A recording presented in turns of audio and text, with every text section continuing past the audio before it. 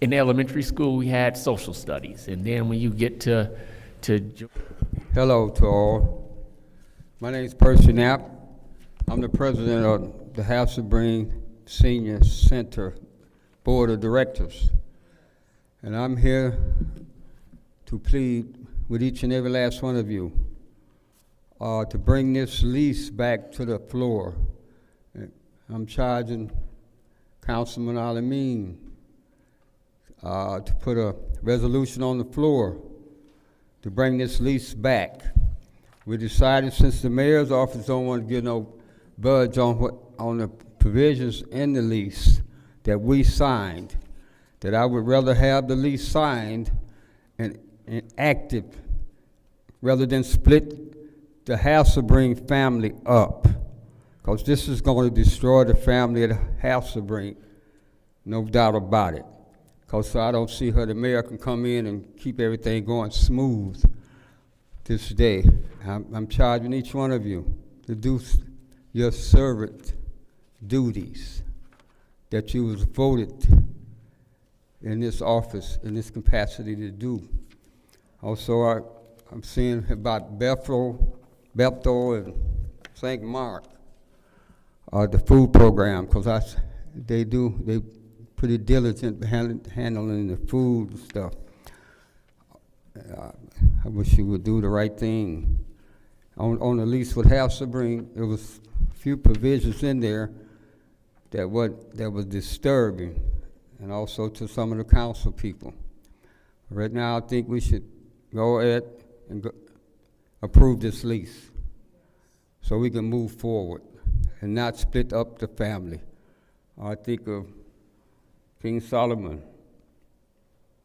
with the two women that had the one baby, and one wanted to cut the baby in half, the other didn't. So I don't want it to be cut in half.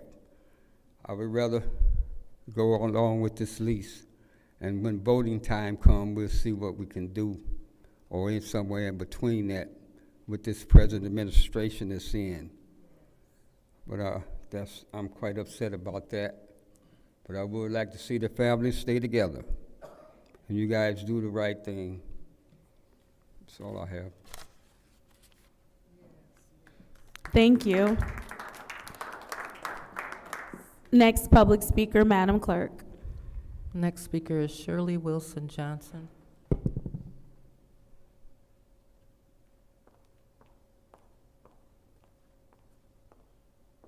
Good afternoon. I am Shirley Wilson Johnson, 2715 Lakewood Drive, Flint, Michigan, and I am here for an appointment to the review board. I will not be able to stay until the council meeting because I have a previous engagement. At this time, I would like for you to look at my qualifications that I have sent in. I promise to do the best for my city and the residents. Are there any questions of me? Madam Clerk, would you please let her know? No, she asked if we had questions. Could you please let her know? There's no back and forth right now. Next public speaker, Madam Clerk. The next speaker is Arthur Woodson.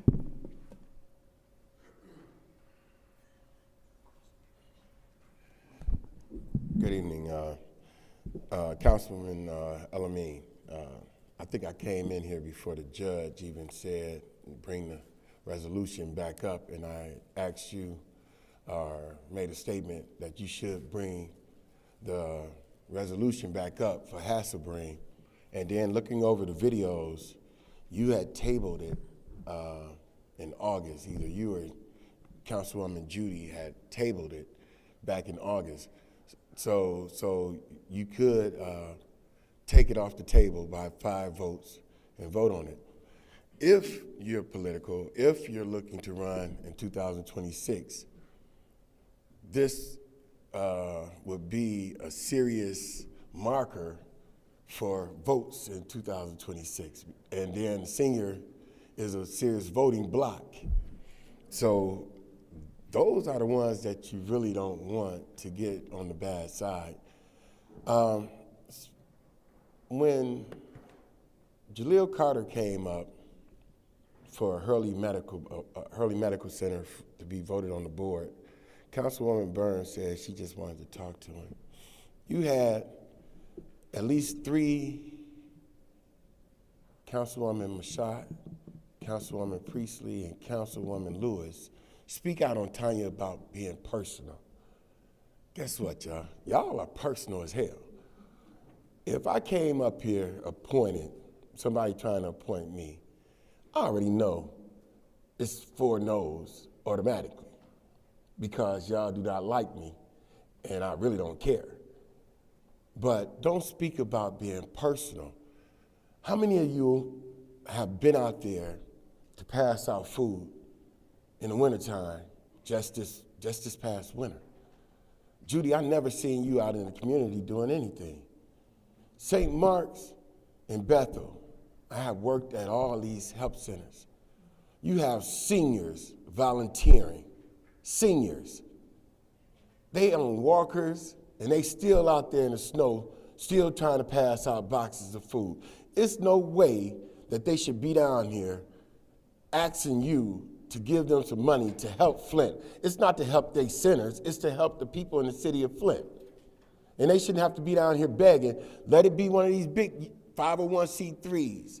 Judy, I'm gonna see you back there running because matter of fact, Salvation Army was down here asking for $650,000. Soon as you voted for it, you ran back there smiling, cheesing, talking to them and everything else. But see, I'll never see you talking to St. Mark's or Bethel and telling them, I got you. But you'll hurry up and smile and cheese and throw thumbs up with these people that's coming in here that's white asking for some money, Judy. Next public speaker, Madam Clerk. The next speaker is Beverly Biggs Levy.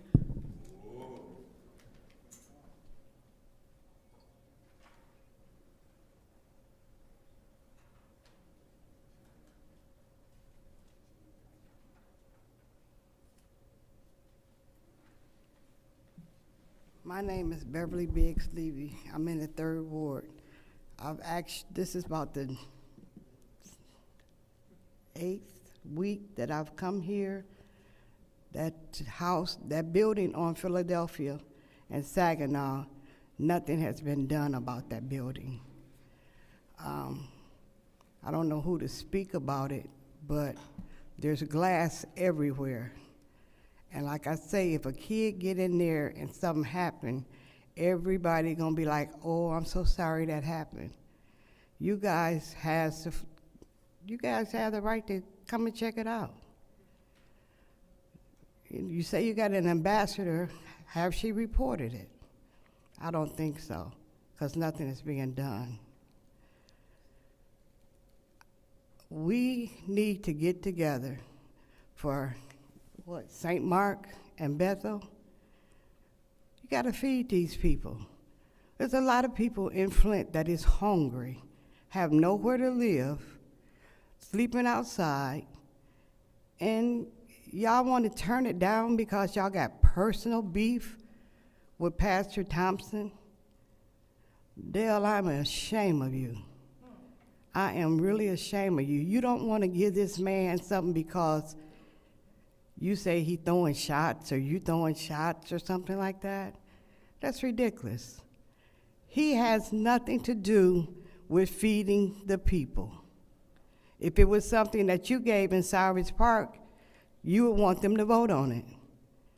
They done voted on your 50, they done voted on your 25, and you don't want to give these people nothing because you don't like Pastor Thompson?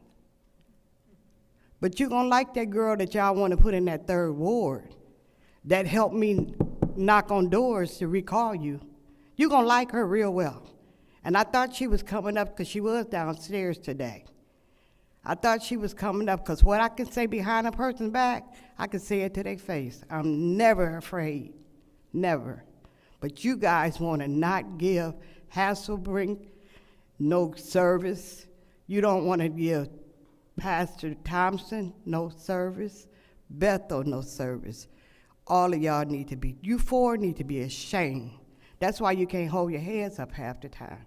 You should be ashamed. And that's all I have to say. Y'all have a good day. Next public speaker, Madam Clerk. The final speaker for this meeting is Sandra Jobin.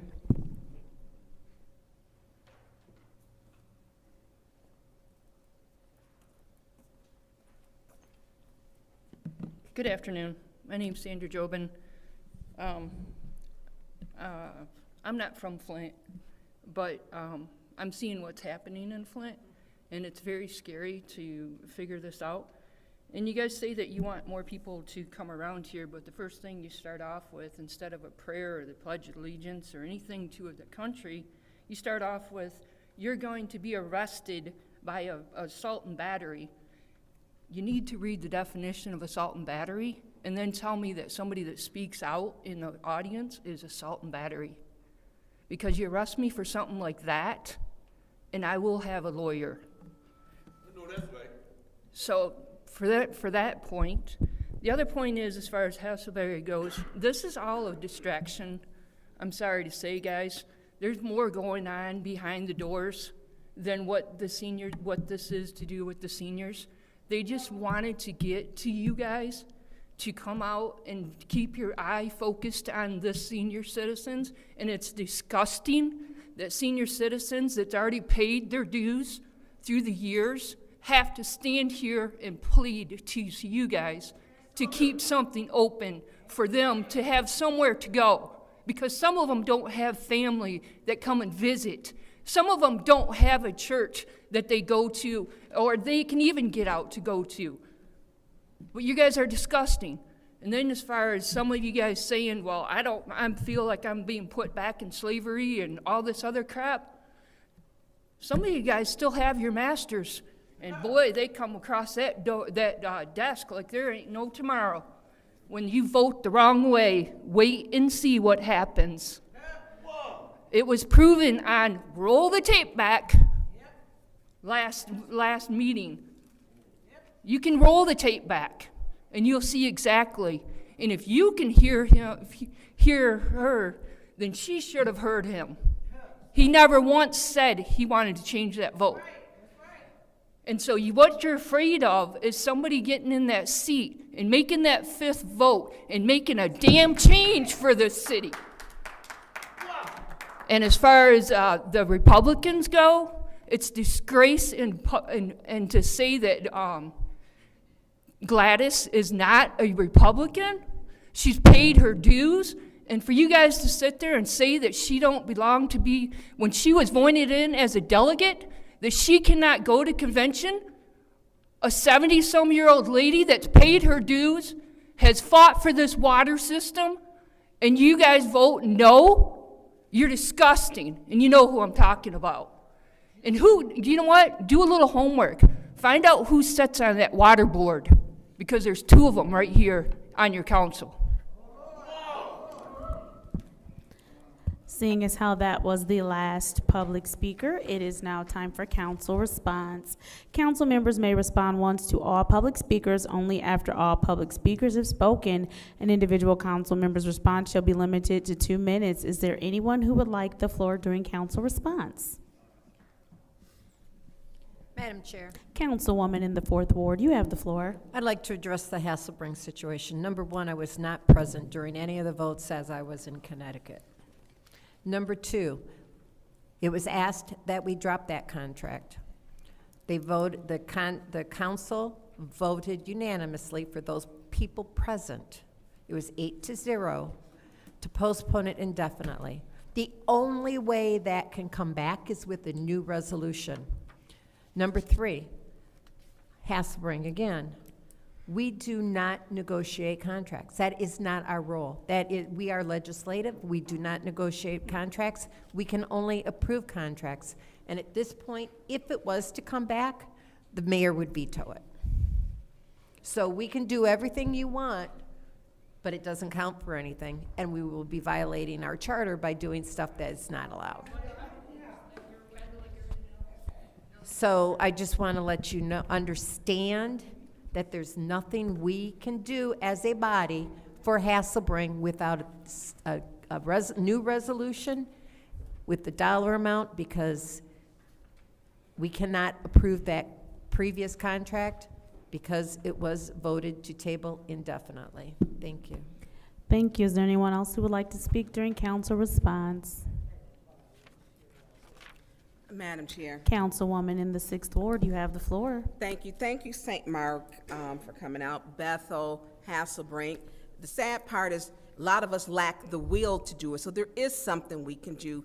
We lack the will as a body. Big difference. Big difference. I'm hoping this evening, St. Mark's is not on here this evening, and I'm gonna continue to put it up for reconsideration as long, let them keep voting it down. Let them keep saying that they're not gonna feed the community, and we have the money. We have the money. Mr. Whitson, I wanna thank you for what you do in the ward, in the 6th Ward, and you and the members, Ms. Thomas.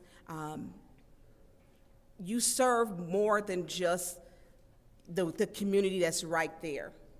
The ones who walk over, the ones who live there. People come from wherever.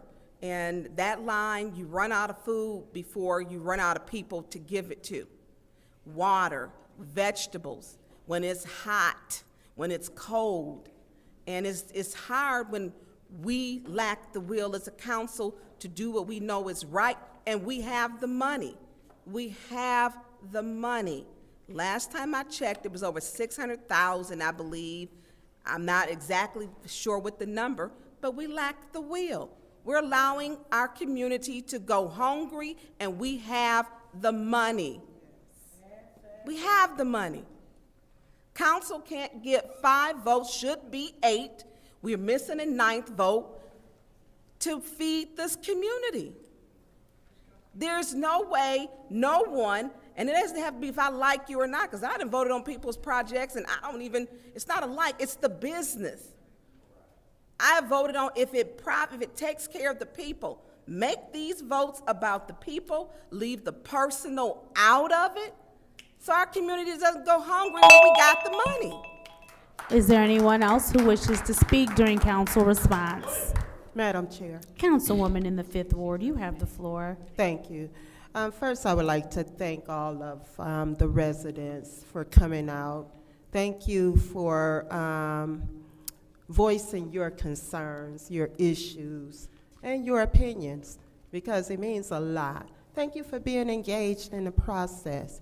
And I want those who are here from Bethel, St. Mark's, I want you to know that I support you 100% for whatever you need. And I want to thank you for being out there and supporting our residents as far as food access or whatever your church offer for the residents.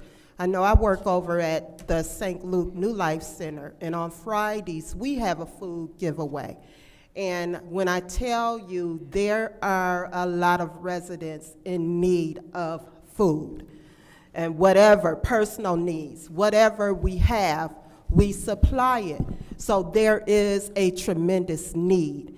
And as a council, we need to be thinking about the people first. And we need to not let our emotions get in the way. And as far as Hasselbring, I support Hasselbring. And my thing with the contract is that I feel like Hasselbring shouldn't be paying no more than $1 per month. So, yeah, I want the contract to be brought back up because we need to fix it. We need to fix that lease, and Hasselbring should only be paying $1 a month. Our seniors have paid their dues. And it's a shame that we have so much politics going on up here. Is there anyone else who would like the floor during council response? Madam Chair, Councilman in the 1st Ward. I want to thank the residents who came out and spoke, and in particular the ones about Hasselbring. Regarding Hasselbring, it's been a lot of misinformation being said. Is is the councilman working with the current service providers and all these other different things. From the time I've been on council, I have been working with Ms. Beverly and the whole House of Green family over there. I'm the one also who got it negotiated when it was trying to raise it from $2,000 all the way down to $500, and some things that was changed in it then, in which the president, also Mr. Percy, who was here, who signed that lease agreement as well. And then as a caveat, I try to use my council funds to pay for the first year. All of that was rejected because individuals is giving them bad information and wanting them to have certain things that's already been rejected.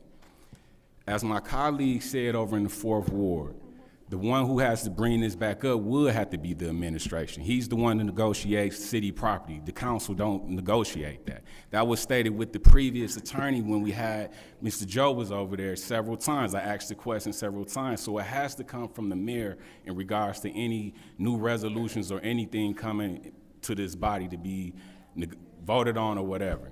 But I think it's just disheartening, all this misinformation that's being spread out as if I'm not advocating for the seniors at House of Spring. When I was going through the ward and talking to different seniors, you got some people that like the current service provider, and you got some that don't, and they looking for something different and change and so forth. So it's mixed feelings in regards to that, but for individuals to constantly say that no one's fighting for the seniors and we're not trying to get the best deal for them, it's just really disheartening. You know, and it's unfortunate that they continue to try to stir up individuals' emotions and so forth. The center is not closing, it's just moving under new management. Anyone else who wishes to speak during council response? Madam Chair. Councilwoman in the 2nd Ward. Thank you. So I just want to comment to Ms. Biggs-Levy. So if you are having any issues with the 3rd Ward, we have 2 ward ambassadors. As you know, LaShawn Johnson, who did go out and help collect signatures. I'm fine with that, but it's about moving forward. So you know her number. And then we can also reach out to Ms. Linda Booth, our 2nd Ward ambassador. See, we'll have someone in this spot if my colleagues will have the political will to put the most qualified and effective person in it. But until then, it will remain apparently empty because our colleagues chose to violate charter to not fill that spot within the allotted time. So that's one. And for 2, you know, I really want to make sure that we're being real clear when we're talking about utilizing seats for personal vendettas, because I trust that the Kennedy Life Center, through the Kennedy cleaners, who were coming up here several times so they can do great things in the 1st Ward, they were basically told that we're not voting for you because you put Beverly Biggs-Levy out. That's personal. That's not what, Madam. We paused the time. So now it is time for council response. The public response period is over. So you were respected during your time, regardless of how anyone felt about what you were saying. The same respect is due to the council, regardless of how you feel about what they're saying. Please do not yell out during council response. Thank you. So again, I make it a point to focus on the dollars and the cents. That's why we are discussing Bethel. We have a resolution to discuss Bethel. When it came down to, you know, making it personal, that's not what we're here to do. I don't mind people supporting my recall, but guess what? People will come to the light and see the great work that I'm doing, in which they have. So, well, what I will not do is listen to my colleagues say that they don't make it personal when they demonize the Kennedy Life Center for the great work they were doing and stated on record that they would not approve those funds. And yes, 5 members of this body did do so to help move the 1st Ward forward. Nothing personal, strictly helping the community, and we shall continue to do that. Thank you. Thank you. Is there anyone else who wishes to speak during council response? All right, seeing as how there is no one else who wishes to speak during council response, we can now move on to the consent agenda. What is the pleasure of the body? Councilwoman in the 4th Ward. I motion that we send the consent agenda to council. There is a motion on the floor by the Fourth Ward Councilwoman that we send the consent agenda to council. Is there support? It's been moved and properly supported. Are there separations? Supported by the councilman in the Eighth Ward. Are there any separations? Madam Chair, Councilwoman in the Sixth Ward. I'd like to separate 250042, Who's separated for? the Bethel. Okay. I didn't know if we have got, I don't know who Roger Green is. I would like to, I think she's still here, separate Miss Shirley Johnson. Is she still here? Yep, you can see her right behind Liberty Bell. She's short. I can't Yeah. see her. And that is all I would like to separate, because I know she's going to be leaving. Are there any more separations? Seeing as how there are no more separations, we will Madam move Chair. on with the consent agenda. Madam Clerk. Appointment 25, it's wrong on the agenda. It has an extra zero, but it's 250037. Yes. We have an amended version that we need to address. Okay, so we'll separate that just to amend it. Thank you very much. Is that the, which one? Is Ms. Joyce Ellis McNeil to correct the language on okay. her? All right, so moving forward, the consent agenda. Well, yes. I think, let me see. I want to separate 250039. It's already separated. Oh, okay. All right, thank you. It was. Oh, I'm sorry, I separated the wrong one. I got you. No, it was 4-1. Thank you. 39, separate 39. I got you. Thank you so much. And Madam Chair, and so I will also, while we're here, separate 250037. That was already separated. All right, thank you. Sorry about that. Man, is that the whole agenda at this point? No, it's not. At this point, the consent agenda it contains the ordinance. Roll call, Madam Clerk. Mr. Alamin? Yes. Ms. Lewis? Yes. Ms. Priestley? Yes. Ms. Winfrey Carter? Yes. Ms. Burns? Yes. Ms. Mashat? Yes. Mr. Pfeiffer? Yes. Mr. Jarrett? Yes.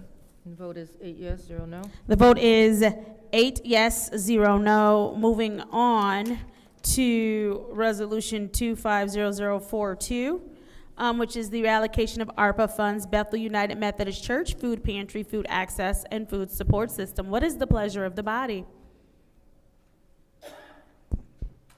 Okay, so I'll move that to council. Is there support? It's moved and properly supported by the councilman in the First Ward. Is there anyone who would like the floor in the first round of discussion? Councilwoman in the Sixth Ward. Yes, ma'am. All right, can we have both representatives from Bethel please join us?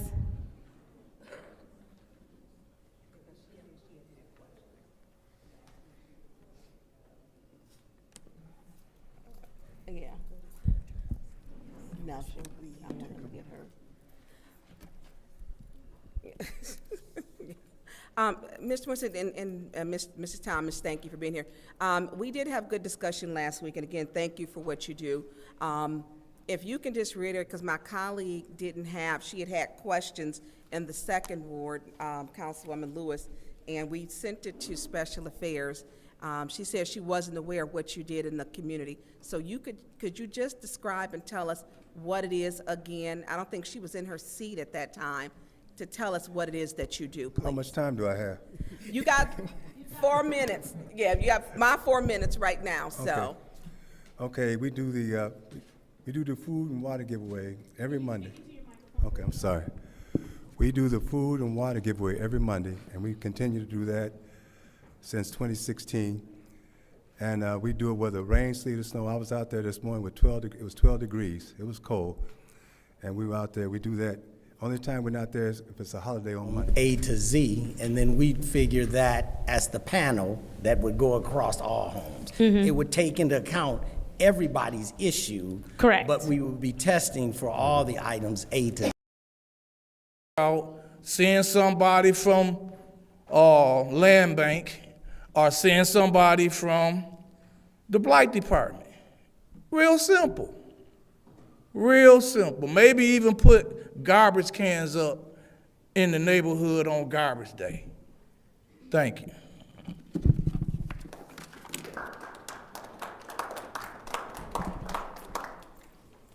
The next speaker is Dion Freeman.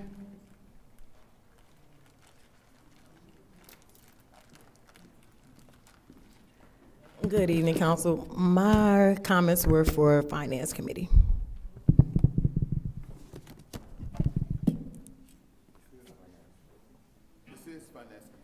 I thought this was a special meeting. This is, oh, my bad then. Thank you. My fault, I was distracted back there. I, as well as the other people who are here talking about the water rate hikes, we know it's unfair. We keep getting slapped in the face. We were slapped in the face when we were poisoned with water. We were slapped in the face when we were given $1,000. We're being slapped in the face again with the low water rate. My question is on Resolution 260073. The whole resolution wasn't given to the public, but inside of the email. After the meeting information is there, the resolution inside of it talks about a citizen participation plan. And this is on how the dollars are going to be spent. So my question is where does a citizen partition plan meet? Who are the citizen participant plan individuals involved? I don't know if anybody else knows about the citizenship participation plan. So I just want more information on that. Thank you.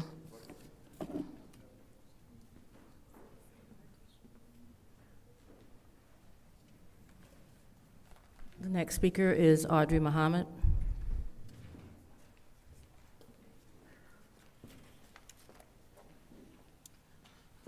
Good evening. I'm gonna try to do this fast because I got a lot to say today. First, I'd like to take a moment just to say,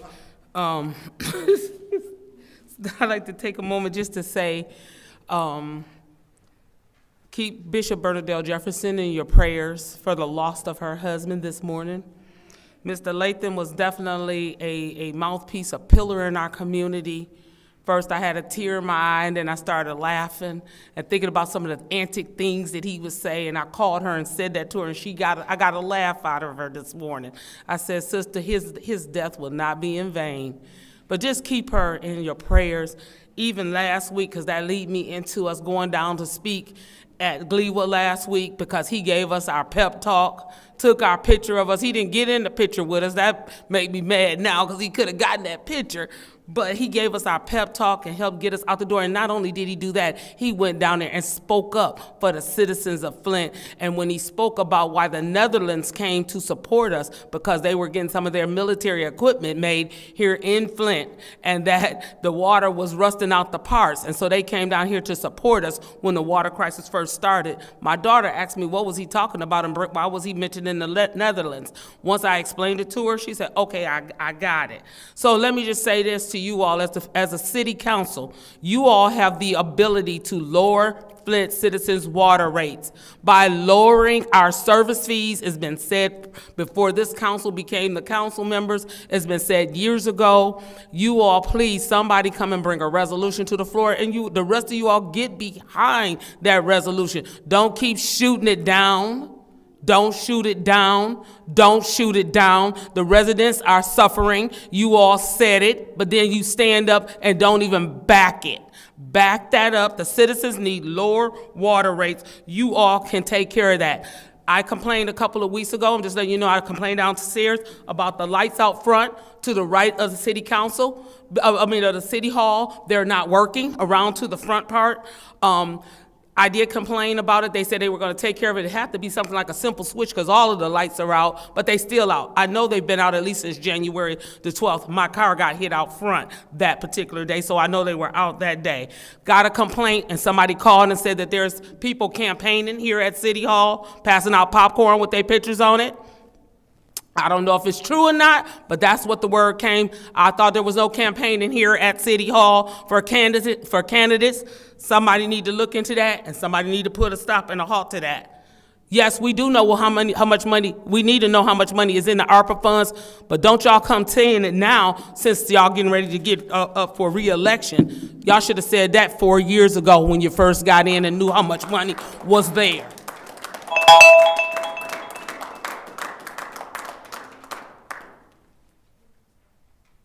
The next speaker is Claire McClinton.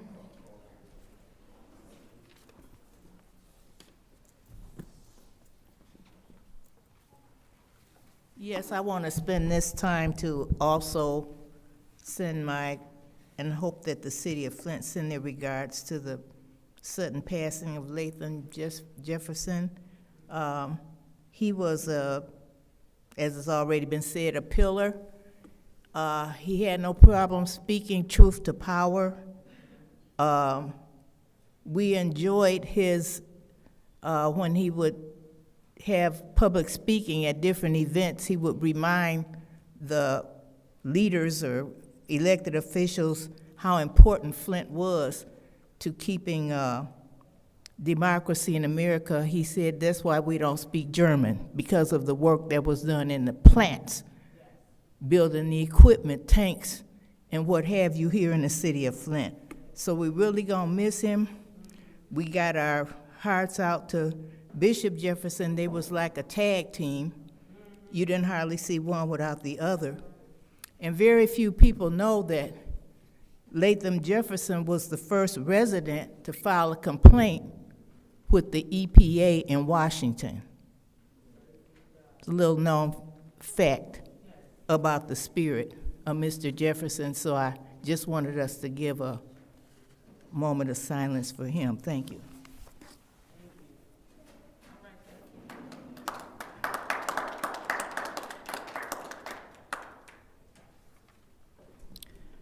The next speaker is Micaiah Owens. Good evening, Micaiah Owens, Flint City resident. I'm an attorney and I'm running for mayor. But the reason why I'm speaking tonight is the present approach of the present administration has been open the taxpayer's purse without a fight. And that has been the administration's approach to the water rate increase issue. First, it should be remembered that the administration came to this council back in 2025 asking for a $2 million ARPA expenditure to deal with the rate increase at that time. At that time, a question was asked, well, what's the long-term plan? And the administration said, we have a plan. I believe Mr. Pfeiffer was the one that posed the question. Well, it's a year later and it's obvious there was no plan. We're back again raiding the ARPA purse. Instead, the administration is kicking the problem down the road by hitting the ARPA funds. The truth is that the administration has failed to keep its promise to provide a long-term answer to the increased problem. Further, the administration has failed to advocate against the increase. While I acknowledge that there might be some information I'm not privy to, my research indicates that there's no evidence that the administration pushed back at all on this increase in the name of the city. The only announcements from the administration, of which I'm aware of, are just a call out to residents a few days before, go defend yourselves. Basically, we were left on our own, go save ourselves. That was it. I'm not aware of any calls, any meetings, any reports put forth by the administration to GLEWA to push back on the proposed increase. And so then our noble residents, like soldiers, we showed up to the battlefield, and the sad part was our general wasn't there. I was on Zoom. There were many people other on Zoom. There were people that were present physically, but I didn't hear anything directly from the administration. So we were left to our own. Now the administration asked this council to absolve its ineffectual advocacy by simply raiding the residents' ARPA purse. You guys are put in a position where if you do not approve the administration's absolution, then you will be blamed for the administration, by the administration for the rate increases. However, I want to bring to you another alternative. And while I acknowledge that there may be documents to which I'm not privy, the GLEWA contract seems to provide justification by which you could bring a legal challenge to the removal of the 10-year cap, the 4% 10-year cap. The contract states that each water and sewer system operated by GLEWA is assumed to experience revenue requirement increases of not more than 4% for each of the first 10 years under authority management.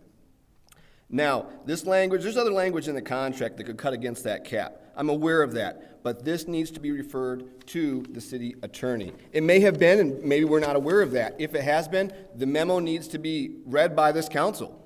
It needs to be addressed by the city attorney. Additionally, you guys need to ask this, the administration, where is the long-term plan to deal with rate increases, which was supposed to be worked on since last year. Thank you.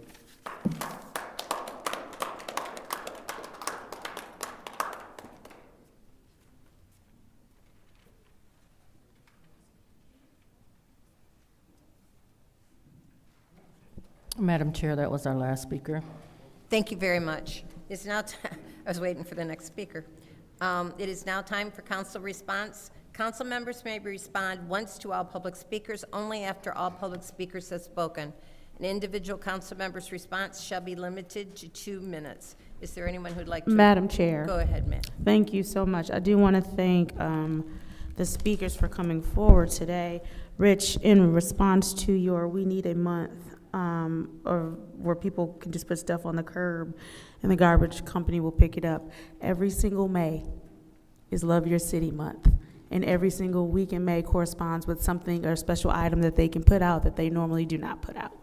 So when Love Your City Month happens again in May, I will make sure that we make the announcement and we get that information passed out again. I do hear what you're saying of the fact that we have an illegal dumping problem now, and that now that the weather is warming up, the city is starting to look a little bit like a landfill, and so we will work with Blight to ensure that all offenses are taken care of as soon as possible.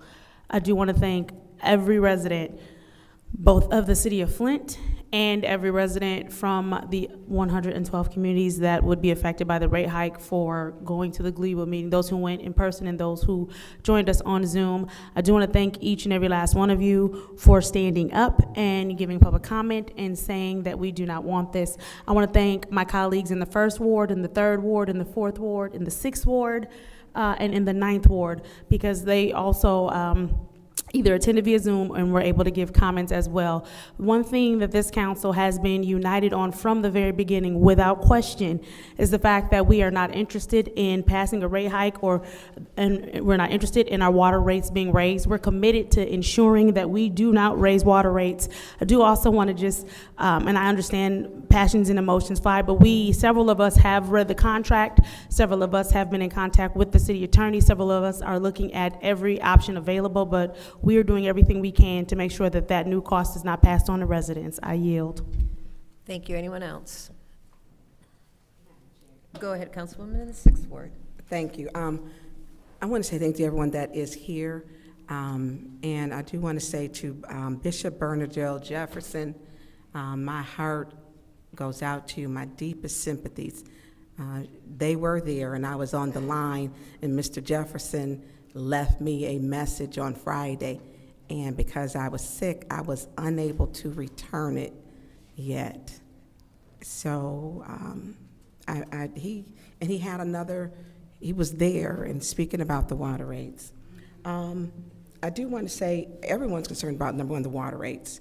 Number one, and to you, Mike Owens, we do not have a plan. We have not had a plan for this entire administration from 2019, 20, 21, 22, 23, 24, and 25, and into 26. And this is not even a Band-Aid. It's not kicking a can. It's not it's more like a farm silo, because it's ridiculous and how big it is. And it's not fixing it. Not just that, people don't even know, which I've had talk to the attorney. I spend a lot of time talking to the city attorneys. And the issue, we don't even know, we're mandated to fix projects in the administrative consent order, and we don't have the money for it. They're saying, hey, take out the loans. They're gonna be forgiven. But we have to understand that the state does not give us unsecured loans. So what that means is, what they do to secure the loan is raise our rates again. And guess what? That's another raise in your rate, because they're not gonna give us $29.6 million unsecured. Why would they? They have to guarantee that money, and they don't reverse that. So I'm spending more time than I care to with the city attorney, because we don't have a plan. So we don't have enough time to talk about this now, but there's a lot. There's a lot. I yield the floor. Thank you. Anyone else? Madam Chair. Go ahead, Councilman in the 8th Ward. Thank everyone for showing up and speaking this evening. I don't know where to start. Rich, Jones, that's not how ordinances work. We're not gonna write an ordinance to complain about something. That's not how ordinances work. Mr. Peachy, I think he was told that there was, if I recall correctly, it was $4 million left in ARPA. Somebody mentioned the vehicles. Usually we get a invoice saying which vehicle and how much. It's absent on this, so I'm definitely gonna request that because I don't want them buying 4, S10 pickups and then somebody's driving around in a Cadillac. I'm not gonna let that happen. Because the dollars equal almost $70,000 per vehicle, so I would like to know what they're buying. As far as regards to the water, there is no plan. I can tell you by our crack finance team, they don't even know the water department, what condition it is in. They don't even know if they need this $1 million. They don't even know how long this $1 million will last. And why the city's in such disarray, and I hate to be such a Debbie Downer, but because we just throw money at the problem after the city's already on fire. That's what we do. We have no proactive thing. There's no plan. Councilwoman Burns has been asking for a safety plan from the from the city chief, and he doesn't even show up. He hasn't showed up to a council meeting in a year. So there is no plan. We throw money at it, and if there's enough people that agree with the mayor, then they just throw money at it, and it's a bullet point on a mailer for election season. That's all it is. I saved your rates from going up X amount of years, and meanwhile, in 3 years, we're all going to be hit with a hammer. Thank you. Because Anyone of it. Thank you. else? Anyone else? Madam Chair. I actually heard Ms. Winfrey Carter first. Go ahead, and Councilwoman the Fifth Ward. Thank you, Madam Then, Chair. First, I would like to thank everyone that's here. I've been asking for residents to show up at these council meetings. So thank you, guys. Thank you for coming to the podium and voicing your concerns. I sit here and I listen to each and every concern of the residents. I wanted to say to Dion that we do have a city advisory committee that's supposed to look at each proposal for the city block grants.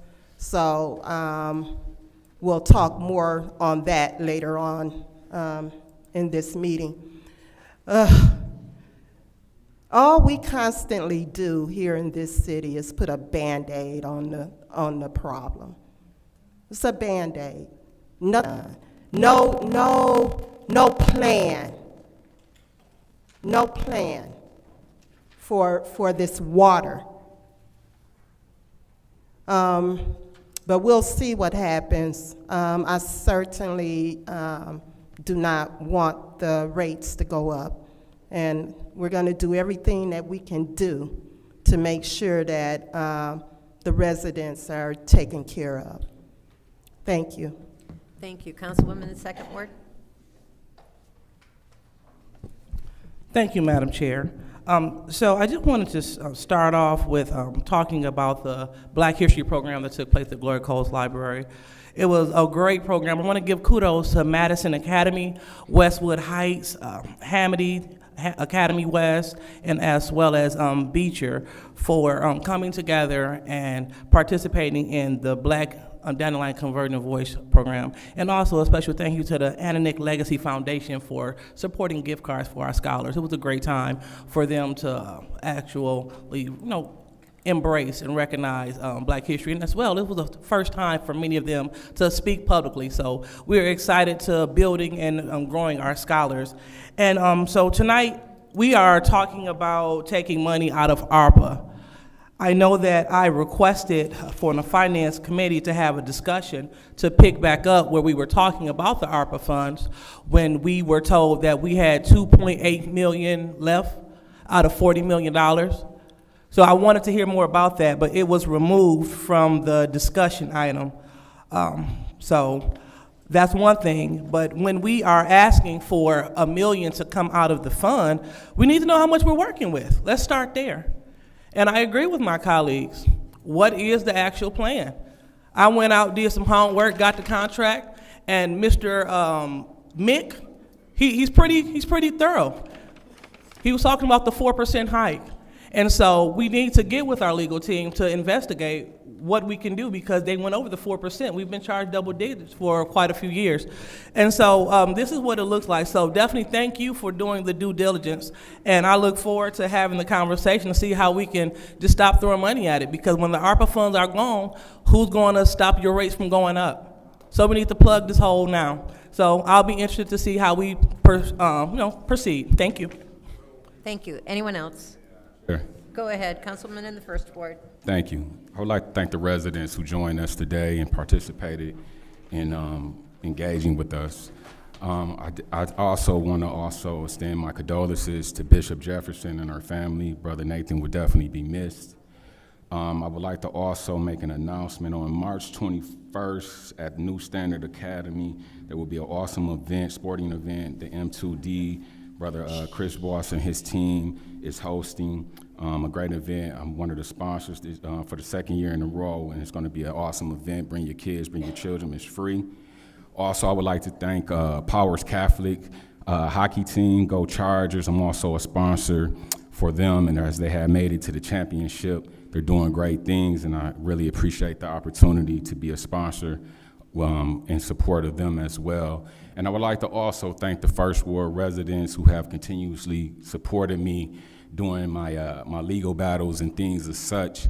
I will be coming real soon with some great news that I will be sharing with the community, and also highlighting some things moving forward to address some things that many people was bringing up questions and wanted to know about as things clear out. It's going to be some amazing news, and you're going to be shocked with some things that's going to be coming out as well. So I appreciate you for the continuous support. Thank you. Thank you. Anyone else? Ms. Johnson, you're the only one besides me. Okay. All right, I'm going to take my 2 minutes, and I'm going to say that I have asked for a legal opinion regarding the ARPA funds so that we can get an idea of where we are at legally as to our resolution that we put forward. That legal opinion cannot be shared with you, but we will know and we'll have a better idea. And also, I wanted to say thank you to our blight team, because they cleaned up another property in the 4th Ward today, and it looks great. Unfortunately, inside we couldn't do, and it's filled with junk. And the dumping is a major issue. I've called our blight team and asked them to pick up mattresses from the side of the road that I've seen recently as I've driven around the ward. Also, I want to thank, let me go back to my notes here because I made a couple of notes. Mr. Dotson, thank you so much for working with the youth and for being engaged with the youth. Luckily, the 4th Ward does have Boys and Girls Club, and they keep them occupied. They provide tutoring, they provide after-school programs, and they also provide lunches during the summer as well as other programs. So I think that's a great resource for the 4th Ward, but it also serves the whole of Genesee County. But luckily, it's located in the 4th Ward, and I think that's my time. So now I will entertain a motion to approve the consent agenda. It's been moved by the councilman in the 8th Ward, supported by the councilwoman in the 7th Ward. Are there any separations? Madam Chair. Go ahead, Ms. Burns. Complete separation. Complete separation, okay. So, our first resolution is 260073, Budget Amendment, 2025-26 Annual Action Plan, U.S. Department of Housing and Urban Development, Community Development Block Grant. Madam Chair. Yes, ma'am. I'd like to make a motion to approve Resolution 260073. There's a motion on the floor by the councilwoman in the 7th Ward to send 260073 to council. It's supported by the councilman in the 1st Ward. Is there any discussion? Madam Chair. Go ahead. Through you two, who's over that department? Now, I've lost track. Who is over what now?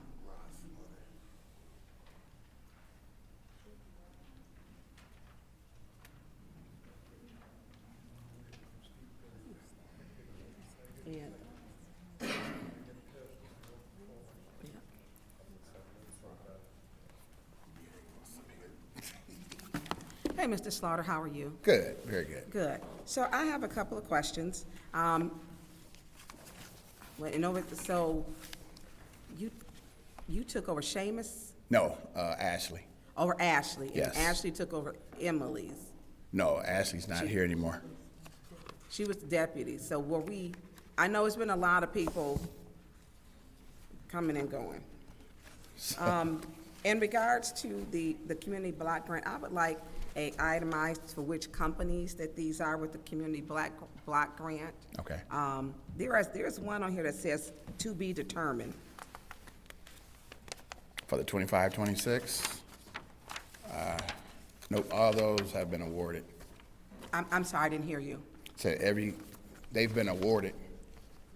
We shouldn't have anything. It says to be determined. Yeah, you looking at it too. Yeah. Down at the bottom there. What's the amount?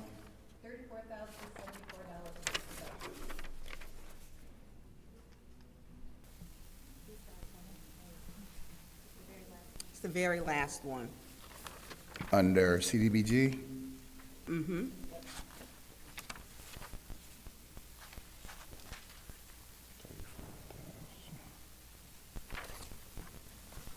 So do you have like when they're applying for this, do you have like I don't think we don't have, where it's individual, like a sheet that will show whose company it is? I know we have on here, Request for information. What's your request? Shouldn't we have proposals from every one of these? Thank you. What he said. And what was that you said, If we could Councilman get a Pfeiffer? copy of the proposals. Oh, from the actual subrecipients? Yes. Is that a possibility? The approved ones, you're saying? So here's, and I'm gonna tell you this, and I'm just gonna put it on the floor. I got a call Mm-hmm. that stated that some of these people who are applying, that there were people who were getting written up. When you say written up, what do you Written mean? up, that if they didn't choose certain community block grant dollars for certain companies, they were getting written up by HR. I'm disturbed by that. I was here, so I Well, wasn't in this position, but Well, I was I part know of the department. it's been changed over. So I want to know who's applying, show us the application, the proposal, whatever it is that you get. Mhm. I would like to see it, because that to me was alarming. I believe 4 people were wrote up. No, that's not true. I don't believe. Well, Mr. Slaughter, from the person who told me, I know that they went to an agency, because these are federal dollars, and they quit. They don't work here anymore. Okay. They quit because of this. I'm only speaking on 25, 26. Okay, I'm fine. I want to see what company, who are these companies, because I'm concerned. Then I was also told that there were some that did not do what they were supposed to do with the block grant money, and that the administration knew it and did nothing about it. Well, no, I'm speaking on behalf of my staff. If anything is not eligible and it comes back as a payment request, and anything in line items are not eligible, it will be rejected. That's for anyone that does any kind of activity that's described in the contract that's not adhered to. And Okay. plus, the other part of this is before it appears to you, members of the Citywide Advisory Council are the ones who make the final decision. Yeah, and I understand that, but the citywide advisory does not work for the city. They do not get the information as it is coming in. What they get is the finished product that your department passes on to them. Correct. Absolutely is correct. And so what I want to see are those who apply, because from what I was told, this is not a fair process. And so new businesses are not getting an opportunity to receive these dollars. And this Okay. has to be a fair and equitable process. And I was told by more than one person that it is not. And so I want to know who has applied. Okay. Thank you. Mm-hmm. Madam Chair. Madam Chair, through you to the city clerk. Madam Clerk, when is the last time the Citywide Advisory Committee met? I would not have that information. I have no idea. Are you aware that they met in the past year? They I have met. no idea. They met for this, and we have minutes to reflect it. I'd love to see those minutes because the last time I checked, we didn't have enough people for quorum, even appointed.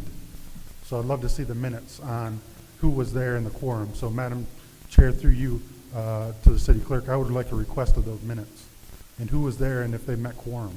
Because when Emily was here, we didn't even have enough people to get quorum. So, and to my knowledge, I don't think anybody has been appointed, maybe one person. So I'd love to see those notes. My question to you, sir, Mr. Slaughter, is maybe I'm ignorant to reading, but if we're changing all of these, because these ones have already been adopted by us, correct? Correct. And this is just changing the dollar amount, correct? Yes. So the net based on the HUD official allocation. Correct. The allocation change dollar amount, if this chart is correct, I mean, I'm not going through all of these pages and doing the math myself, but the net change total says $99,000 on the chart. You agree with me or no? Yes. So I didn't do the actual dollar amount. I did it by percentage. Okay, well, it's a dollar amount, and it gives you a total dollar amount of $99,000. So where does it say in this that we're changing by $99,000? It only says that we changed the total dollar amount by $323,000. It was less than a 3% change. I would have to look at my spreadsheet to know if that $99,000 amount is correct. Okay. Yeah, because I don't have this in a spreadsheet, and like the resolution itself doesn't speak to anywhere around $99,000. So I'm just trying to figure out how we came up with the dollar, and at the end of this, will we still have dollars remaining? That's my question. No, it was allocated equally amongst all of the subrecipients. So back to my colleague's point about the TBD, who did we allocate TBD to? Is there a company named TBD? No. I would have to go look at my official spreadsheet also for that. Okay. But I can find that. You see the Takes me about TBD, 5-10 you minutes. see the TBD line that we're discussing? In this document, no, I don't. Okay. It's the. And I don't think I have the same document that you guys Okay, have. then after we're done discussing, you could probably grab one off of the stand back there, but it's literally TBD in the amount of $34,000, and if this has already been allocated. You're talking about the agenda? Yeah. Oh, okay, yeah. Mr., a point of information for you is that the agenda does not have the backup. Oh, it doesn't? No, Okay. so they don't. Okay. So you have to get the resolution from the clerk, but if these are already allocated, I'm interested whose name has been changed to TBD and why that's being hid from us. So to my colleague's point, we'd love to see the proposals or whoever wrote to submit for these grants. Because I would love to know what Best Practices Consulting LLC does for us, and how every one of these are going to help the city of Flint residents. So obviously I know a majority of them. I'm assuming TBD must be an error because you guys would have already. I'm sorry, say that again? I'm assuming TBD must be an error because you've already approved this before. We wouldn't have I'm not added saying a that new- we didn't approve something that said TBD, sir. We would. Well, that's why I'm saying it must be an error. Yeah. 'Cause this Yeah, is I would what- just like to know what were those dollars and who they're allocated to. Okay. So, I mean, a majority of these I know what groups they are, but I would love to know what some of these, what their proposal and just to make sure that we're getting what, because I'm pretty sure there's no follow-up to any of these things. So we give them money, and then they never come back with actual results and say hey, I used this money and I got these results. We don't get any of that stuff. Okay. Yeah, So- we have to do a closeout report with HUD Okay. for all those dollars. Thank you, sir. Uh-huh. Yes, thank you, Madam Chair. So what we have in front of us is not the new CBDG grant proposal. What you have is 25, 26. Okay, okay. The new because one, the new one just closed last Friday. Okay, because I was looking at this and I'm seeing all of these names and the same people. I said, well, the same people getting money? We need some new people getting money here. Okay. Yes. So, so the citywide advisory committee did meet? Yes. You're saying that they did meet and they did look at the proposals for this year coming, or no? No, this one just closed. Okay, so that's coming up. Correct. Now, you do know that it's been customary that you, as that person, you are to sit with the council council members, so that we can look at everything before you send it. We meet. I think last year we met two council members per meeting with Ashley. Yes. So that, we can look over things and talk about each proposal. Mm-hmm. Okay, I just want to put that in your ear, because if not, so what happened with this? Can you explain? As far as why we're back? Yes. What happens is, it's going to be done this year with the new money also. We can't time HUD. So what we do is, based on our fiscal year, we have to, what we do as a department is we take what we were allocated from the prior year, and we create a budget based on getting 5% less. So we base it off of that. Okay. And we establish that budget. So then once those, as an example, like I said, it closed last week. So now we're going to evaluate those applicants. We base off that 5% less than what we got the prior year. So then when HUD officially gives us an allocation, and like last year we had a shutdown, that allocation may not come during our fiscal year.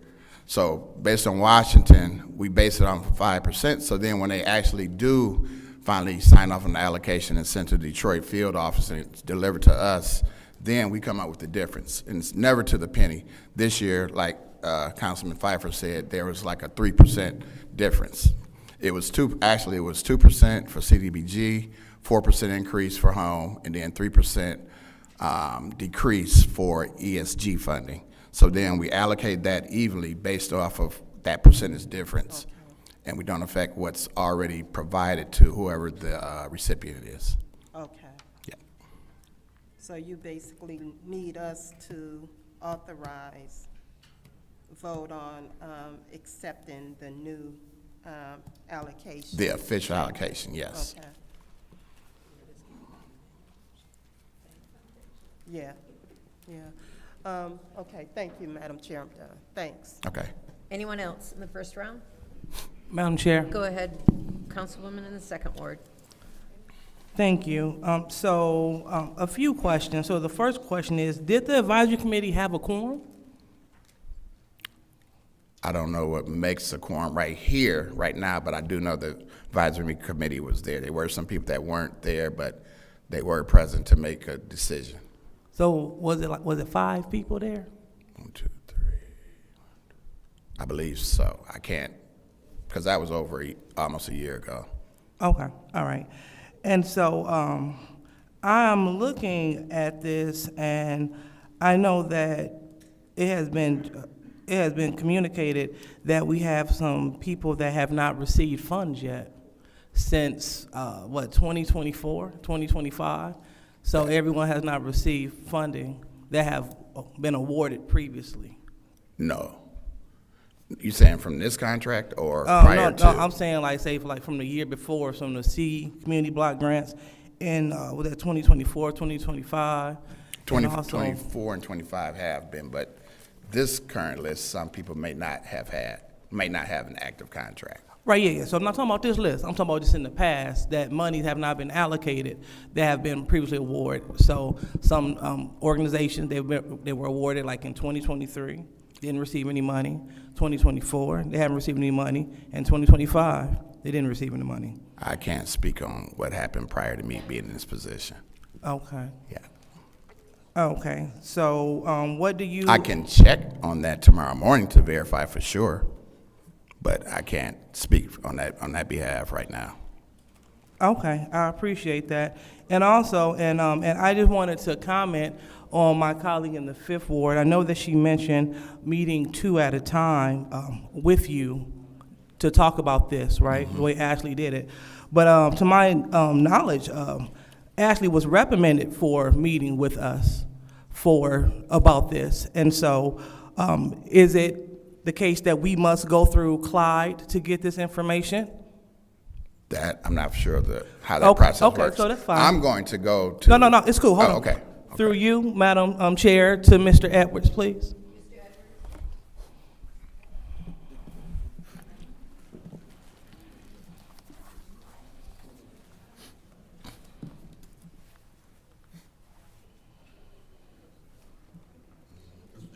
Where you at? RL. What? You taking this time, coming up, running out the clock. So, Mr. Edwards, I do recall meeting with Ashley Brown when she was in that position. And I know she met with me and Madam President.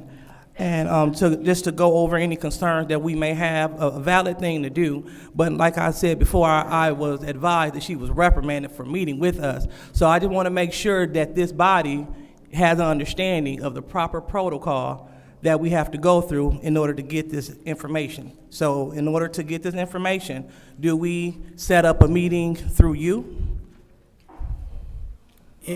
Yes, any meeting that you're trying to schedule with staff people, if you're trying to get information, starts with me, and then I talk with the staff, and we put together whatever schedule, whatever meeting, whatever you need at that point. Okay, thank you. So just wanted to be clear, because it's not just as free-flowing as it appears. So just want to put that out there. So we have to go through the proper protocols and channels. So thank you for that. And I'll also reach out, I'll have the organizations reach out to you about the funding, the past funding, so that can be cleared up. So thanks for your service, and thanks for stepping up. Thank you, appreciate it. Mm-hmm. Thank you, Madam Chair. Thank you. Anyone else in the first round? Anyone else in the first round? Hearing none, I'll take a few minutes, and I know that I met with Ashley, and one of the things that was discussed using some of these dollars, but it wasn't a grant, was to work on the Davison Road corridor. And do you have any updates on what's going on there? Not at this time, no. Okay, thank you very much, because that was 2 years ago that money was allocated. Okay. And nothing's been done. And I know that that's partly a result of the turnover of personnel. And I hope that you guys can maintain good records so that if in the future that we don't have some of these questions you don't know. And I know that some of the questions that are asked by us when we're up here, you think you prepare and then you get questions that you weren't expecting. So, but I remember discussing with Ashley some of the grants that were applied for and the reasons why they weren't awarded them. And I believe that the CWAC did have a quorum last year, barely. Right, So it's important that we get our people to that meeting, and so that we can have that, and more people are involved in the decision-making process. Any discussion in the second round? Go ahead. Madam Chair, through you to City Clerk.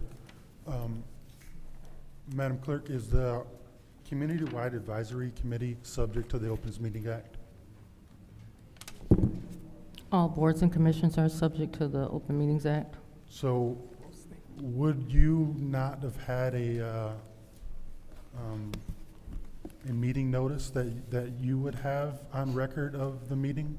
Because I don't see where it was posted online. I don't see it anywhere that they met. So wouldn't you have a record of that somewhere? Not necessarily the meeting minutes, because you don't have anybody attend, but shouldn't you shouldn't it be posted online, or shouldn't somebody have sent a meeting notice out? Because per the charter, it has to be posted online, or that's the Open Meeting Act as well. I will say per the charter, it is supposed to be provided to the Open clerk. Meetings Act, it 100% is. If we maintain a website, it's supposed to be posted online as well, so just, that's. Correct, but I did not receive a notice directly. Thank you. I have a lot of questions, and I'd like to know what they're gonna do with this money. Even though it's already been approved, I would like to know what they plan on, like, did they submit additional proposals on what they're gonna do with the additional funds, or are we just giving them money? No, the difference is not enough per agency to really do anything different. Okay, what's that? It's $350,000. So $323,000 total. Yeah. So, Mr. Edwards, is there a plan for the $13,000 in code enforcement or the blight? That's the blight code enforcement. So what are we doing with that? Is that just going into the general fund? That's $13,000. I think that might be the highest dollar value. Habitat has $18,000. Like, we don't know what that money's gonna go to? The contract is still the same contract. So activity nothing's going to change. So are they expected to escalate their services by 5%? Like,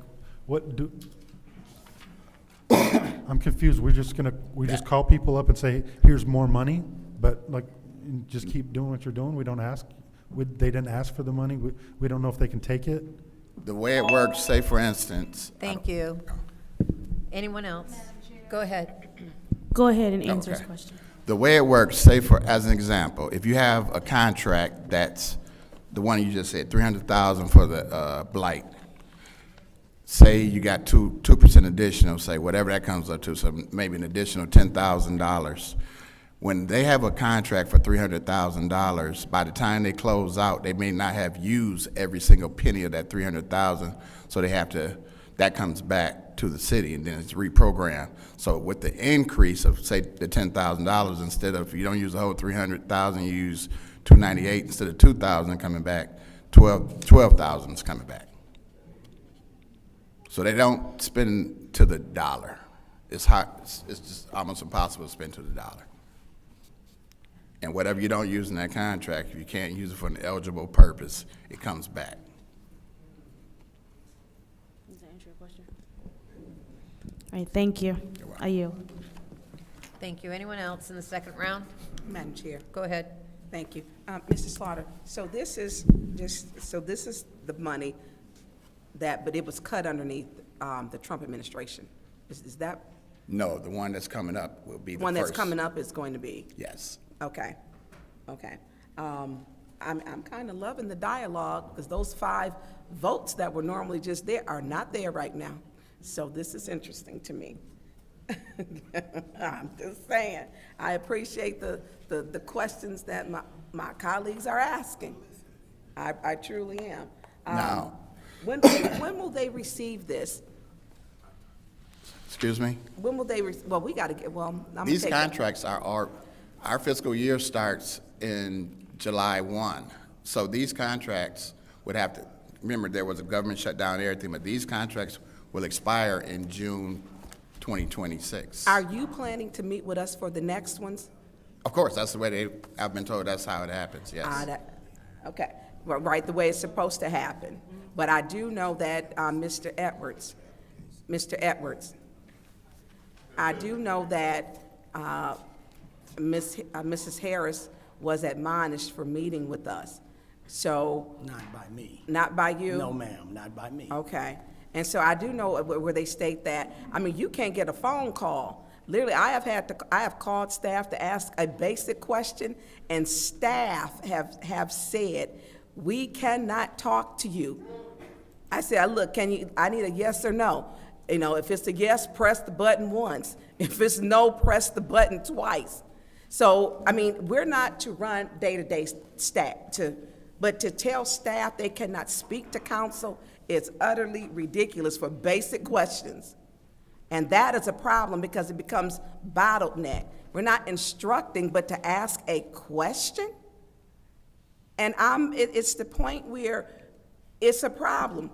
And if we have to go through you can't, and I shouldn't have to FOIA. I didn't have to go through, they sent me FOIA receipts for $250. I'm not paying for a FOIA to do my job. I'm not doing that. And so when we get this problem, they say, oh, well, no, you need us referral. No, I was told I had the FOIA. And they sent me FOIA receipts. And this is the problem. I also asked for I forget the name of the report, because the report tells us everything and everyone, and you got it because I talked to Attorney Gurley, and she said she was sending it to you. I want that report. I want to know everybody who got community block grant dollars, and I've been asking for that along with the ARPA. We're coming up on budget. How are we going to do a budget? We don't even know what ARPA we got in ARPA. How? So can we call and ask basic questions to staff? Because you're not available. Can we do that? Thank you. Anyone else? Madam Chair, Go ahead. through you to the speakers, Mr. Edwards and Mr. Rod. I just want to reiterate what some of my colleagues said. I have received calls and spoken with several individuals with organizations who were awarded some of these funds back in 2023 and never received the funding as well. So I would like to see, maybe later on or however, we can set up an appointment to have some further discussion. I can bring those individuals in. I know I have one here that just texted and said they were awarded, I think, somewhere close to like $70K, and they never got it, submitted everything, and even paid like contractors and things like that, and never got reimbursed for their funds. So just I have several of those kind of stories. So I would definitely love, to schedule some time to discuss that with you guys and see if we can look into that. Thank you. Anyone else in the second round? Madam Chair. Go ahead. Thank you. So I just want to just reiterate what I said earlier and what Councilman Burke was saying, because Seamus came up here before he left, and he said it. They don't speak directly to us. We go through you to get information. I have emails where I thought it was a basic question. It got redirected saying, we can't talk to you. So it's a problem. And we just named you, I can't remember, whatever signer it is. You have a lot on your plate. And so now you are our mediator for administration. So if you're not available, then, or if you are behind, it makes us behind. And it's just not a good look. And it's slowing down what we can do for the residents. So it'll be gladly appreciated if we could revisit that. I know that it's not, but it's a problem. So hopefully we can fix that so we can move on. So thank you, Madam Chair. Thank you. Anyone else?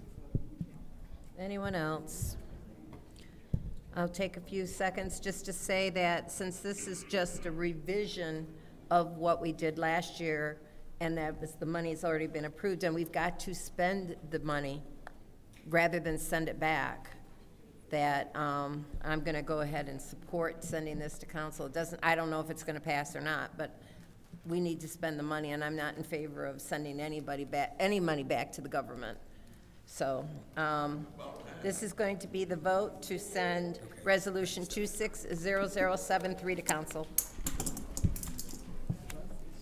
Mr. Alamin. I vote for it the first time. Dr. Lewis? Yes. Ms. Johnson? Yes. Ms. Priestley? Yes. Ms. Winfrey Carter? No. Ms. Burns? No. Ms. Mashat? Yes. Mr. Pfeiffer? No. Mr. Jarrett? No.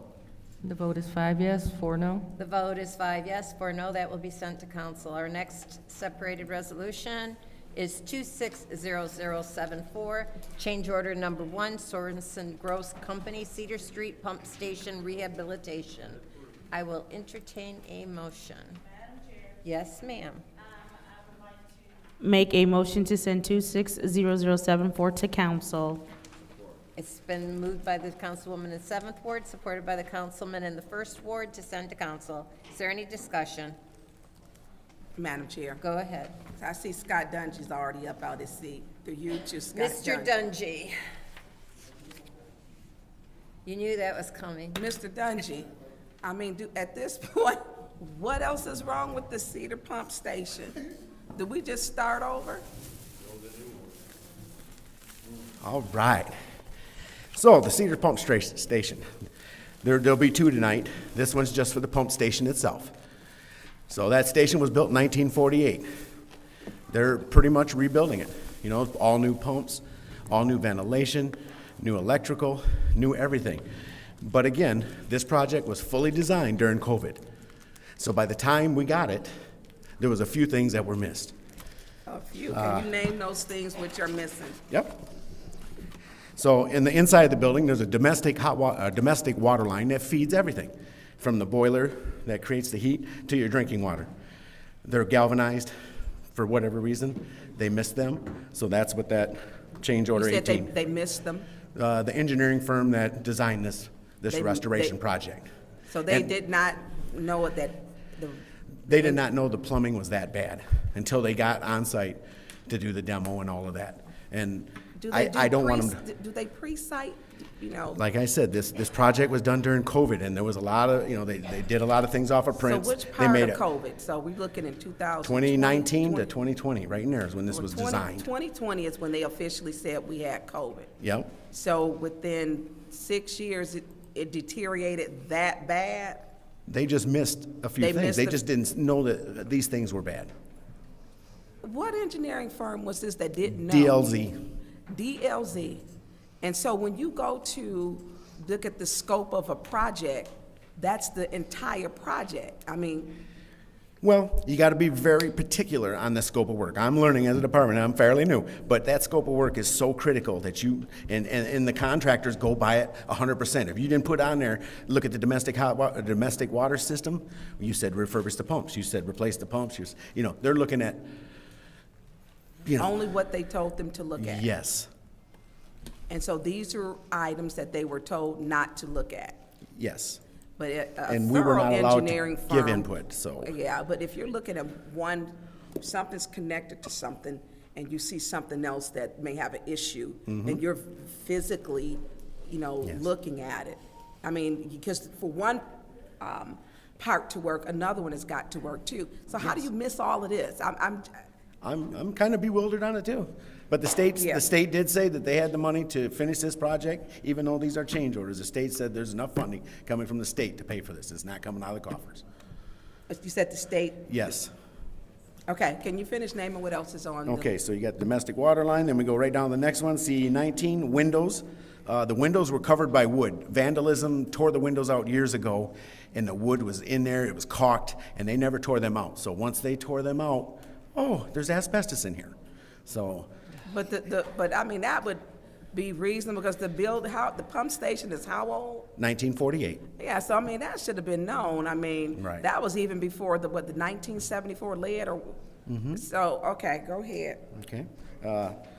Let's see, the exhaust fans, they had to put some big commercial exhaust fans in there. They didn't quite know the power, so this is to give them power, to run power to these exhaust fans. New boiler, they put a new boiler in there, but all the controls are shot. It's a hot water boiler, it has 5 zones, only 2 zones work.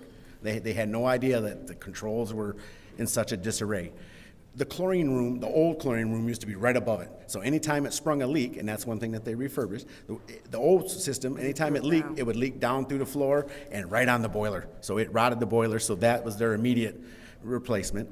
But they never noticed the stuff in the ceiling, the zone valves, little circulating pumps, so that is to cover all of the additional stuff. I hate to hook up a brand new boiler with all these janky zone valves and pumps that don't work, and if you look at them, they look terrible. They're rusted and corroded, and I want to see this building last 40 years. I'd like to leave here in a couple years knowing that building is rock solid, that nobody will have to talk about that building again. And that's pretty much it on that one.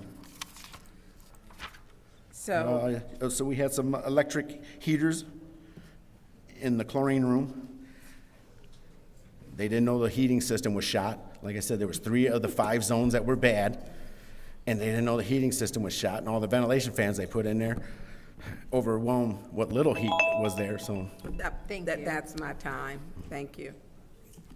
Is there any other discussion in the first round? Yes, go ahead, Mr. Councilman in the 8th Ward.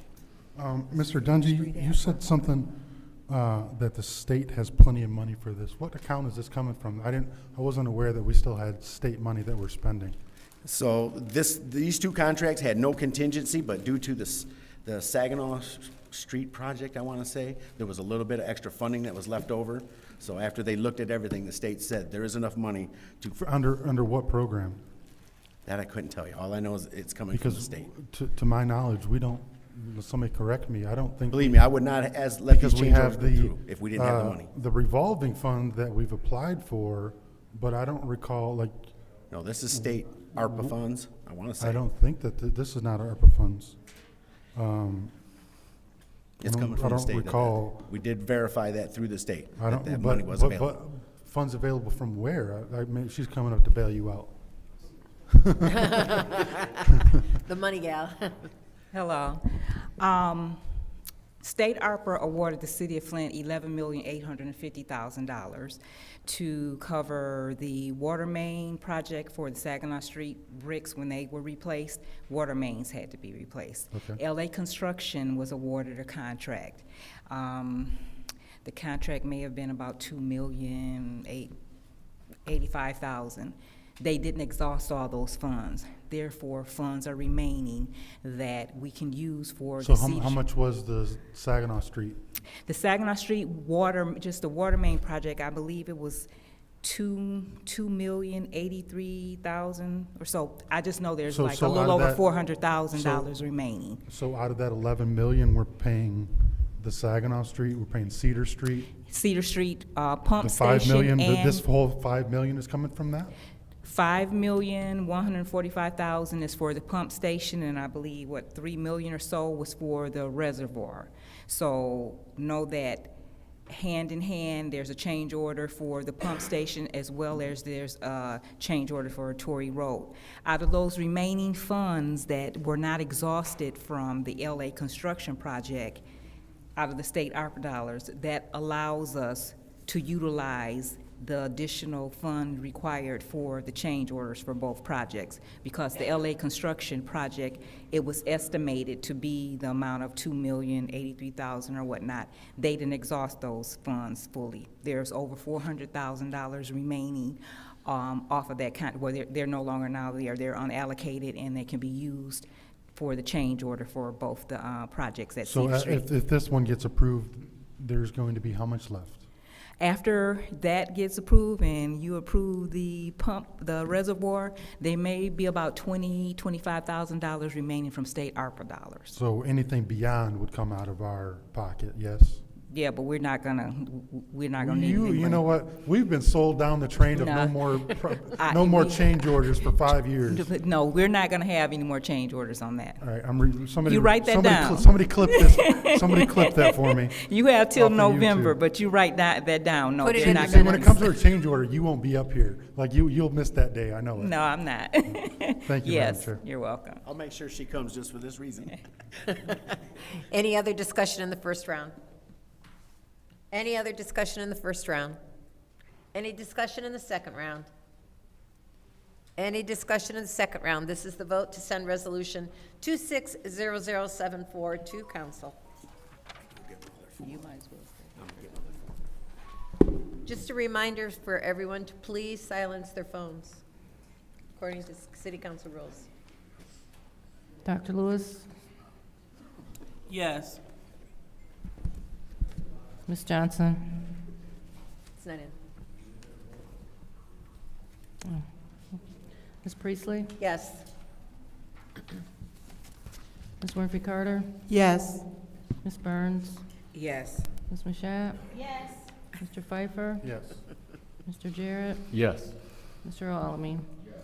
The vote is 8 yes, 0 no. The vote is 8 yes, 0 no. That will be sent to council. The next separation is 260075, change order number 1, Pullman SST Inc., Cedar Street Reservoir Rehabilitation.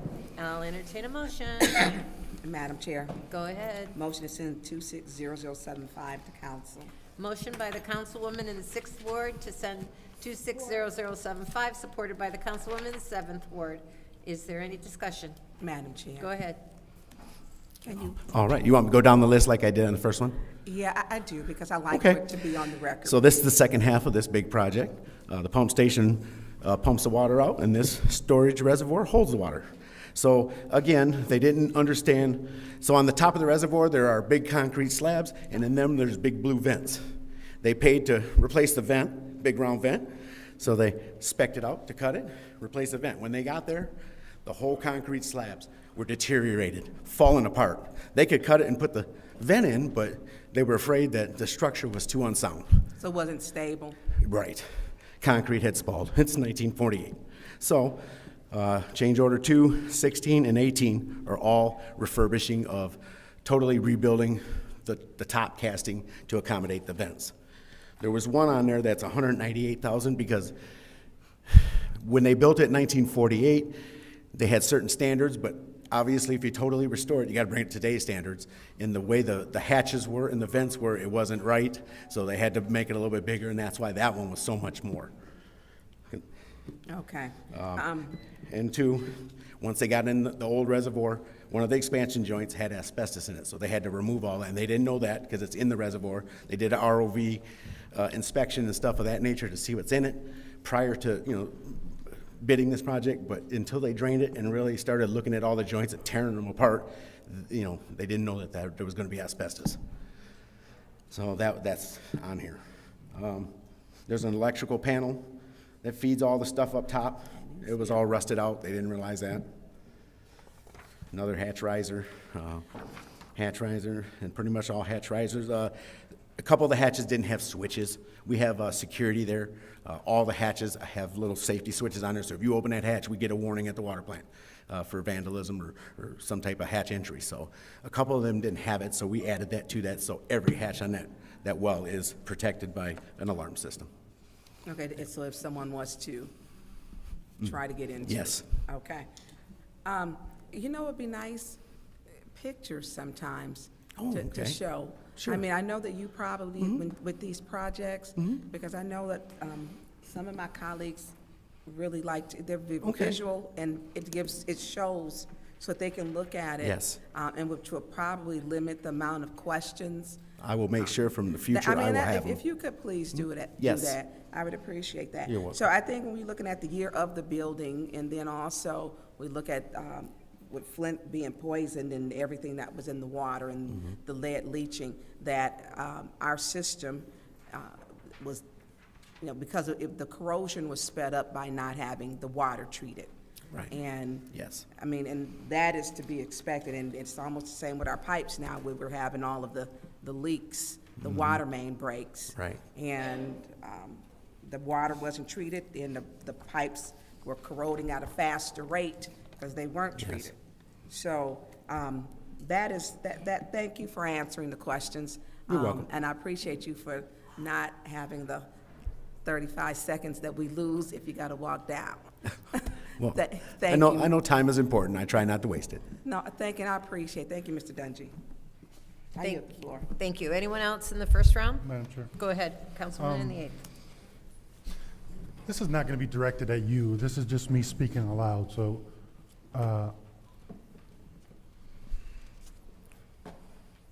why isn't it possible to get competent engineers that design this stuff? And I don't expect you to answer because you're not involved in that. It just seems to me that we hire all of the, I think we rotate the same 3 or 4 engineers to do everything. And then they hang us out to dry on this because we all know that change orders cost probably twice as much as it would if it was included into the bid. So is there, Madam Chair, through you to the city attorney, and maybe you can get this to the main city attorney, is there no repercussions for inefficiencies that arise from engineers that we hire? Like, if we, what do we contract them in? If they missed a $1 million thing or $2 million hiccup, would there be no repercussions or no,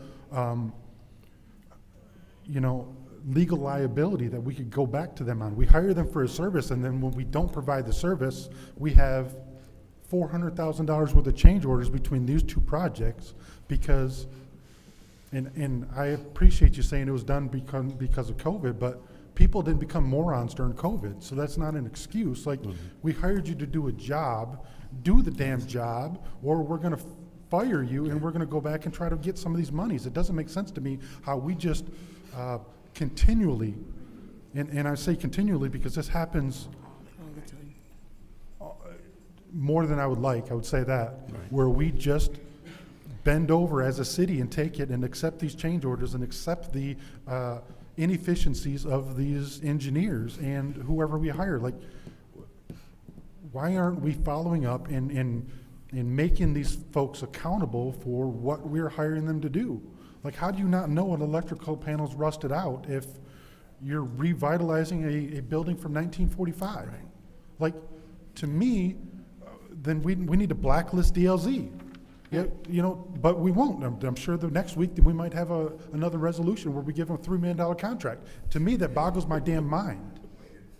So, and it's like, Mr. Dungy, it was not directed towards you, but it just seems to me that as a city, we continually accept subpar work, and it's to the point that like with this water and the $1 million, we throw money at it to make it go away instead of getting to the root problem and fixing the damn issue. We don't. We throw money at it and say, well, they missed it. Oh, well. To me, there should be legal repercussions, and I'm not holding my breath that there will be or that we'll even look into it, but I guess I have to say that to put that into folks' head that we have some incompetencies in the city for even accepting this and everything else, but I don't know what else to say.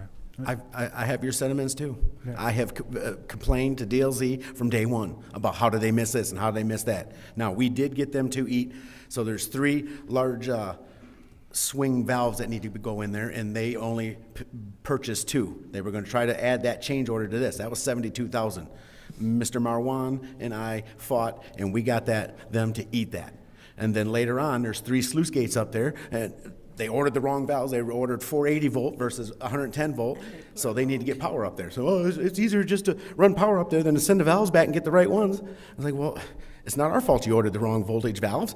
So they wanted to charge us $55,000 to run power up to them, and I made them eat that. Both Marwan and I argued that. What's your request? Did they put the valves on? Yes. Wrong valves Yes, the valves are installed. that we have to replace now?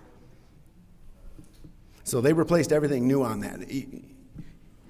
I don't understand your question. I'll wait, it's his time. I'm sorry. No, you're fine. They rigged the valves up to work. And my frustration is on many things regarding that. Like, we had the water meters in people's homes. Like, they were saying that we bought 1,000 or 30,000 of them and they weren't operating, so we were just gonna accept that they weren't operating and then go back and buy more of the different ones. Like, why aren't we holding those folks accountable? Like, it's frustrating by anyone's mental competency standards. So Mr. Dungy, thank you for listening to my rant. I yield. Anyone else in the first round? Anyone else in the first round? Anyone in the second round? Anyone in the second round? Go ahead. Mr. Dungy, so they were the wrong valves, correct?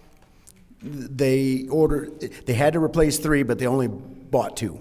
So when they realized that they missed the 3rd one, they wanted to charge us $72,000 for that with a change order. And I told them, it's not our fault you missed it, didn't buy it. It's in the spec to change 3 flat gate valves. So there were the wrong valves which were ordered before. Were any of those installed? No. They weren't? No. None of them were forced to make fit? No. Okay. And so what happened with the $72,000 that they were charging because Either Pullman or DLZ ate it. I don't know who, but the city of Flint's not paying for it. Okay, so It's not on here. Okay. Thank you. You're welcome. Thank you. Anybody else in the second round? Anyone else in the second round? Seeing none, this is the vote to send 260075 to council.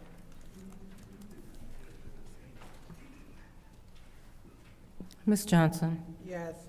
Ms. Priestley? Yes. Ms. Winfrey Carter?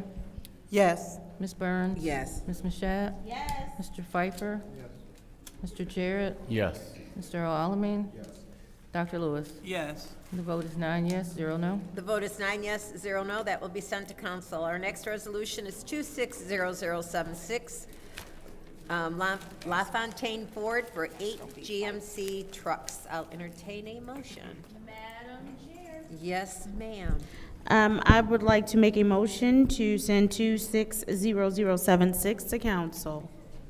And it's been moved by the councilwoman in the 7th Ward, supported by the councilman in the 1st Ward to send 260076 to council. Is there any discussion? Go ahead. Councilman in the 8th Ward. To this. Is there anyone who can speak to this resolution?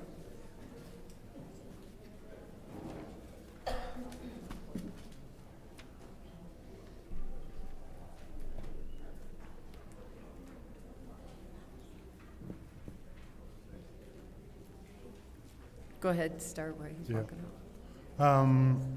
Can we get a list and the invoice of the vehicles? We usually, whenever we buy vehicles, we get the invoice of what the vehicle is and how much it is. We didn't get that on this one.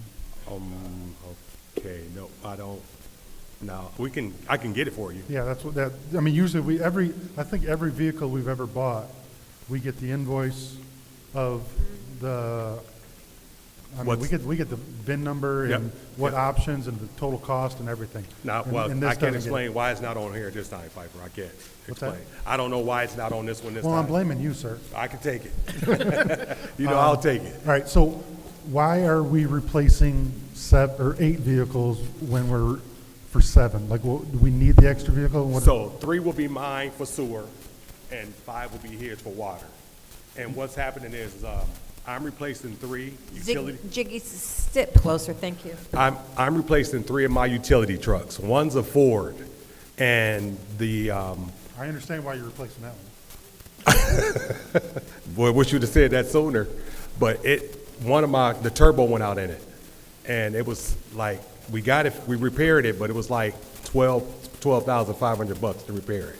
Now my other Ford the turbo has went out. So we repaired the first one, but I was like, listen, it's just cheaper for me to just go ahead and get another one. Are these half-ton, three-quarter ton, 1 These ton? are 3/4 tons. Okay.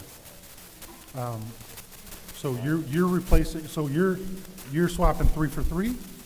Yes, no, I'm swapping 3 for 2. The one we just spent $12,000 on, we will keep as a backup truck. So you're getting 3 or you're getting 2? I'm getting 3 trucks. It'll be 3 new trucks. One will be a platform truck for where we load up our equipment on the back of it. When we have to load up anything, packers or anything, Okay. one will be a platform truck, and the other 2 will be utility trucks. Okay. And I have a backup truck, because once one go down, we're scrambling around. So I figured if I could just keep one that just got repaired, we'll just keep it. How many vehicles do you have in sewer? In How sewer? many pickup trucks do you have in sewer? Pickup trucks I have in sewer, I want to say, to give you a ballpark, I probably have 10. That's just a ballpark, but like 10. Okay. And how many do you have in water, do you know?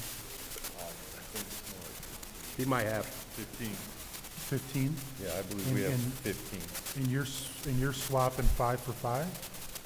What I'm doing is, I got 3 2013s, and I've already turned one of them into the city garage, 12th Street, because it costs more to fix it than the garage is willing to.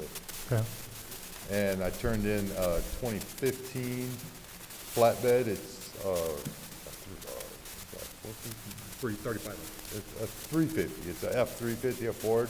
The EGR cooler went out of it. The turbo went out of it. It was in excess of $15,000 to repair. And Blair told me, she said, that's not worth it. So one of the trucks is replacing that. The other 2 we're currently. We're what? The other 2 2013s I have we're currently using, but sparingly, because.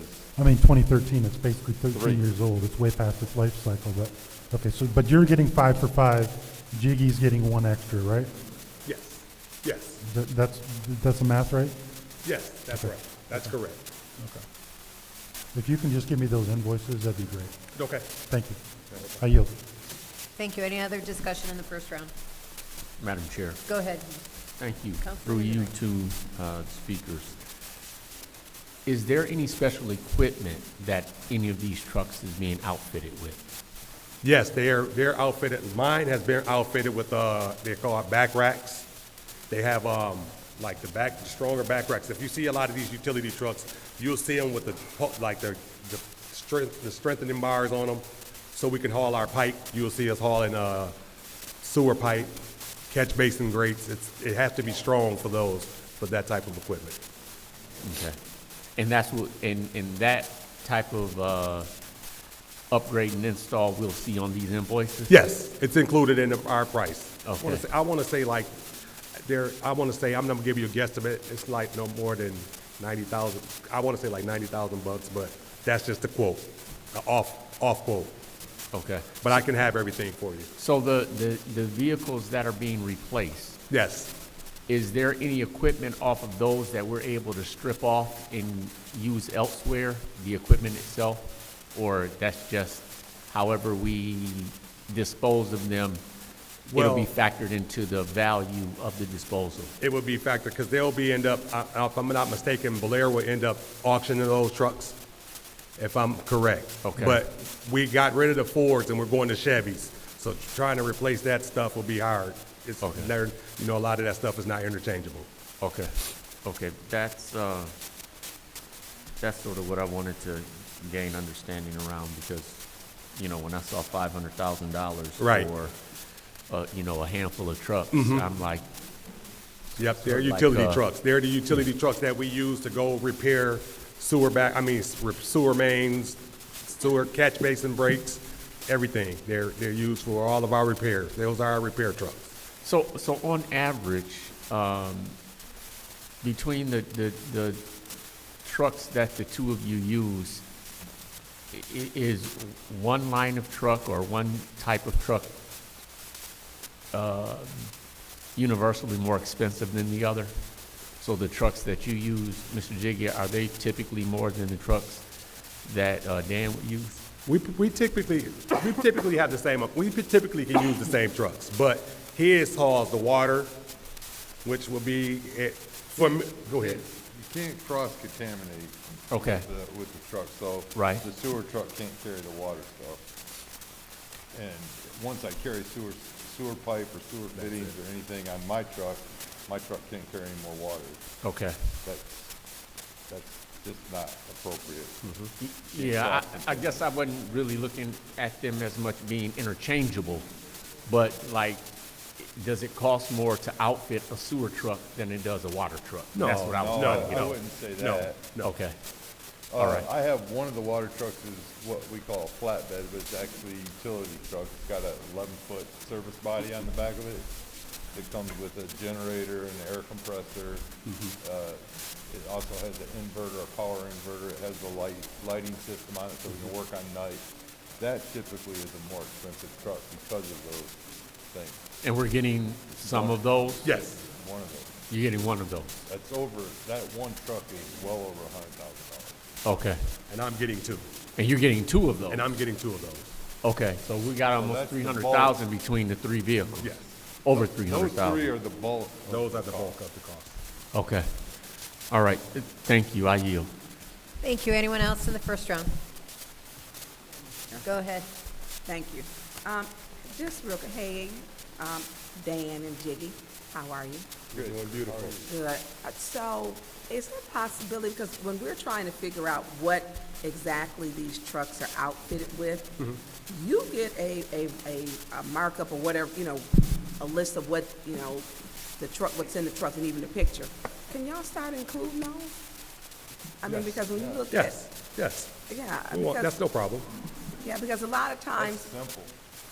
I know, and it may limit, some of the questions that we have. I understand. Yeah, so when you look at, say, a flatbed, if it's a 3/4 ton truck, or, whatever it is, when you're looking at it, the utility, heavy duty, so that way when you're looking at the truck, we can see, what they're looking at. I know, they got lucky before everybody got, was it Denali GMC trucks? No, well, I can guarantee you, I was trying to get one, but You was Clyde trying wouldn't to let get me. one, too? Clyde wouldn't let me. Yeah, those are nice. No, but I can guarantee you, these trucks these are strictly work Utility. trucks. Strictly work trucks. You have air, and you roll your window down. They still make that? No, I'm just telling with you. So if you can, just get us like in yours, just like, because it should go with it to show. Okay. And that's just, because your trucks, even like you would have been, I don't think we had the picture of the hydrovac that was in there when I think you did have the hydrovac picture in yours. Oh. Yeah, we have, and that's the one that I use. You've seen mine a million times, so Yeah. that's the same truck. It's the Yeah. same truck as mine. Yeah, and I know that you are the sewer, people don't get that. It's not just what's in the, what you think go down to your toilet or whatever, but it's your sewer lines. It could be leaves, branches, trees. Storm and sewer. Right, and so you can get almost anything in your Garbage department. bags, Christmas trees. Mud I've seen all of Christmas that. trees? Yes, Mud flaps. in the sewer main. Chris? Christmas trees, yes. I've pulled them out before. So. You get a little bit of everything. Okay, and that's my only, when we're getting these. That's so no that, problem. As That's no we're going problem through at our all. packets, just so that we can have what that truck looks like. That's it. That's no problem. Thank you. That I won't be a yield the problem at floor. all. Any other discussion in the first round? Any other discussion in the first round? Any discussion in the second? Any discussion in the second? Hearing none, this is the vote to send resolution 260076 to council. Ms. Priestley? Yes. Ms. Winfrey Carter? Yes. Ms. Burns? Yes. Ms. Mashat? Yes. Mr. Pfeiffer? Yes. Mr. Jarrett? Yes. Mr. Alamin? Yes. Dr. Lewis? Yes. Ms. Johnson? Yes. The vote is 9 yes, 0 no. The vote is 9 yes, 0 no. That will be sent to council. The next resolution is 260077, Sorensen Gross Company, LLC, Rehabilitation, Water Pollution Control Lift Station 5. Madam Chair, Yes. I'd like to make a motion to send 260077 to council. There's a motion on the floor by the councilwoman in the 7th ward, supported by the councilman in the 1st ward, to send 260077 to council. Is there any discussion? Madam Chair, Yes. before you start your discussion, the administration has asked that you consider an amended version of this resolution. Ms. Snyder's passing it around right now. And you'll see the differences highlighted at the bottom. So it reads the same as 260077. They've just added a note in the first resolved paragraph. So they are asking that you amend it to this version for your consideration. Thank you very much. Is there any discussion in the first round? We just now getting this. Madam Chair, make a motion to adopt the new language as amended to a .1. There's a motion on the floor to amend Resolution 260077 to the copy that was just handed out. Is supported by the, I'm going to say, supported by the councilwoman in the 7th ward. Madam Chair, Yes, go ahead. make a motion to send the .1 to council. There's a motion on the floor to send 260077.1 to council, supported by the councilwoman in the 7th ward. Any discussion? Madam Chair, Go ahead. is there someone to speak to this? Is there anyone who can address this? Madam Chair. Oh, I'm sorry, we didn't vote on it. Oh. We didn't vote on the amendment. We didn't vote on the amendment. Sorry, I'm not there. I was trying to do my notes. Go ahead. Roll call, please, to amend 260077 to 260077.1. Ms. Winfrey Carter? Yes. Ms. Burns? Yes. Ms. Mashat? Yes. Mr. Pfeiffer? Yes. Mr. Jarrett? Yes. Mr. Alamin? Dr. Lewis? Yes. Ms. Johnson? Yes. Ms. Priestley? Yes. The vote is 9 yes, 0 no. Vote is 9 yes, 0 no. I'll entertain a motion for 260077.1. So moved. There's a motion on the floor by the councilman in the 7th Ward to send 260077.1 to council. It's been supported by the councilman in the 1st Ward. Any discussion? Yes. Go ahead. Someone to speak to this. Is there anyone who can speak to this resolution? Ms. Best. Ms. Best, what account is this coming out of?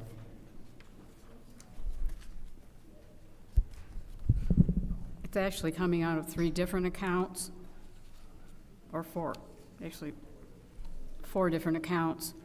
If you look at the resolution, you'll see that some of it's coming out of land improvements, some of it's coming out of building additions and improvements, and some of it's coming out of capital improvements equipment. We've put a contingency in here because this is an old building, and it has to be totally replaced because vandalism, someone tried to run it down and smash it with a backhoe. Ms. Best, why aren't we claiming insurance on this? We did. We did, so this is gonna be covered by insurance? About $200,000 of it was covered by insurance, and that was all. Why? I don't know. That's what they insured it at. They just insured it for a 340 square foot building.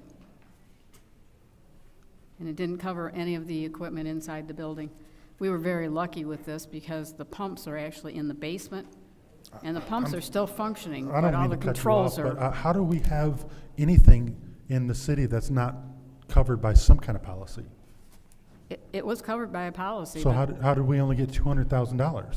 You just said that it wasn't covered by, nothing in the building was covered. No, just the structure was covered. That's my understanding. We have a blanket policy that should cover the contents in the building. Is there, if you want me to ask? Mr. Edwards? Is there anyone who can address the insurance payout on this claim? Mr. Edwards, is that you? No? Mr. I don't Mr. Moore, understand how can we you have. address the insurance payout? How do we have $1.3 million of damage, but we only have $200,000 of coverage? Or did they wreck a Chevette and we're now rebuilding a Cadillac? Explain it to me. No. I don't think that's, but I don't understand how are we, Mr. Moore, how are we underinsured for this claim? The city of Flint has historically had a tough time buying insurance. We buy. Never, but no, I don't want to hear that, because never once have you come before us and said, here's a policy for $2 million, but we're going to be hella undercovered. Never once have you said that. No. So I don't understand. Where else are we potentially undercovered? I mean, never once has anyone ever come before us and said, here's an insurance policy, it's going to cost us X million dollars a year, but it ain't going to cover jack shit. Nobody's ever said that. So how do we have somebody running a bulldozer into a building, and then now all of a sudden the taxpayers have to cover $1 million because we have no coverage? What are we paying coverage for?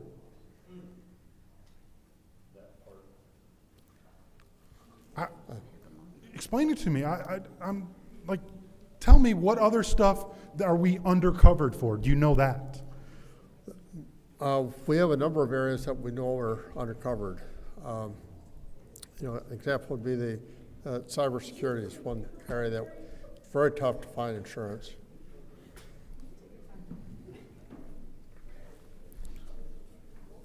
It angers me, Mr. Moore, that we don't know as a body or as a city. I'm sure that people in the administration don't know that we are going to be out of pocket $1 million without even knowing about it because we don't have insurance on certain things. When we have blanket and coverages, Lighthouse comes before us every year, and we stroke them a couple $1 million check. But apparently, everything that we get damaged, we can't claim on anything. So explain that to me. I'm not sure I can.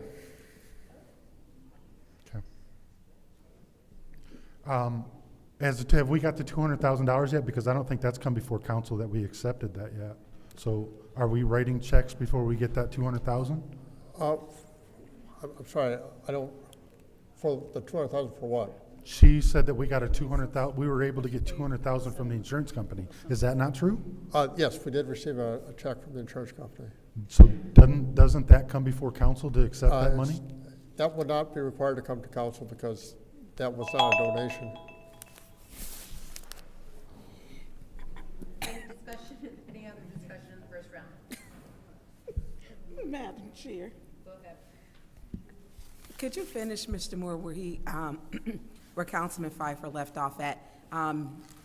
So the 200,000 did not come before, it was not required to come before council. And why is it not for us to accept it? And it looks like this happened on June 4th, 2025, and it's at it's on the corner of Brownell and Dayton, so right there at the park, that building right there at the corner at that intersection. That's Pump Station 5, right? Right. Pump Station 5 that failed when we had sewage in, Pump Station 5 we had about 3 years ago where people end up with sewage in their basement. Might have been 3 years ago. Yeah. We've replaced all the pumps at that pump station. They've been, okay. Because Pump Station 5, there were a number of people, and people were still trying to be refunded, for sewage. And some people went to the news stations to get help because that pump station had become so overwhelmed.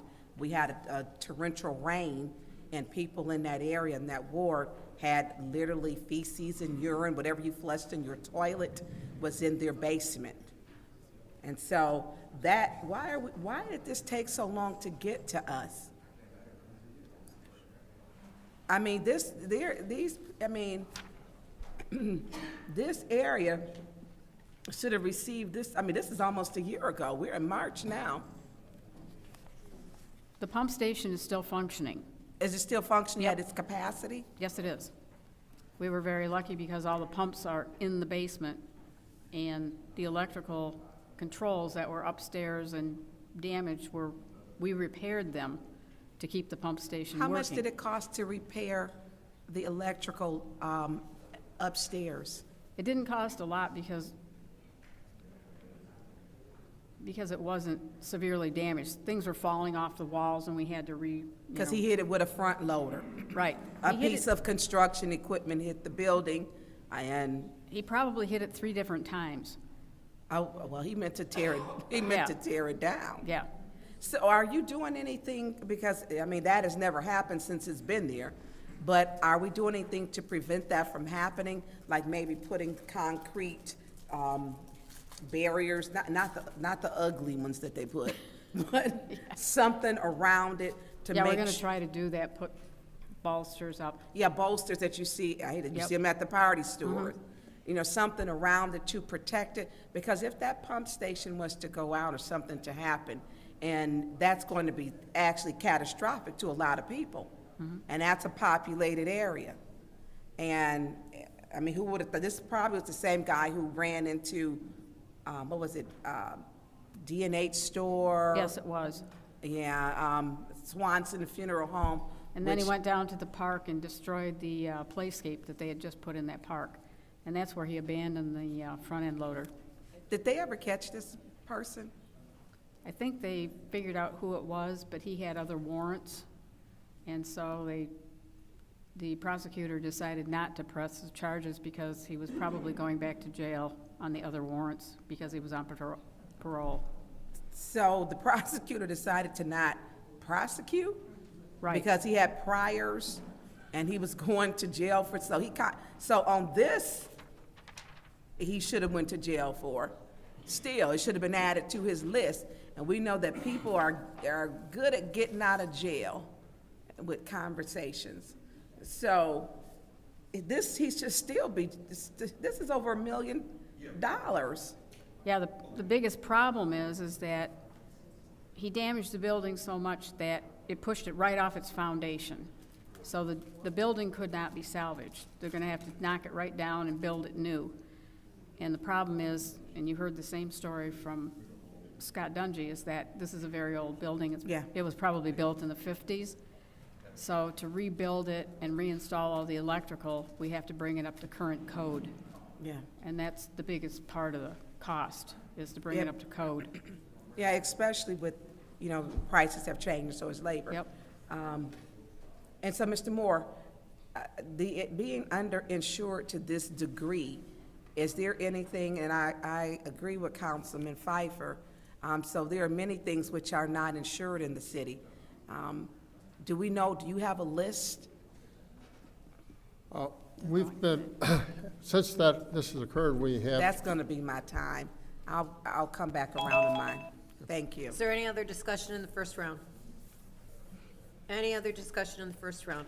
I'll take my time. So, I'm assuming we do not have replacement costs on our buildings and our insurance, correct? That's correct.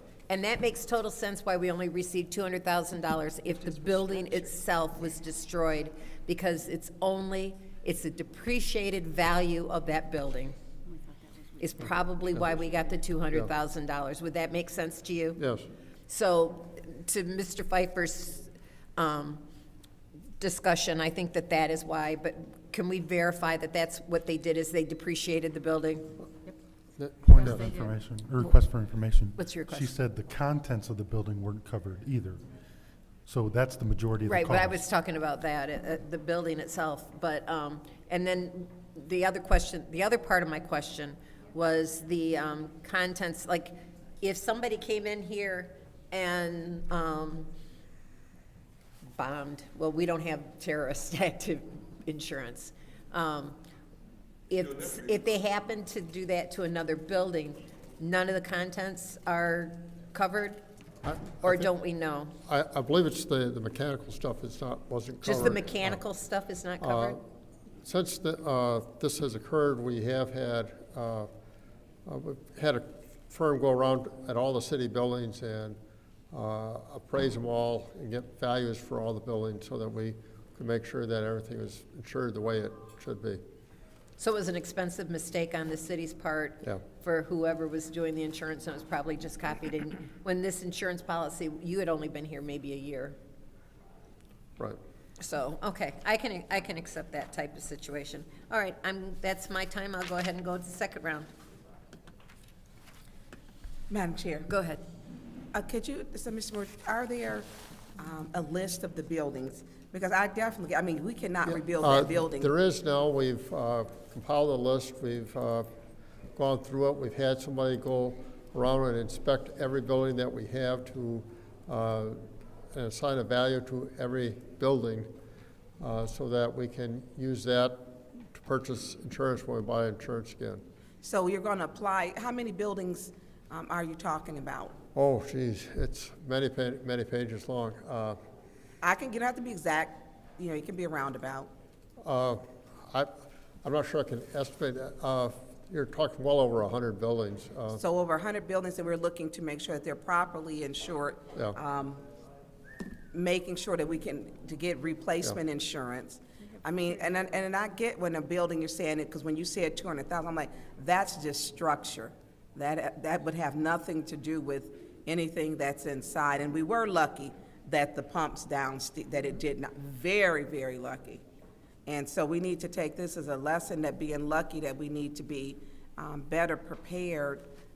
And so they are looking at this over 100 buildings. And then we're gonna try to get insurance. I know, so what is trying and getting insurance looks like to you? A difficult task? It has been a challenge. We have been contacting other companies to try to make it so that we can get competing quotes next time. Why don't companies want to insure the city of Flint? I think, well, it's not just the city of Flint. A lot of cities have the same challenge. Cities are high risk. We have a lot of exposure, and we're often looked at as being deep pockets, and we're an attractive target for people that have lawsuits. So it makes it challenging. That being said, we are looking at the different markets. We are looking at different companies to submit bids next go around so that we Do do you have a date that you're trying to have this done by, or completed by? about a year from now. is when So we- you're planning it out a year from now? Yeah. Wow, why so long?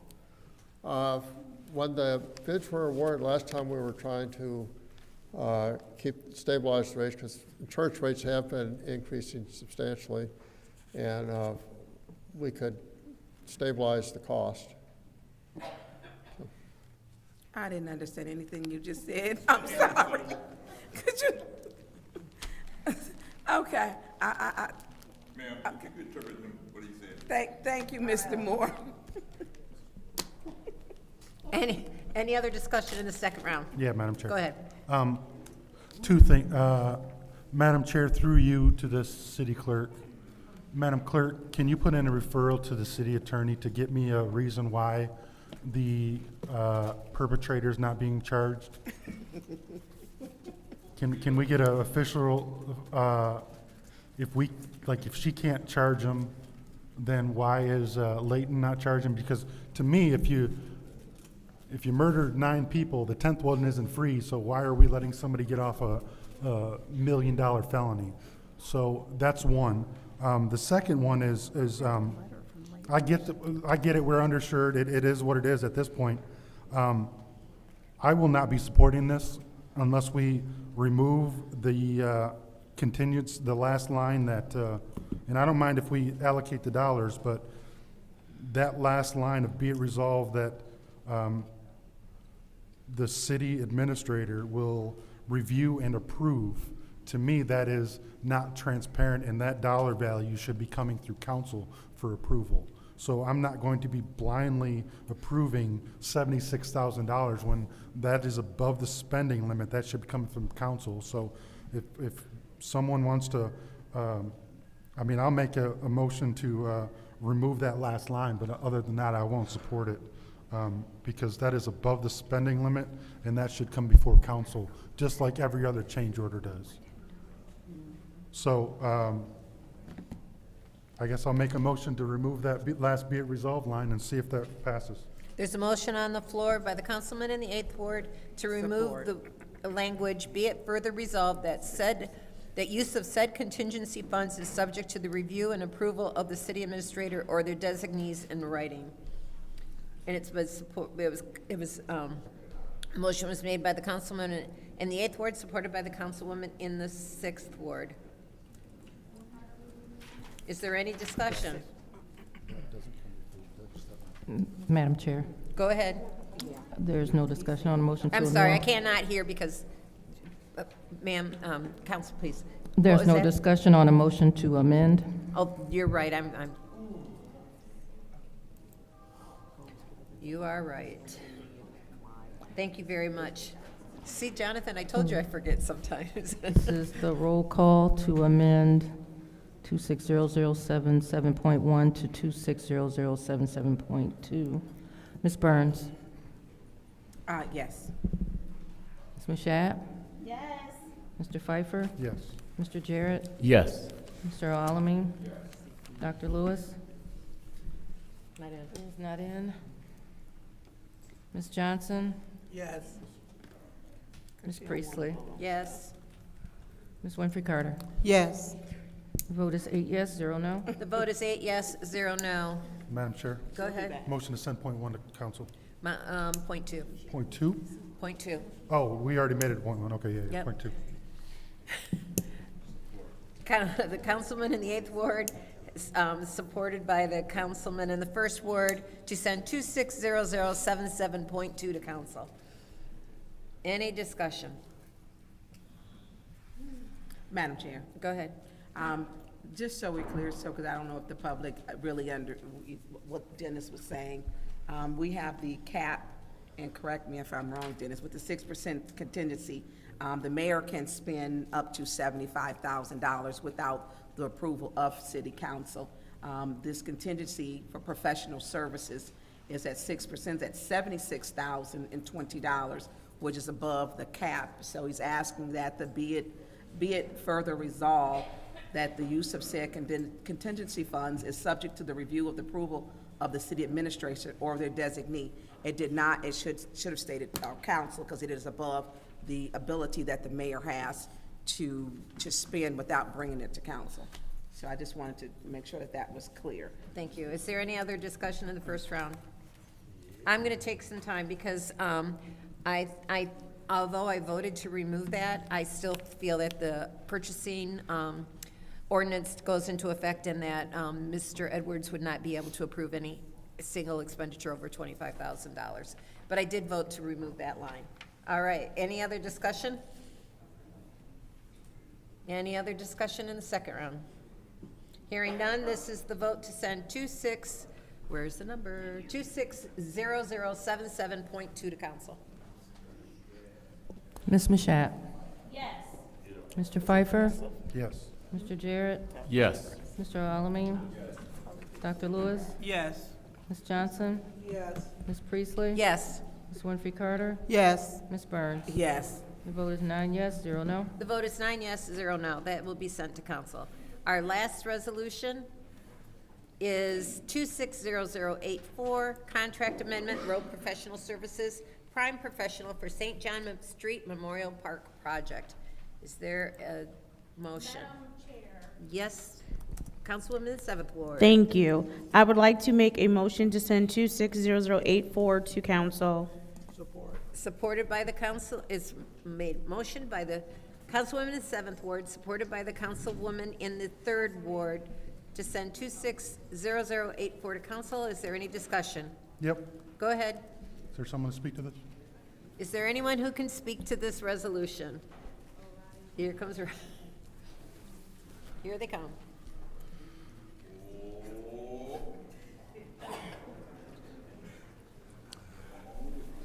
Hello, what contract are we amending to make this a change order? So it was a contract for them to do our Eagle permit for the St. John project. And how much was, because that, usually when we amend the contract, we have in the resolution the prior contract and the dollar value, and I don't see that in this one. So what was the prior contract amount? Hold on, we got the document right here. Let me see if it's in this one. The prior one was 9,800. 9,800? Yes. So they only, let me make sure that's all. Because so for this one, they basically were only supposed to do our permits for Eagle. So we didn't have like a big contract or anything with them. But prior to them coming on as our prime professional, we had AE Collaborative is who we terminated their contract to bring road professionals on board. Why did we terminate their contract? So we terminated their contract because they weren't basically doing what needed to be done. So they had got the contract in like 2023 and no work has been done but some designs. So can you explain to me exactly what Rowe is going to be doing under this contract amount? So basically, do you got the proposal?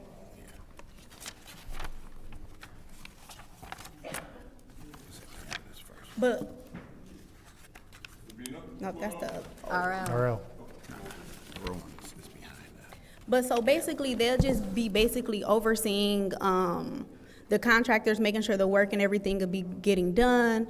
They're gonna help us with, so they're the engineers and stuff like that. So AE Collaborative gave us a bunch of designs and drawings and stuff like that. So they reviewed the drawings, did all of that for us. They're basically gonna help us along the way with the contractors to make sure that they're doing everything that they're supposed to be doing, making sure that everything is being done in the, thank you, Rod.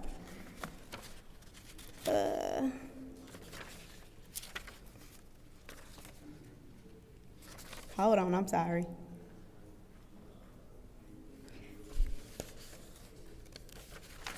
Dang.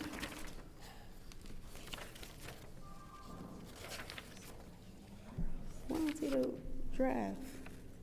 Somebody go get the mayor. RL, get out. Yes, dear. Give me a break. So they're gonna be getting our bid documents together.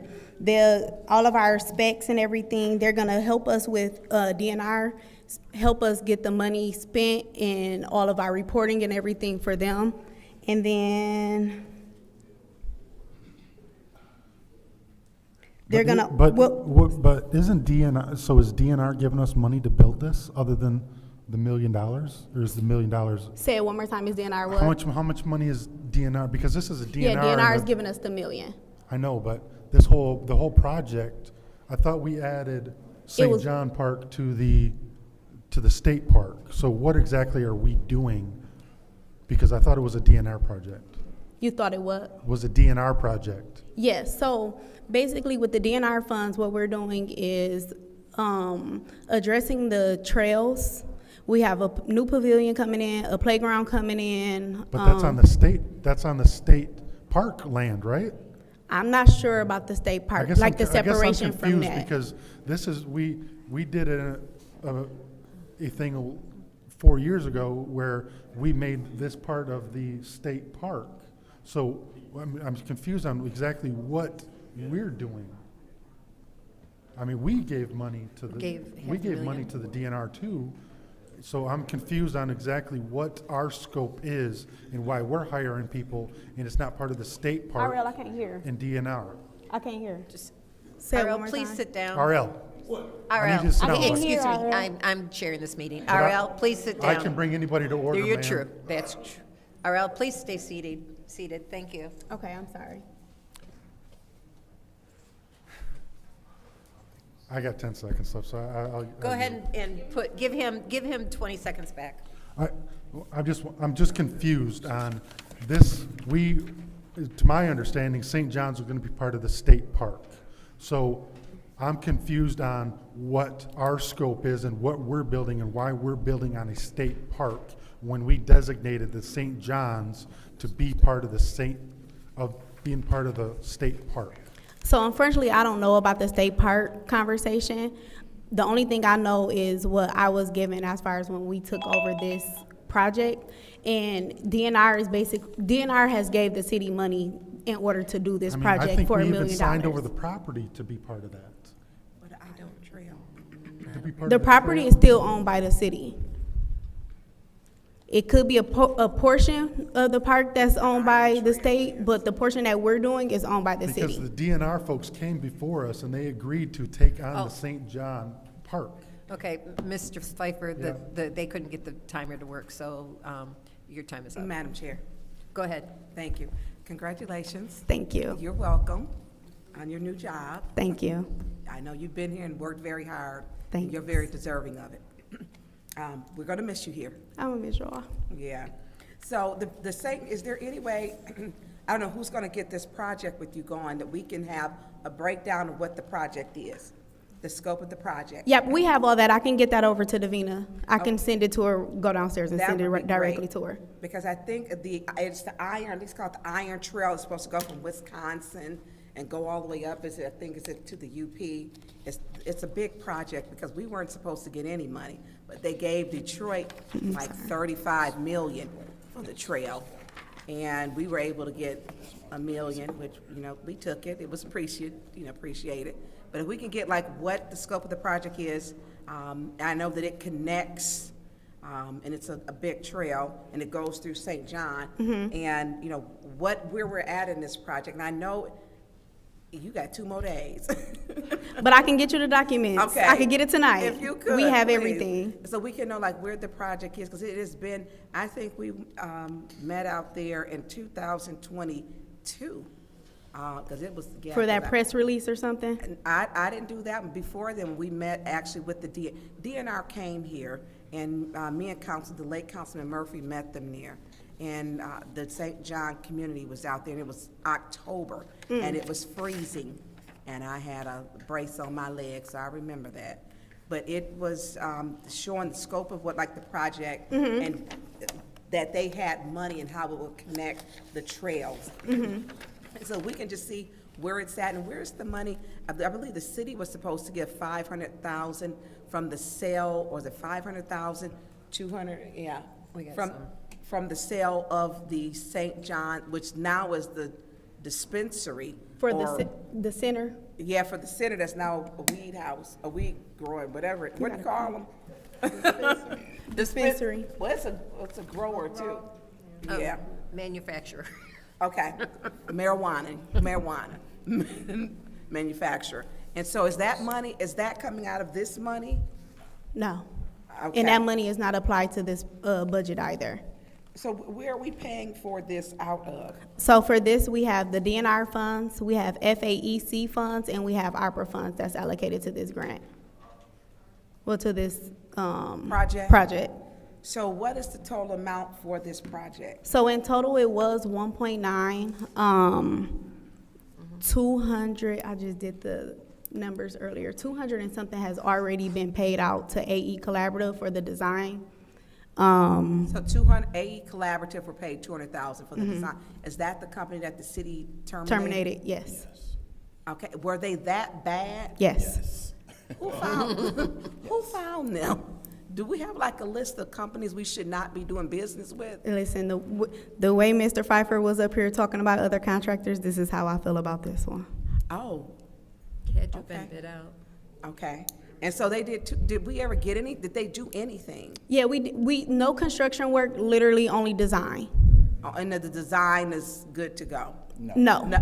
Which is where Roe is coming in at, and Roe is coming in at to help us get the drawings and everything up to par. Oh, wow. So But if we would have kept going back and forth on having them fix this or change this and do that, we would have never got to the completion of the project. Where's this company located out This of? funding has to be spent by October. Yeah, so, well, So that's why we produce Roe produce a time schedule. Yeah, I'm gonna send that. And that's, The whole thing. so the to St. them. John project is an important project, which they have done the documentaries, and if people don't know, what St. John was like the Tulsa, Oklahoma, Greenwood.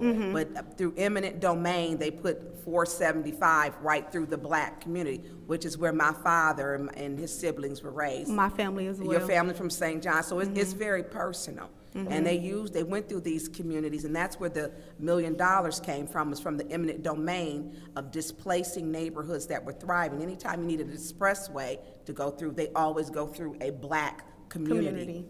So if you can get those, that. So would you guys just like I can give you the proposal for Roe, and it also has the timeline, and then I can also send you the budget? Yes, Okay. please.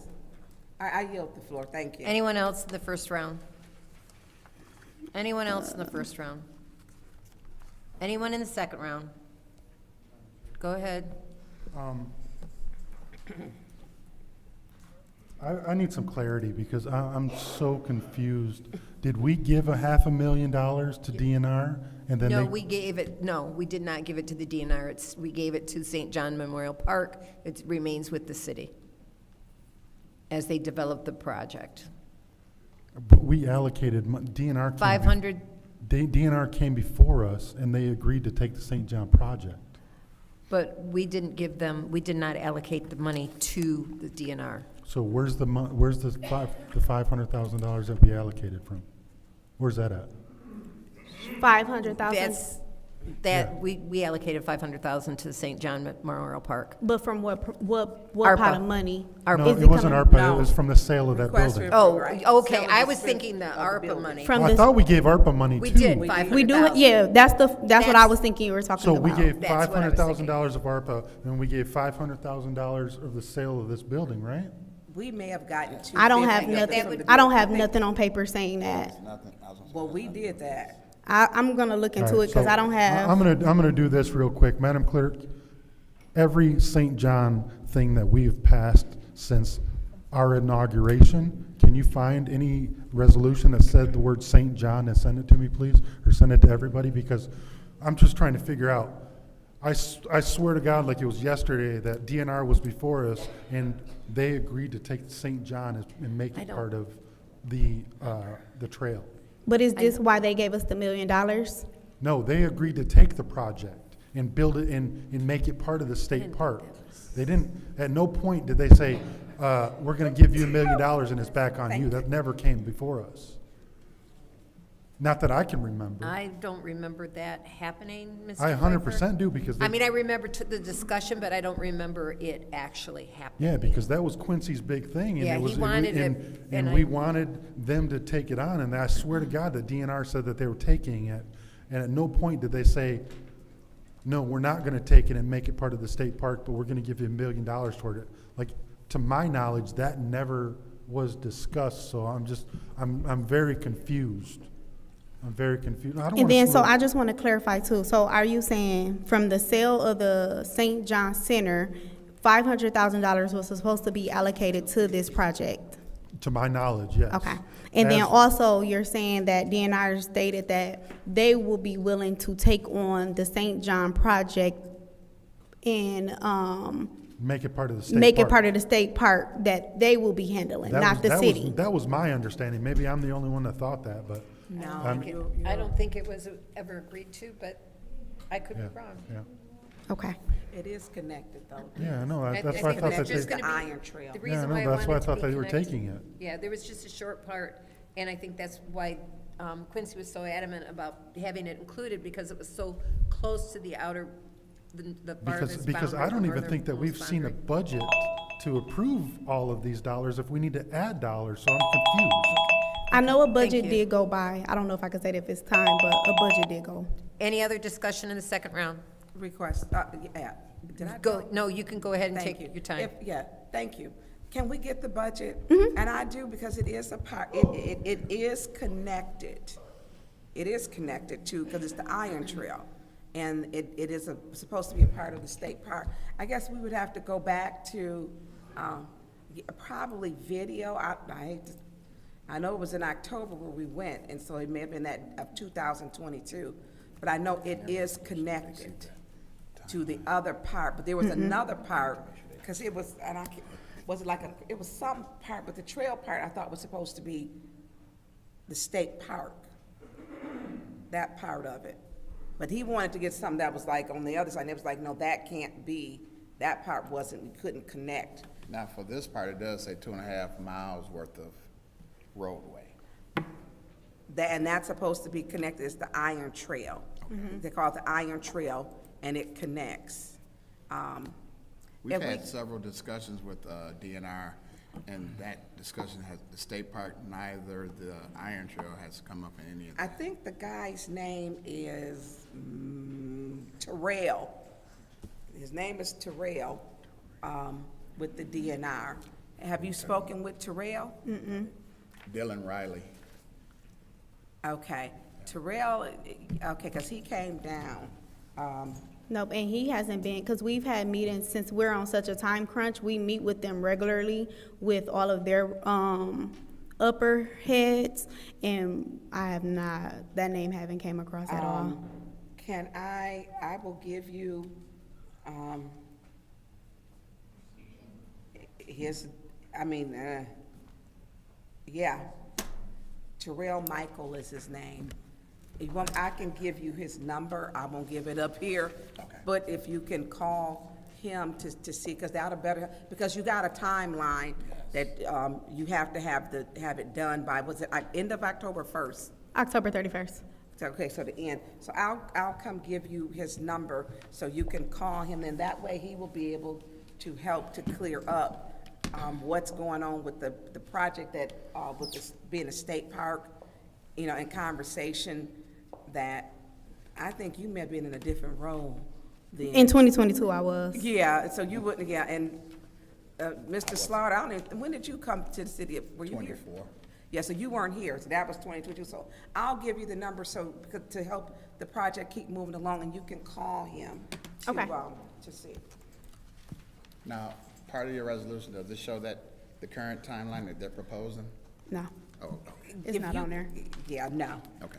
yeah. We'll send it all over. Okay. Any other discussion in the second round? After I vote, I'll give it to you. Any other discussion in the second round? Hearing none, this is the vote to send Resolution 260084 to council. Mr. Pfeiffer? Mr. Jarrett? Yes. Mr. Alamin? Dr. Lewis? Yes. Ms. Johnson? Yes. Ms. Priestley? Yes. Ms. Winfrey Carter? Yes. Ms. Burns? Yes. Ms. Mashat? Yes. The vote is 9 yes, 0 no. The vote is 9 yes, 0 no. No. It's now time, I'd like to ask our city attorney to explain the closed session.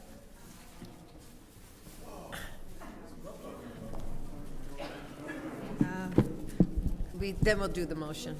Good evening, council.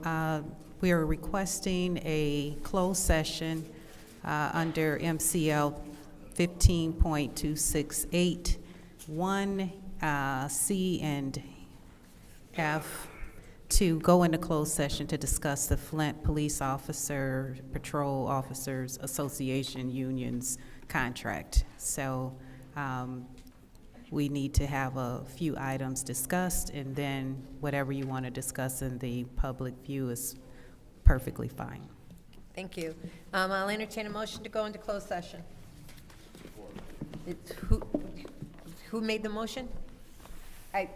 Madam Chair, I heard a support from Councilman in the first word, so I'm assuming that you'll make the motion.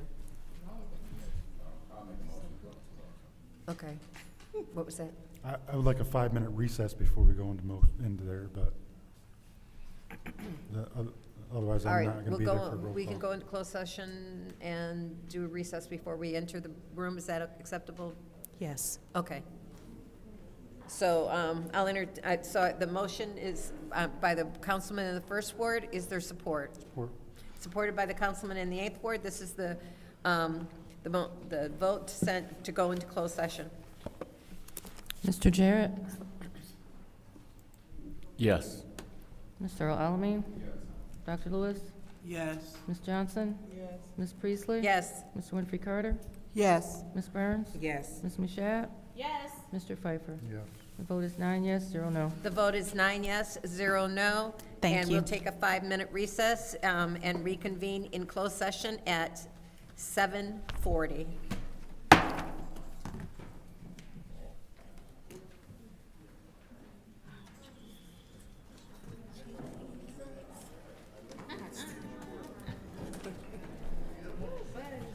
I'm gonna get in trouble when I go to my doctor on Monday. I'm not supposed to be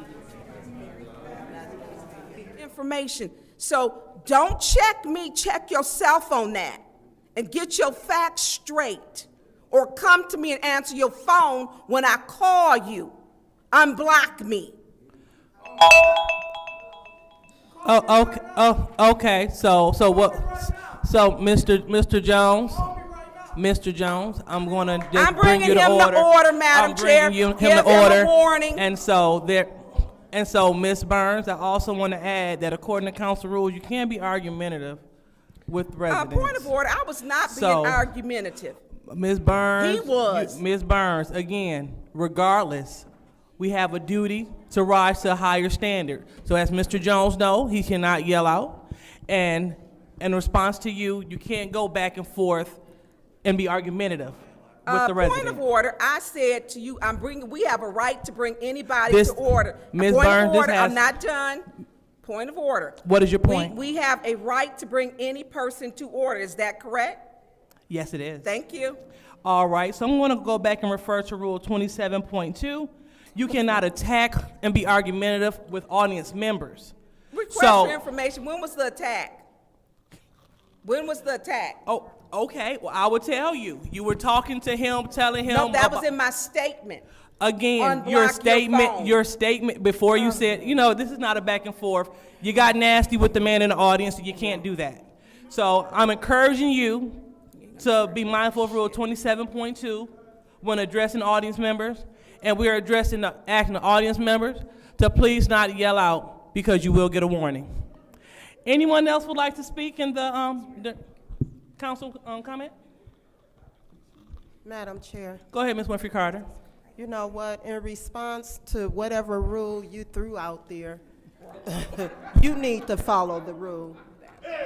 It's a double standard up here. How many times have you been argumentative with members of the residents, the audience?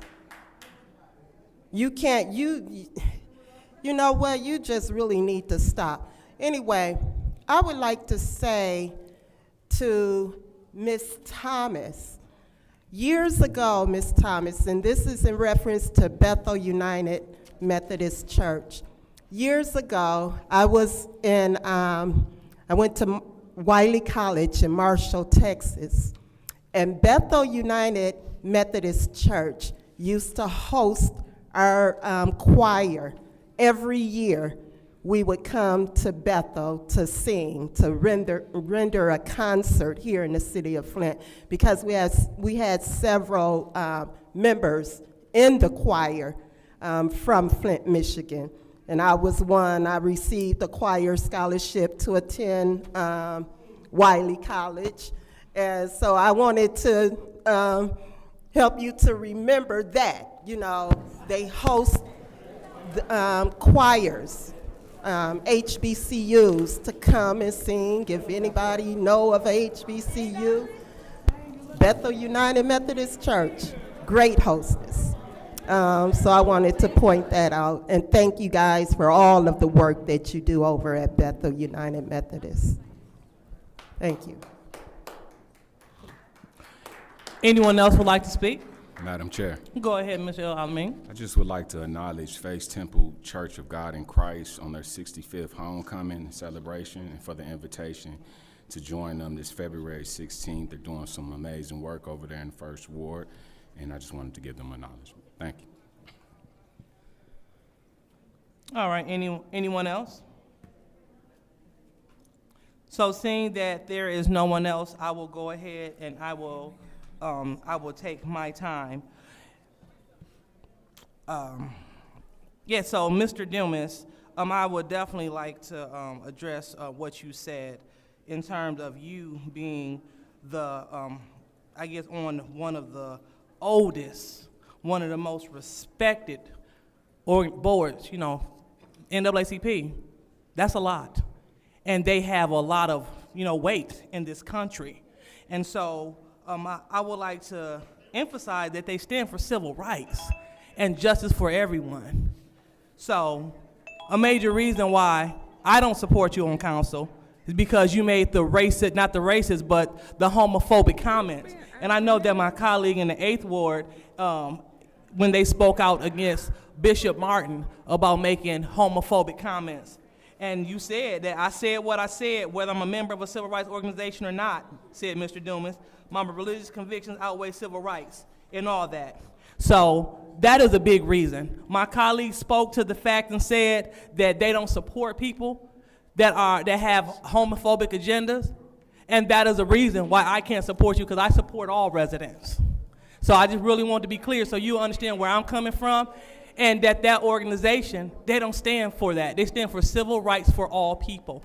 So we want to make sure that the members of this body that say that they stand against people that are against everyone's civil rights, that they would take that in mind as they vote. And if they would like to see the documentation of what I'm talking about, I do have that on hand. And then speaking to my colleague in the 6th Ward, we're referring to Rule 27.3 that states that you cannot be argumentative. I understand that you might not care for Mr. Jones, that's perfectly fine, but what we cannot do is be nasty in tone and also in rhetoric as we address the members in the crowd. And so it was quite obvious what happened. I'm not here to go back and forth. And just like Ms. Winfrey Carter said, well, she didn't say much, but we want to make sure that we keep it going. So now we are moving on to the consent agenda. What's the pleasure of the body? Madam Chair. Go ahead, Ms. Move to approve consent agenda. All right, any support? All right, supported by the councilman in the 1st Ward. Any discussion? Madam Chair. Yes. I'd like to separate 250033. All right. 250033. Want to make, okay, that's on page 6. Correct. All right. And so I also would like to mention that the minutes will also be passed in the consent agenda as well. Okay? All right. Any more? Unless they're separated. Point of information. Unless they're separated. Unless they're separated, you are correct. We're separating that. Anyone else who would like to separate anything? Charging stations. Okay, so seeing that we have nothing else, we're going to go ahead and we will put a motion on the floor to pass the consent agenda. And we are separating Resolution 250, oh, you know what? I take that back. I would like to separate appointment 250037. Who was that Joyce's? What page is it on? It's Oh, on I see page it. 5. I see it. Okay. All right. So with those two resolutions separated, we'll call for, to pass the consent agenda. Roll call, Madam Clerk. Madam Chair, Go ahead. if I could request that the motion be amended to state that the minutes be placed on file with any corrections, administrative or otherwise. Also, for the record, 250037 is a .1. It was made a .1 in special affairs, just for the record. Oh, okay. So you said 250. There's an extra zero that doesn't belong, 250037.1. Okay. You separated, and then I'm asking that the minutes be placed on file with any corrections. Oh, okay. All right, so thank you. So we are passing the consent agenda, which will include, I want to make sure that I have it right, all minutes as posted without any with any corrections? That's right. All right, in addition to Resolution 250037.1. Well, you separated, I just wanted to note that for the record, it's a .1. It was amended in special affairs to a .1. Okay, got it. All right, and so we are looking to pass Resolution 250037.1 in the consent agenda as well. Thank you, Madam Clerk. All right, so, roll call.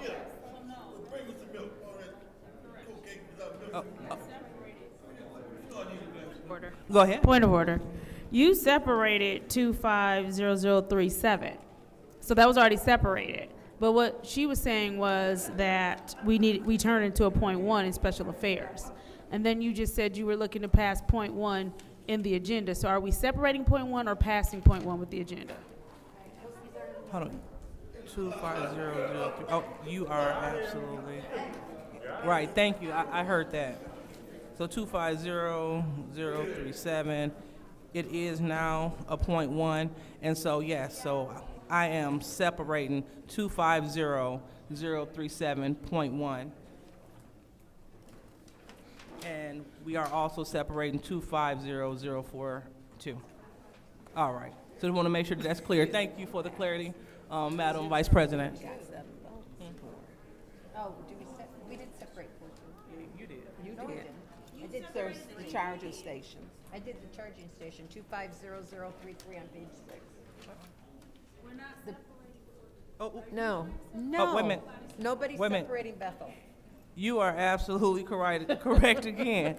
When Ms. Burns did the separation initially. No, She was going, she withdrew it. I know, but I circled it, so, Yeah, and I never okay. amended that. Yeah. All righty. All right, so we're looking, again, so thank you all for the correction. We're looking at separating 240341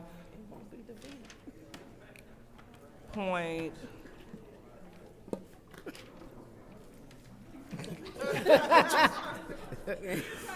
Right. So we're separating two, and it's 250033 in addition to 250037.1. Those are the separations. Correct. All right, so go ahead and roll call, Madam Clerk. See what happened when you cheer and you don't eat? Go ahead, roll call.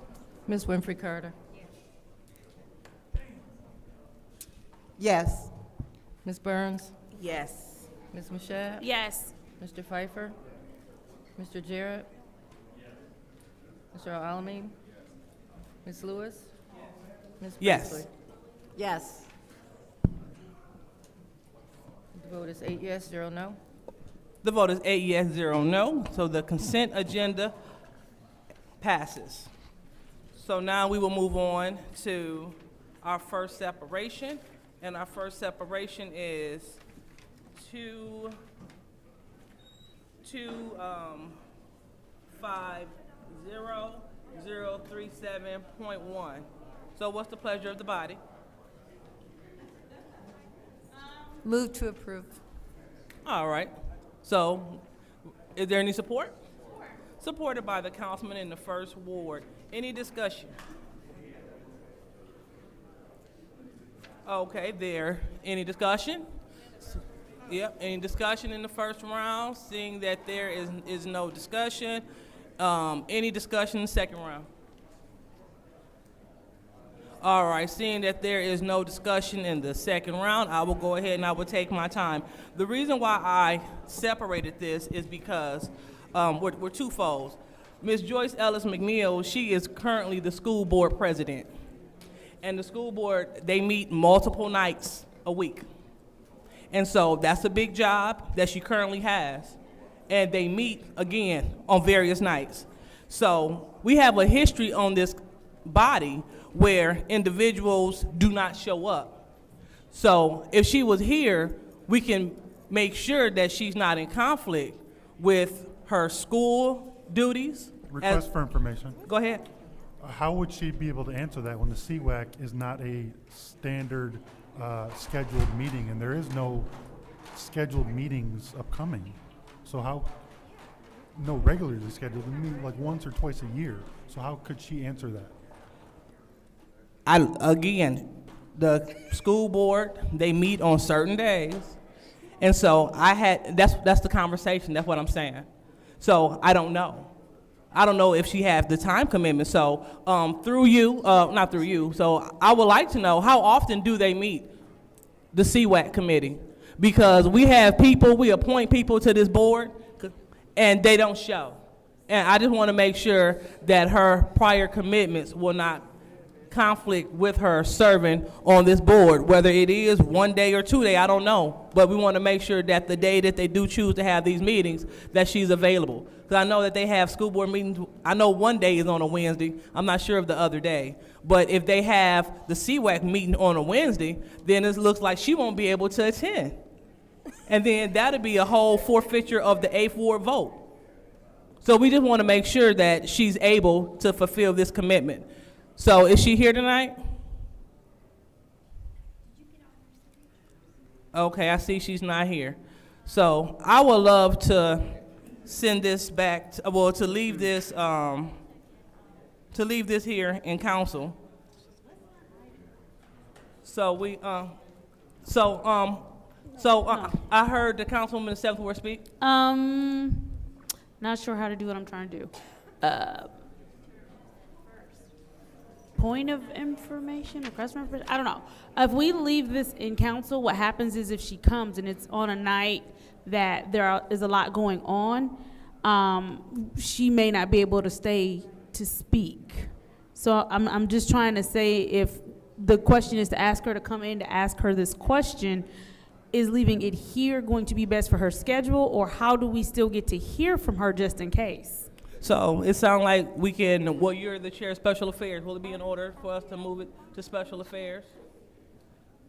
I'm asking the body what's best. I don't mind leaving it here, but I'm just saying, if you ask someone to come, they don't want to be here till 10 o'clock at night. Oh, I definitely understand. So, so I would like to put a motion on the floor so we can put it in special affairs. So that way we can get the information at the beginning of the meeting and she can go about during her day. Because again, we want to make sure we're passing a lot of dollars, and this body it rarely meets quorum.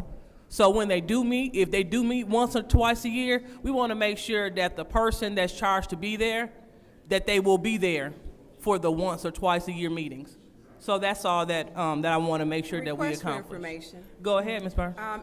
I'm sorry, are we we're in discussion, or We're in the second round of discussion. We're in the second round? And she's the only one who's speaking now because everybody else didn't say anything. Okay, are we opening this? So we're at the end, you're the last person to speak. Yep. I'm not. And so I would like to move this resolution 250037.1 to special affairs. Is there any support? Support. All right, supported by the councilwoman in the 7th ward. Roll call, Madam Clerk. Ms. Burns? No. Ms. Mashat? Yes. Mr. Pfeiffer? No. Mr. Jarrett? No. Mr. Alamin? Ms. Lewis? Yes. Ms. Priestley? Yes. Ms. Winfrey Carter? No. The vote is 4 yes, 4 no. All right, so the vote is 4 yes, 4 no. So that resolution failed, excuse me. So now we are back to, I will entertain another motion. Madam Chair, Go ahead. I make a motion that we approve. It's already on the floor. Oh. All right. Well, it's time to vote since I was the last one to speak. So, roll call, Madam Clerk. Ms. Mashat? Yes. Mr. Pfeiffer? Yes. Mr. Jarrett? Yes. Mr. Alamin? Ms. Lewis? No. Ms. Priestley? Yes. Ms. Winfrey Carter? Yes. Ms. Burns? Yes. The vote is 7 yes, 1 no. The vote is 7 yes, 1 no, so that appointment passes. So now we are moving on to Resolution 250033. What's the pleasure of the body? Motion to approve. All right. Motion to approve by the councilman in the 8th Ward. Any support? Supported by the councilman in the 1st Madam Ward. Chair. Go ahead, Ms. Priestley. Yes, there's no need to have discussion. I want it on the record that I'm voting no on this. We discussed it quite heavily in finance. I realize that the rest of the council will vote for it. However, I am against it, and that's why I separated it. Madam Chair, Go ahead, Mr. Pfeiffer. through you to Mr. Seamus. So, Seamus, could you please approach the lectern?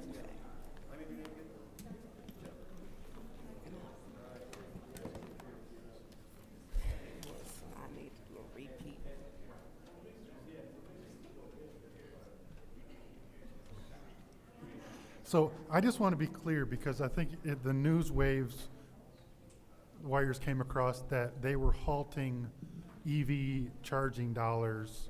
Is this part of that? No, this is, I've had nothing communicated to me that we are halting this. This was funding that was already designated prior to any new administration coming in this year. This is a reimbursement though, right? Yes, So- correct.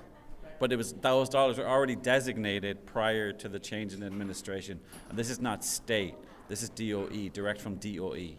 Okay, so I just want to make sure before we spend these dollars that we're going to get reimbursed. To further clarify, we will not spend any dollars in the event that we've been told that we cannot spend those dollars. I wouldn't come up here. If I was told we weren't allowed, I wouldn't go ahead. I think it hit the news wires in between the, correct. in the last couple of days. So yes. It was after we approved it in committee. Correct. In between Correct. this that they were halting. I have been told nothing different than things are going forward as normal with this specific program. I can't speak to other rollouts. I would just make sure that double check. Yeah. Oh yes. Before we spend these dollars, since for sure they're not already intaked, and we gotta. 100%. We're not going to eat any costs if we're not going to eat any costs. Okay, that's it. I yield. Thank you. Thank you. All right, anyone else in the first round? Anyone else in the second round? Seeing there's no one else, we will go ahead and call for the vote for Resolution 250033. Roll call, Madam Clerk. Mr. Pfeiffer? Mr. Jarrett? Mr. Alamin? Yes. Ms. Lewis? Yes. Ms. Priestley? No. Ms. Winfrey Carter? Is not in. Ms. Burns? Yes. Ms. Mashat? Yes. Vote is 6 yes, 1 no. The vote is 6 yes, 1 no, so that resolution passes. So now we are at the end of the agenda, and it is taking us to council.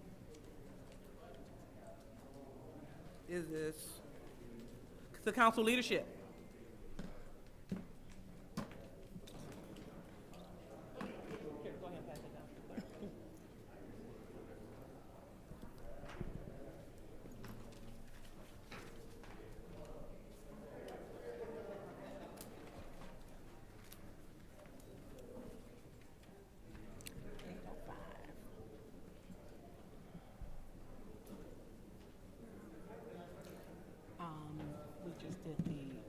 Going back to council leadership, 909 million. It did pass. It passed, 7 to 1.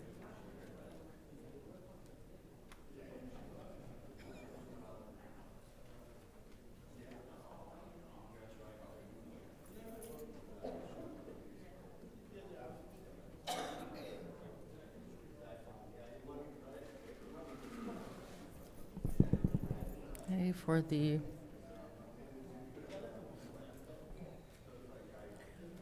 organization of the city council.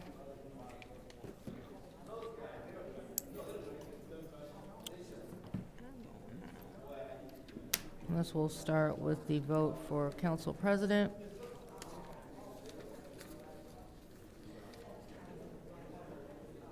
And picking up where you last left off, we will be starting with round 711.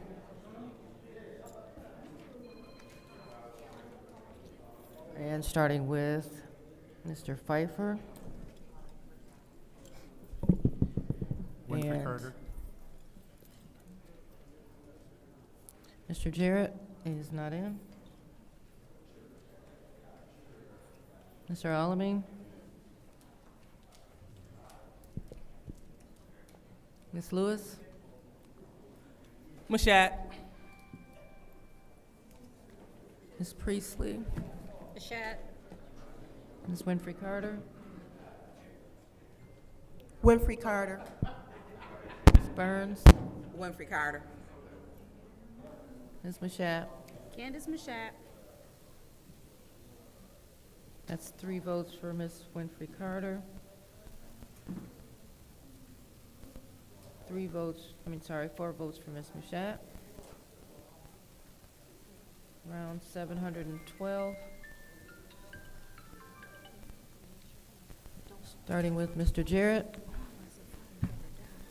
Madam Clerk, Ms. Winfrey Carter. I would like to make a motion to adjourn the meeting. Support. There's a motion to adjourn.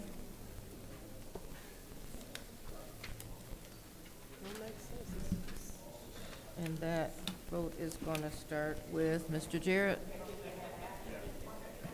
Mr. Alamin. Ms. Lewis. Yes. Ms. Priestley. Yep. Ms. Winfrey Carter. Yes. Ms. Burns. Yes. Ms. Mashat. Yes. Mr. Pfeiffer. Yes. The vote is 8 yes, 0 no. Because Mr. This council meeting is adjourned at 8:08 p.m.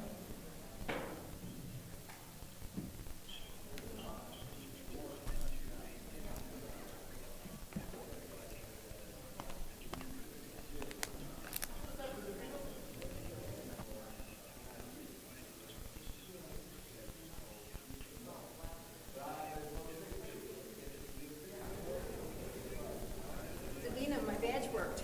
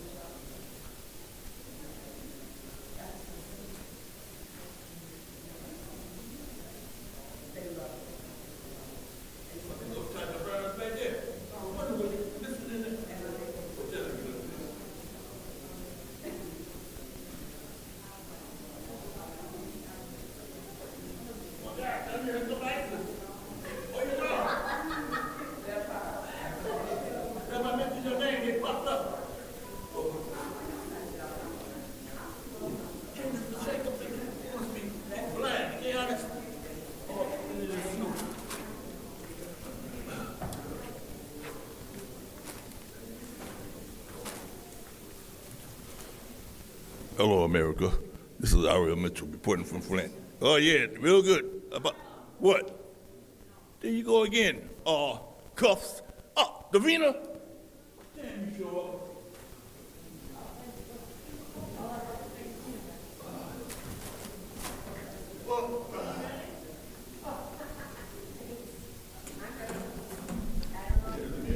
The time is now 4:32 p.m. on Monday, January 26th. I hereby call this Special Affairs Committee meeting to order. Roll call, Madam Clerk. Mr. Alameen is not in. Dr. Lewis is not in. Ms. Johnson is not in. Ms. Priestley? Present. Ms. Winfrey Carter is not in. Ms. Burns? Present. Ms. Mashat? Present. Mr. Pfeiffer is not in. Mr. Jarrett? Present. You have 4 members present. We have 4 members present.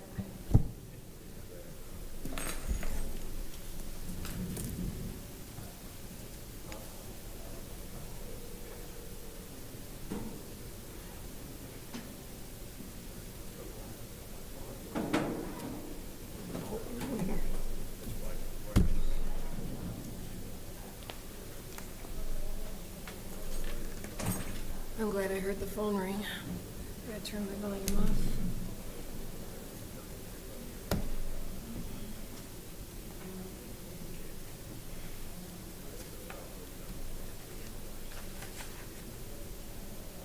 Tanya. But your puppy, your puppy. That's.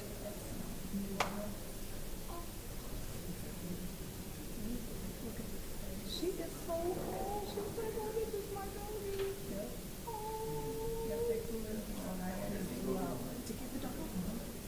Oh, but your dogs are AKC, I think. Yeah. The papers. Yeah. I've been saying I was gonna get a new dog. But I'm like a bad dog owner.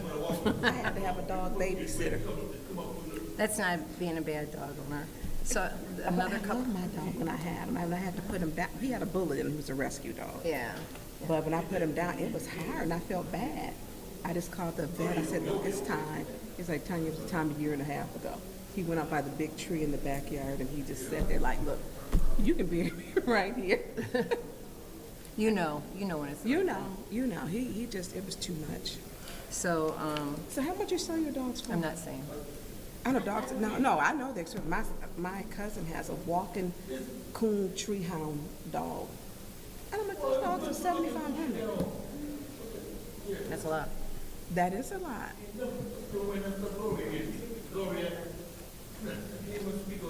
We got 5. Sean. Oh. 5:30.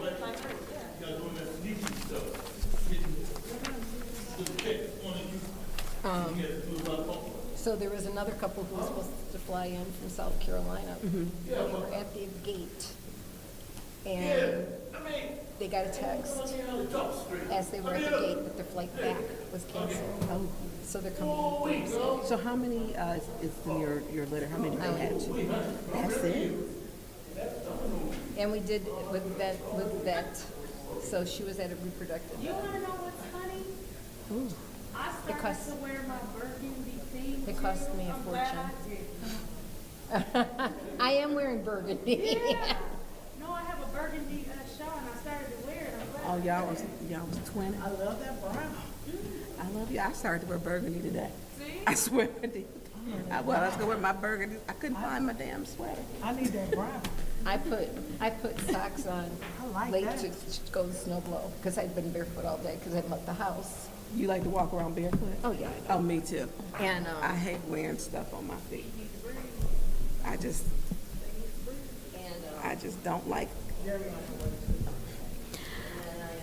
Madam Clerk. Oh, is she in the parking garage? But she gonna do the consent agenda anyway. Yeah. Put one thing on it. I don't know. Yeah, we just going, and I don't want to gavel out. And she, You pushing this, aren't you?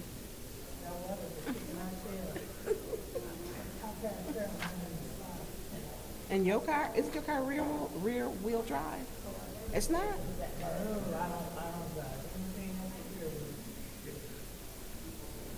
was she getting out of the car? I got a Okay.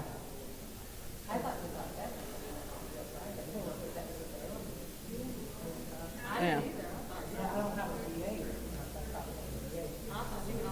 Oh, you don't have a hot one.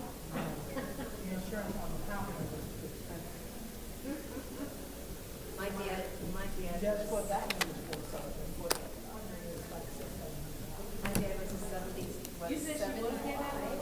I think my dad was 75 and he bought a G6. Well, you got a lot of people coming up on the elevator. So she probably waiting on the elevator. He was live. That car's about to be a lot of family. It's still on the road.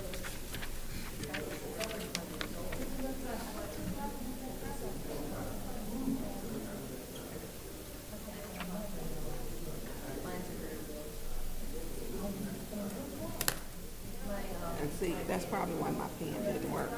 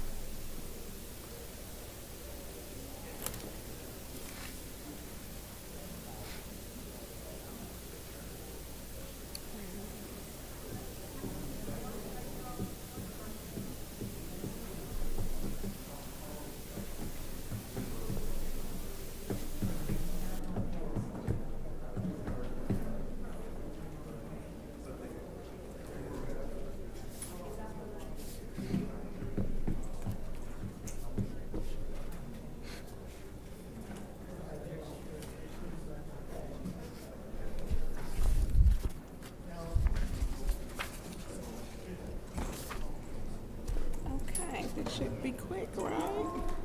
Well, yeah, because you're.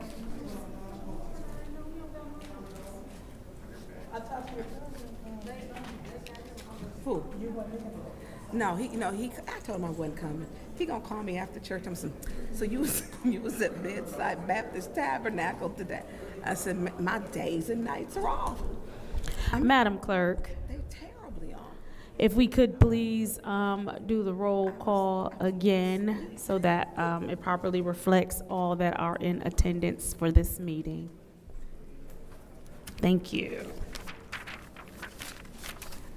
I was tired. Look, the last It time is 4:40 p.m. and we it was will 4 hours for Avery's redo the roll baptism. call. I didn't party. Mr. Alamin is not in. Dr. Lewis is not in. Ms. Johnson?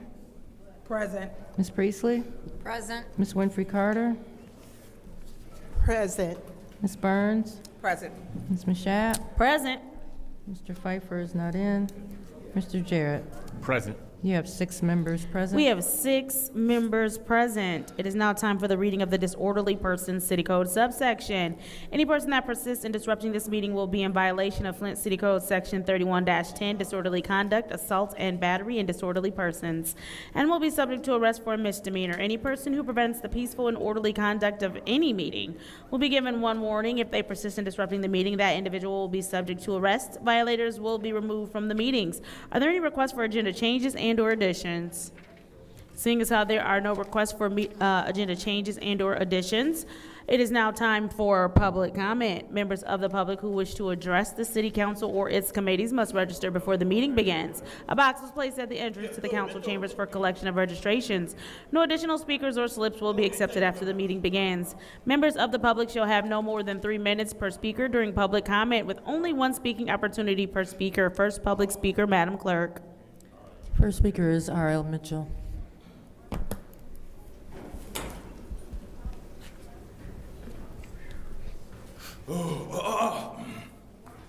Hello, I'm R.L. Mitchell. Speaking on this situation about people say we don't have an internal affair in Flint, and about dealing with these killer cops. For the record, my house was broke in 2 days ago by a field mouse, because that's the only way I figured, because he put this in front of my study. And he woke me up. The field mouse was like a packing rat. I thought somebody was in my house because they wanted me to, somebody passed through you to the attorney. Pass this to the attorney and pass it around to make sure Miss the 6th Ward get it, because she know how to. Anyway, I was 2020, my friend and I was at the coffee place, and all of a sudden she got a phone call, went to Grand Blanc, and then next thing you know, she was announced missing, killed in action. These things came up. Her name was Robin McNeil. And I think I know what Chief Green don't show up because he's negotiating with them Grand Blanc cops, just like they doing Milwaukee. We was the first one that dealing with these vigilante cops, but nobody, a little field mouse had to wake me up. It had to be a mouse. And like I say, pass it to the secretary and back. And like I say, about this, because I was attacked on Saginaw Street. I didn't know, coming home from church at the same time this happened, a cop pulled a gun on me and told me to get in the car. I was walking for 8 miles from the church out in Burton. And then that's when, and all this stuff, and the guy had a gun. He could have shot me. He woke me up when that little kid over across the street, a boxer, kidnapped the dude, put him in jail for 3 days, and I'm going around like nothing ain't happened. I thought about that the other night when they come in here talking that drunk and nobody, bitching, Angela cops, about spraying people's in, and then 6th Ward, council lady missing in now, Ward, Big Moose missing in this, McCandless Massacre, somewhere. Then maybe they're together somewhere. I don't know what she talking. Just like this bill. Will somebody come and get this for you? Yeah, I mean, like I say, these killing, they got to be dealt with. You got to bring that cop. I want to know if that cop still are living this. He ain't on the street. They be killing people like it ain't nothing. I just took a good look at this and all this stuff, and with that field mouse, worrying about, it had to be a mouse. I mean, anyway, stay tuned, New York. We're still dealing with these vigilantes, ISIS and Flint. Thank you. Next public speaker, Madam Clerk.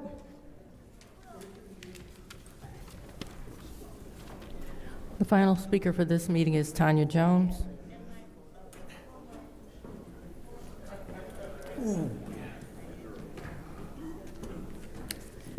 Good evening. My name is Tanya Jones. I'm here advocating for my son and the homeless population. I just want to say, you guys, keep on coming. I feel like it's a waste of time anyway, because I'll be feeling like Neely got his votes and it's going to go how it wants to go.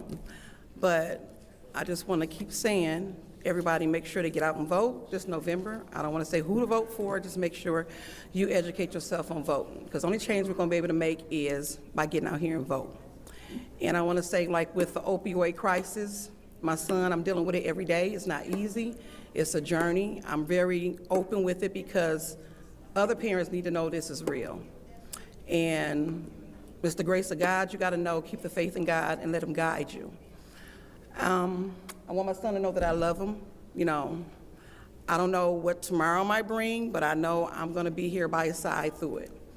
And I want to be grateful that with this council, it brought me I felt like my life was real comfortable. But having a child that's part of the opioid crisis, it really opened my eyes up to what's really going on and watching the people, the homeless population, because these people matter. So I just want to tell everybody, number one, Candace Machette. Back to you. I really want to get on you because you want to run for different seats. But my son is here, and you told me I didn't see me in church, and that's why you didn't know me. But I allow my kids to make they're grown, selectively grown. I let them make a decision to go to church. So my thing is, you're concerned about him. I feel like you should reach out to him. I mean, he looked up to you. And I told him, just before we walked up here, he said, Mama, you warned me. You know what I'm saying? Because they church people don't mean they right people. Just like my father, Hubert Roberts, the Black Lives Matter. I'm out here fighting this fight. He ain't never contacted me one time and say, baby, look, daughter, can I help you? No. But he out here advocating for, he's a pillar to the community, bacon and all this other stuff, whatever. You know what I'm saying? It's like, I do need some help. I'm thankful for Tanya Burns. I'm thankful for the people who have reached out. Even LaShonda reached out. You know what I'm saying? You'd be surprised the people who reach out during your hard times. So when it comes to this church stuff or whatever, and this politics or whatever, this is a crazy world. But I love you guys, and thank you for giving me this opportunity, and thank my son for opening my eyes up to what's going on. Have a good night. That was the final public speaker. It is now time for council response. Council members may respond once to all public speakers. Only after all public speakers have spoken, an individual council member's response shall be limited to 2 minutes. Is there anyone who wishes to speak during council response? Councilwoman in the 6th Ward. Thank you. I want to say thank you to the speakers and Tanya Jones. You advocating for your child and being open is a great thing. because it affects many of us, and many people hide in shame about it, and you are bringing awareness. And the homeless population is much bigger than we know, because this place, as you've been, it's unbelievable. It's unbelievable, and they're living all the way around all of us in this city. They are. Ariel, thank you for sharing this. I hadn't heard of this. I had not, so thank you for sharing. But through you, Madam Chair, to the city clerk, during this time, I would like to, because I did receive an email, I would like to, like a referral, I would like to know what is the golf courses, Kersley Lake and Swartz Creek. We need to know what's going on with that contract, the 50-50 split. Where is it at? Is there a contract that went out for bid for 2026? Who did it go to?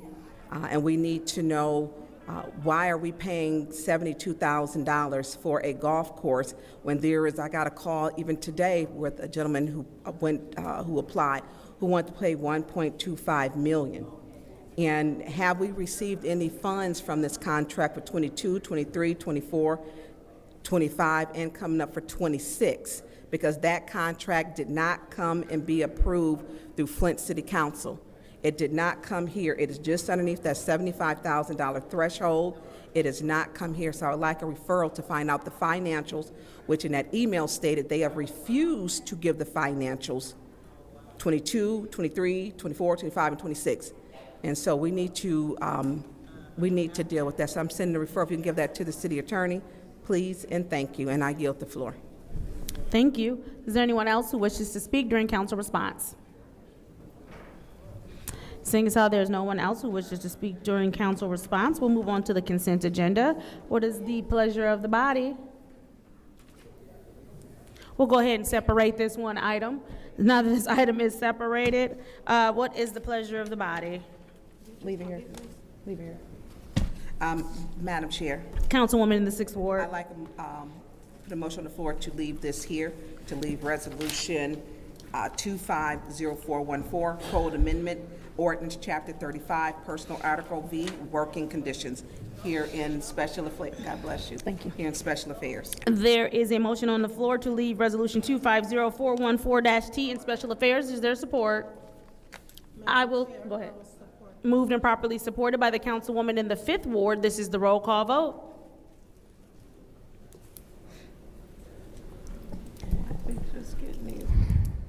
Mr. Alamin is not in. Dr. Lewis is not in. Ms. Johnson? Yes. Ms. Priestley? No.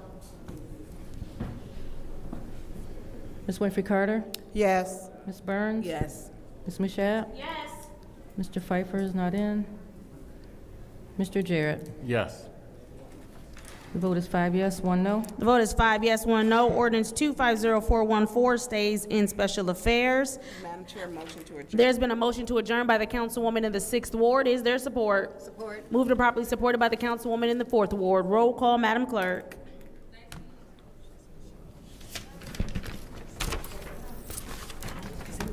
Dr. Lewis is not in. Ms. Johnson? Yes. Ms. Priestley?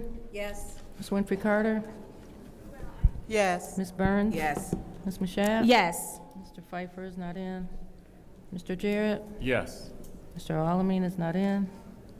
The vote is 6 yes, 0 no. The vote is 6 yes, 0 no. It is now 4:52 p.m. Monday, January 26th. This Special Affairs Committee meeting is adjourned.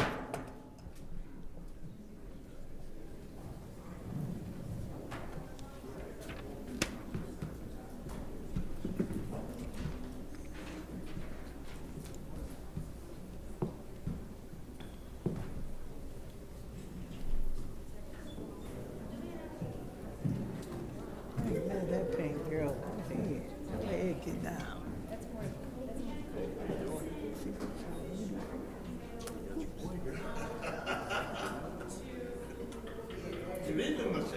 Oh, okay, wait. Check. Messing with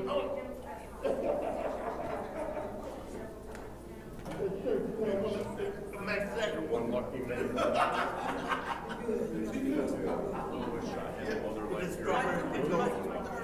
Hey, what up, brother? All right.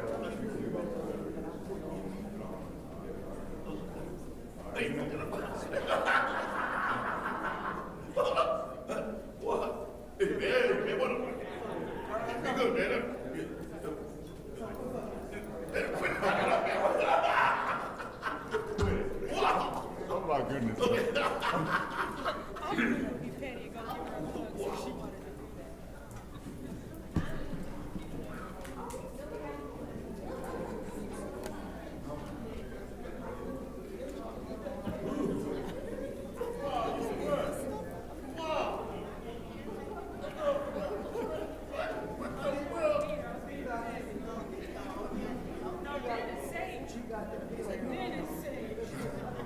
Yeah, I told him I wish I had one of those like that.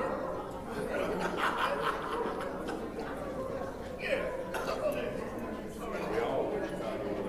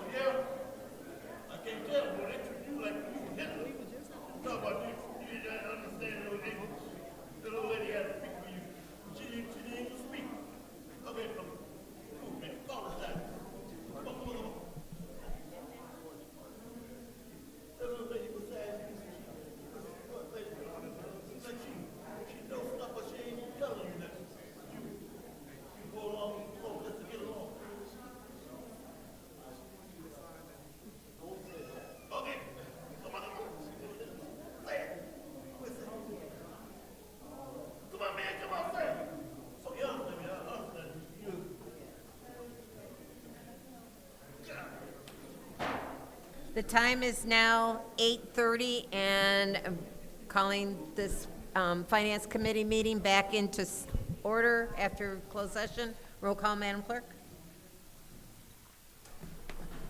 Mr. Alameen is not in. Dr. Lewis?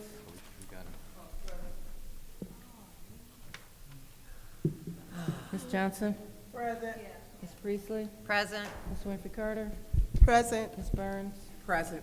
Ms. Mashat? Present. Mr. Pfeiffer? Present. Mr. Jarrett? Present. We have 8 members present. We have 8 members present. I'll entertain a motion to adjourn. So moved. It's been moved by the councilman in the 8th ward. Is there support? Supported by the councilwoman in the 7th ward. Roll call to adjourn.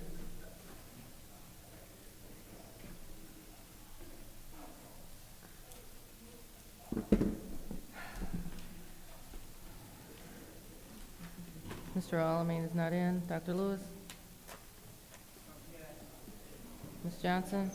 Yes. Ms. Priestley? Yes. Ms. Winfrey Carter? Jerry. Yes. Ms. Burns? Yes. Ms. Mashat? Yes. Mr. Pfeiffer? Is not in. Mr. Jarrett? Yes. The vote is 7 yes, 0 no. The vote is 7 yes, 0 no. We are adjourned at 8:32. We're going to discussion meeting, right? Right. Were there slips that they could fill out for that, or do I need to give 3 minutes for that? Okay. 3 minutes.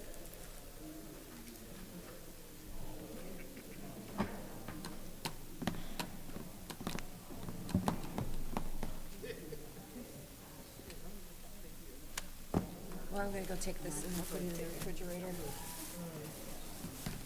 That's gonna be lunch tomorrow, because I'm gonna be here.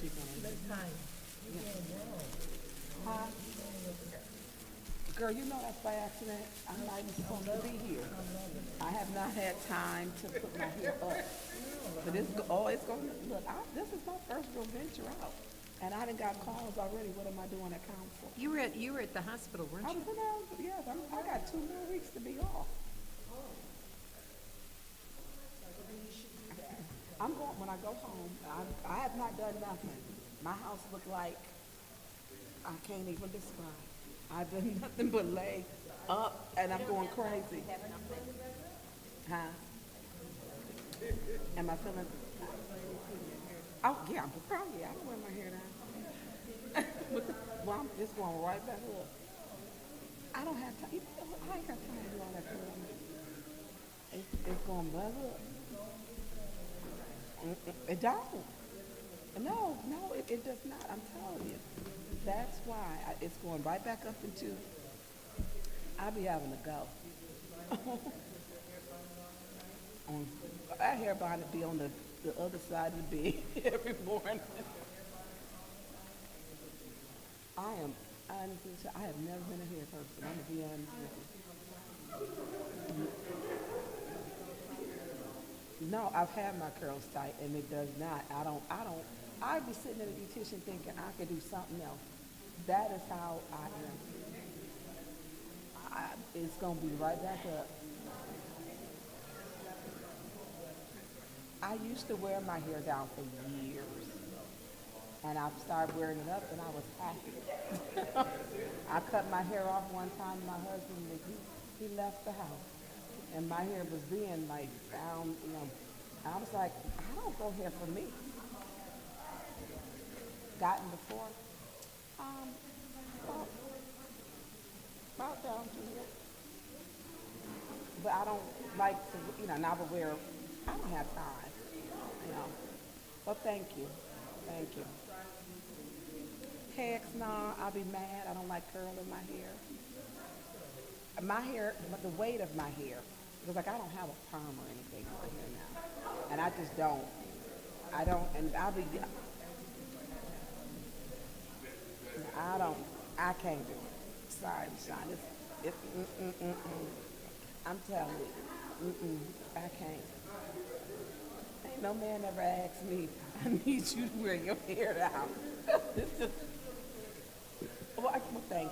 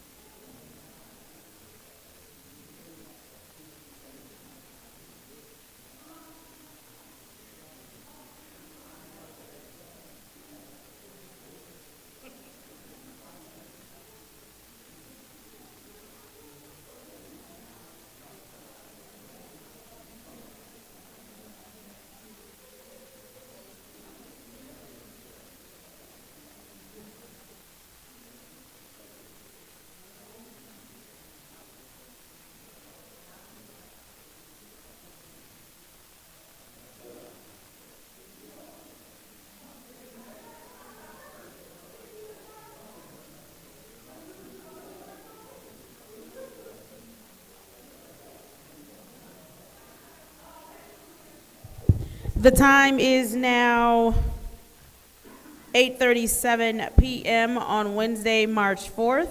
I hereby call this special Flint City Council meeting to order. Roll call, Madam Clerk. Mr. Alamin is not in. Dr. Lewis? Present. Ms. Johnson? Present. Ms. Priestley? Winfrey Carter, Present. Ms. Burns, Present. Ms. Mashat, Mr. Pfeiffer, Present. Mr. Jarrett. Present. You have 8 members present. We have 8 members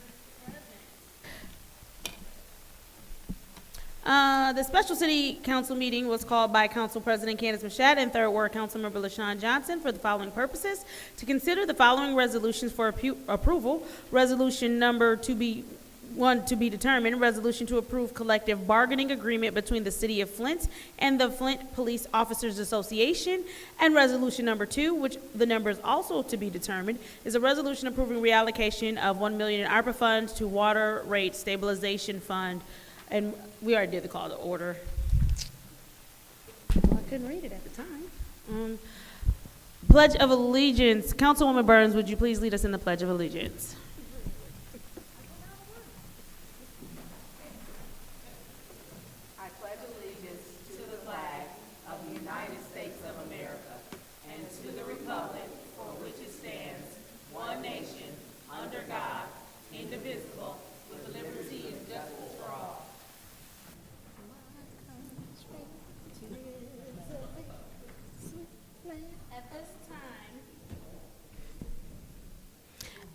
Before we get to the prayer of blessing, is there anyone who would like to acknowledge a bereaved family or loved one?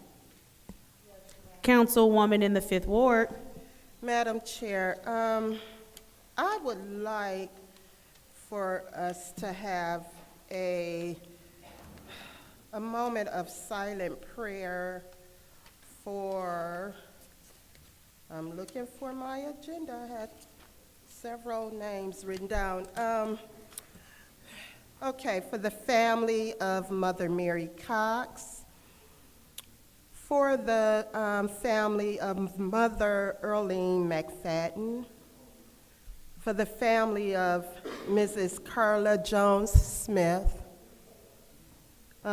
We have also the family of Mr. George Moss, my former high school teacher, and for Miss Carolyn Reed Sanders, and of course, for the family of Mr. Nathan Jefferson. Thank you. Thank you. Is there anyone else? Madam Chair, Councilwoman in the 4th Ward. I'd like a moment of silence for Leroy Rouse. Leroy Rouse. Is there anyone else? Madam Chair, Councilwoman in the 2nd Ward. I would like a special moment of silence for the Lewis family. Heard that Carmel Lewis lost her mother today. Thank you. Okay. Is there anyone else? All right, seeing as how there is no one else, I think Dr. Lewis prayed last time.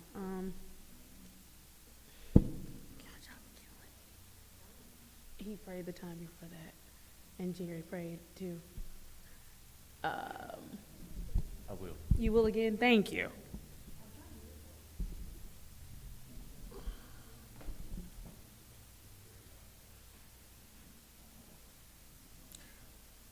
Lord, your word commands to in all things give thanks, for this is the will of God in Christ Jesus concerning us. So we now offer up thanksgiving, acknowledging you as our source, as our joy, as our sustainer, as our keeper.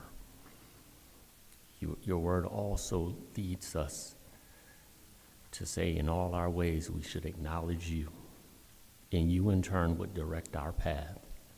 We are now acknowledging you and seeking your direction for the path that we are to take, for the responsibilities that you have given us in representing your people. Lead us and guide us in the way that we should go. We will forever give you all praise, all glory, and all honor. It is in Jesus' name that I pray. Amen. Thank you very much. It's now time for the reading of the disorderly person city code subsection. Any person that persists in disrupting this meeting will be in violation of Flint City Code Section 31-10, disorderly conduct, assault and battery, and disorderly persons, and will be subject to arrest for a misdemeanor. Any person who prevents the peaceful and orderly conduct of any meeting will be given one warning. If they persist in disrupting the meeting, that individual will be subject to arrest. Violators will be removed from the meetings. It is now time for public comment. Members of the public who wish to address the City Council or its committees must register before the meeting begins. A box was placed at the entrance to the council chambers for collection of registrations. No additional speakers or slips will be accepted after the meeting begins. Members of the public shall have no more than 3 minutes per speaker during public comment, with only one speaking opportunity per speaker. First public speaker, Madam Clerk.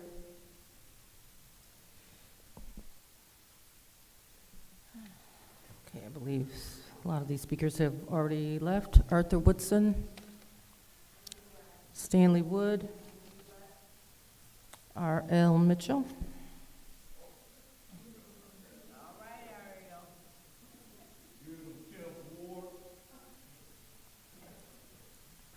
Hello, I'm R.L. Mitchell. For the record, I was greatly disturbed again when I heard this water pipe over on Dorr Highway is corrupted by some asbestos fell on the pipe, on the pumps. And Mr. Moore represented us, but the little lady said she know more than Mr. Moore when the other councilman in 8th Ward said, speak English, you can't understand them. And Mr. Moore just sat up there and wouldn't even explain himself. The little woman went over to the side, went over, whispered something to the lawyer. And another thing, a moment of silence for my friend, junior high friend in the Ward 7th. At Whittier Junior High, his name was Otis. And Madam Bishop's husband, a moment of silence.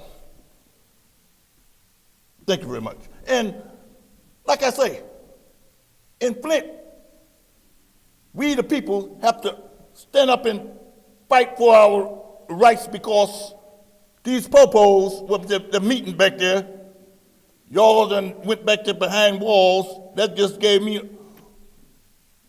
giving the popo authority to do certain things to peoples and y'all just ain't go along with them just to get along. Like Mr. Moore, supposed to represent us. And the woman had no insurance on their building on Dorr Highway, $250,000. That's all we get just cost the building in 1948 in the German. And like Madam Bishop husband said, every one of us in Flint would be speaking German if it wasn't for rebuilding them tanks to beat the Germans up. Because Hitler didn't want a black man, Owens, to run in the 100-yard dash, or you beat every last one of them convicts over there, and it trickled down to Flint today with peoples on the board looking all curious, like Ward 1, where he at now? Just walked out and there's nobody in here to represent his council, sitting in May's seat and all that junk, and the woman in Ward 2 got the evidence, and now the people's getting out of here 2 days to get out, going to Detroit, thinking get more triple pay in 2 years, and paying people's all that money and the fourth, Miss Priestley talking about it will not be revealed until she make a news report. So how much money we got left on the thing, lady? So tell us tonight, using the people's money with Tupac and Snoop Dogg and all them 50 cents gave us and all them rap peoples, we got billions of dollars. So the people want to know how much we got left for you. You only giving certain people checks and stuff and all that. And the green, opposite green with them kids at home. Next public speaker, Madam Clerk. School in their mama house. Mr. Mitchell, that is your time. Next public speaker, Madam Clerk. Next speaker is Kane Simons. I believe he left. Audrey Muhammad. I believe she left. David Peachy. I believe he left. Claire McClinton.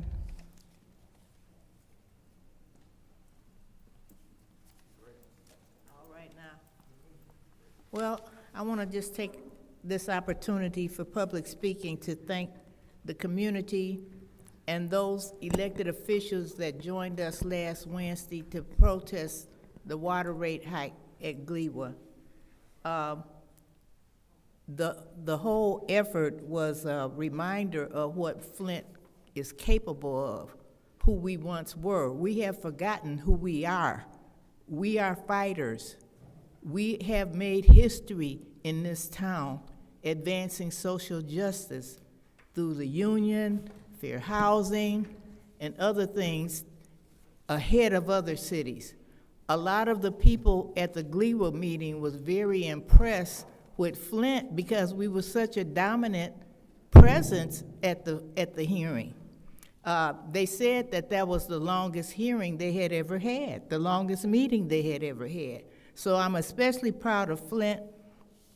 I think we're getting back slowly but surely to who we are in terms of humanitarians and social justice community. The other thing I want to bring up is about this $1 million proposal that you have here about offsetting the rate hike, because they did go ahead and raise the rates.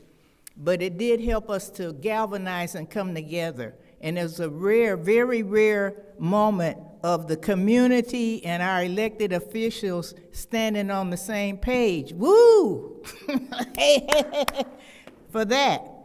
So I'm concerned about this $1 million because, yes, that is a solution. It might be a good thing, but it could also be a bad thing, because I'm concerned that we didn't do everything we could before we exercised that option of using the ARPA money for that. Also, that is a short-term solution. The solution, 2 years from now, the ARPA money will be gone, then what you gonna do? Think long-term. We have come up here with hundreds of signatures, hundreds and hundreds of signatures proposing a water affordability plan. Other cities have done it, and that would mitigate the rate hikes. And so I just think we need to explore every option, even fine-tune and comb through the contract itself, see if it's a loophole in there that we can exploit so that we can. And just one last thing, we already hurting with the water rates. Before the hike, Amanda gave us a report on that a little while ago. We're hurting now. Thank you. Next public speaker, Madam Clerk. The next speaker is Rich Jones.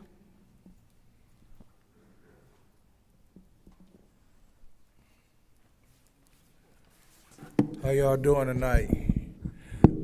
First of all, I did a little thing like Eric. Y'all know Eric Mays. Y'all know he used to ask questions when he already knew the answer.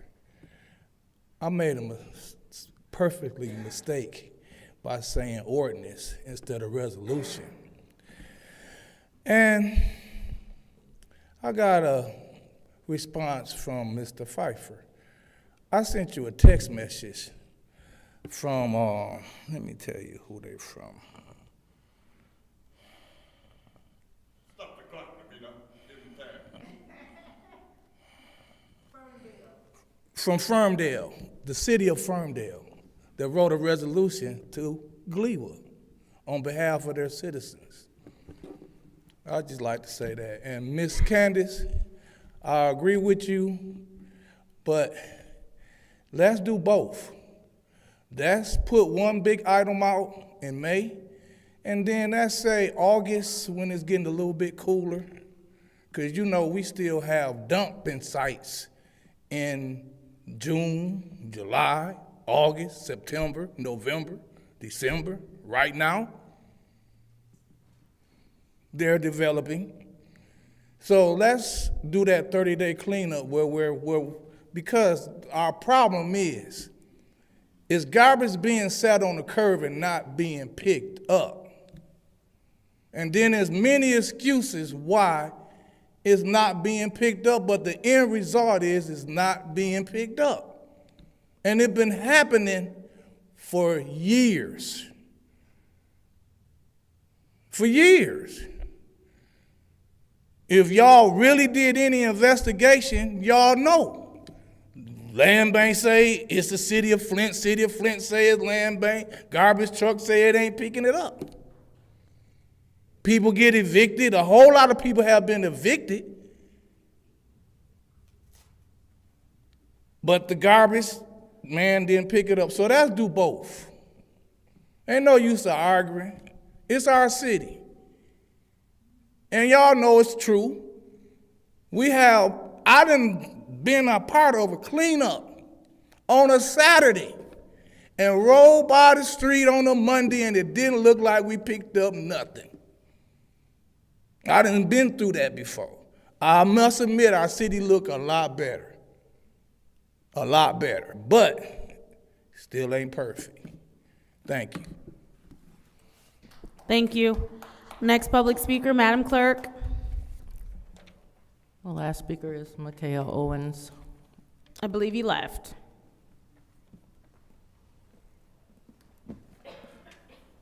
That was the final speaker. Thank you very much. Seeing as how that was the final speaker, it is now time for council response. Council members may respond once to all public speakers, only after all public speakers have spoken. An individual council member's response shall be limited to 2 minutes. Is there anyone who wishes to speak during council response? Madam Chair. Councilwoman in the second ward. Thank you. So just wanted to touch on 2 things. The first thing is going back to Ms. McClinton. You are absolutely right. We need to find alternative solutions because after ARPA money is up, what are we going to do? So hopefully we can find loopholes in the contract because within the contract it has a portion that says, you know, how to get out of the contract, you know, on what it takes. So we have a monetary amount in addition to, like you were saying, the loopholes. Like the gentleman that was speaking, I think his name was Mick, Micaiah, but yeah, he stated about the verbally and also written 4% increase that they said that they would not go over. So again, these double-digit increases, it looked like that it may be a violation, so we might have something there, but we never know until we look. So I'm totally for taking the burden away from the residents. However, I'm not for throwing money at it, especially from an account that we do not know how much is there at the moment. So hopefully we will get that handled. And also, this Saturday, we have AI, kicking off AI at the Glory Coast Library. So if you are a startup and you are interested in learning more about AI, how it is affecting you, how it can up-level your business, how it is affecting your life as a City of Flint resident, we want to encourage you to come out to the Glory Coast Library this Saturday at 1 o'clock. Yeah, all are invited and welcome all, and all will leave with a special gift. So looking forward to seeing the community there, seeing how identity theft is prevalent, and scammers, they're very tricky. But not just on that part, how we can use AI for a lot of things in our home. So, and how it's affecting us. So, looking forward to seeing the community at the Glory Coast Library this Saturday at 1 o'clock. Thank you, Madam Chair. Thank you. Is there anyone else who wishes to speak during council response? Seeing as how there's no one else who wishes to speak during council response, we will move on to the consent agenda. What is the pleasure of the body? All right, complete separation, moving, ordered by Councilman in the 8th Ward.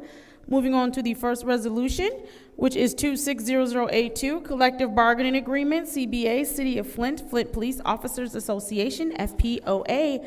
What is the pleasure of the body? Councilwoman in the 4th Ward. I make a motion to approve 260082. There is a motion to approve 260082. Is there support? Moved and properly supported by the councilwoman in the 3rd Ward. Is there discussion? Councilman in the 8th Ward, you have the floor. Through you to Mr. Moore. Mr. Moore, would you please join us at the lectern?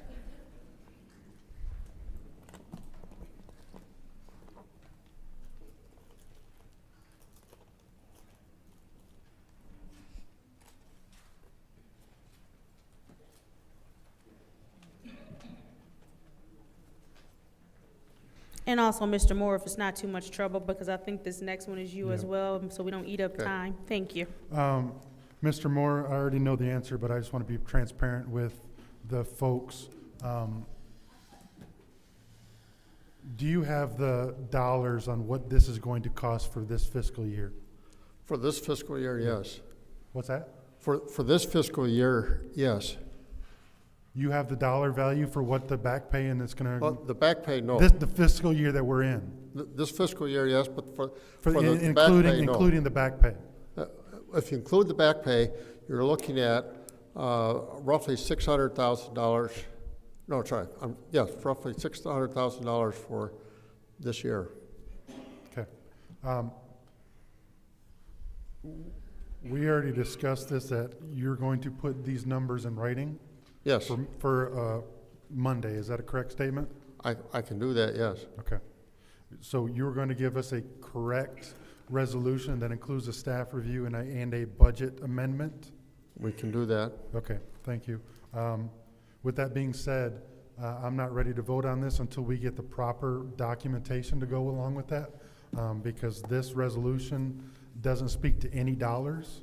And I think doing a true amendment and having the budget resolution and incorporating that all into one, how it should be, and not just giving a blank check is how it should be. So I'm not ready to vote on this tonight. I'm willing to move it to Monday as long as we get those documentations for Monday Special Affairs.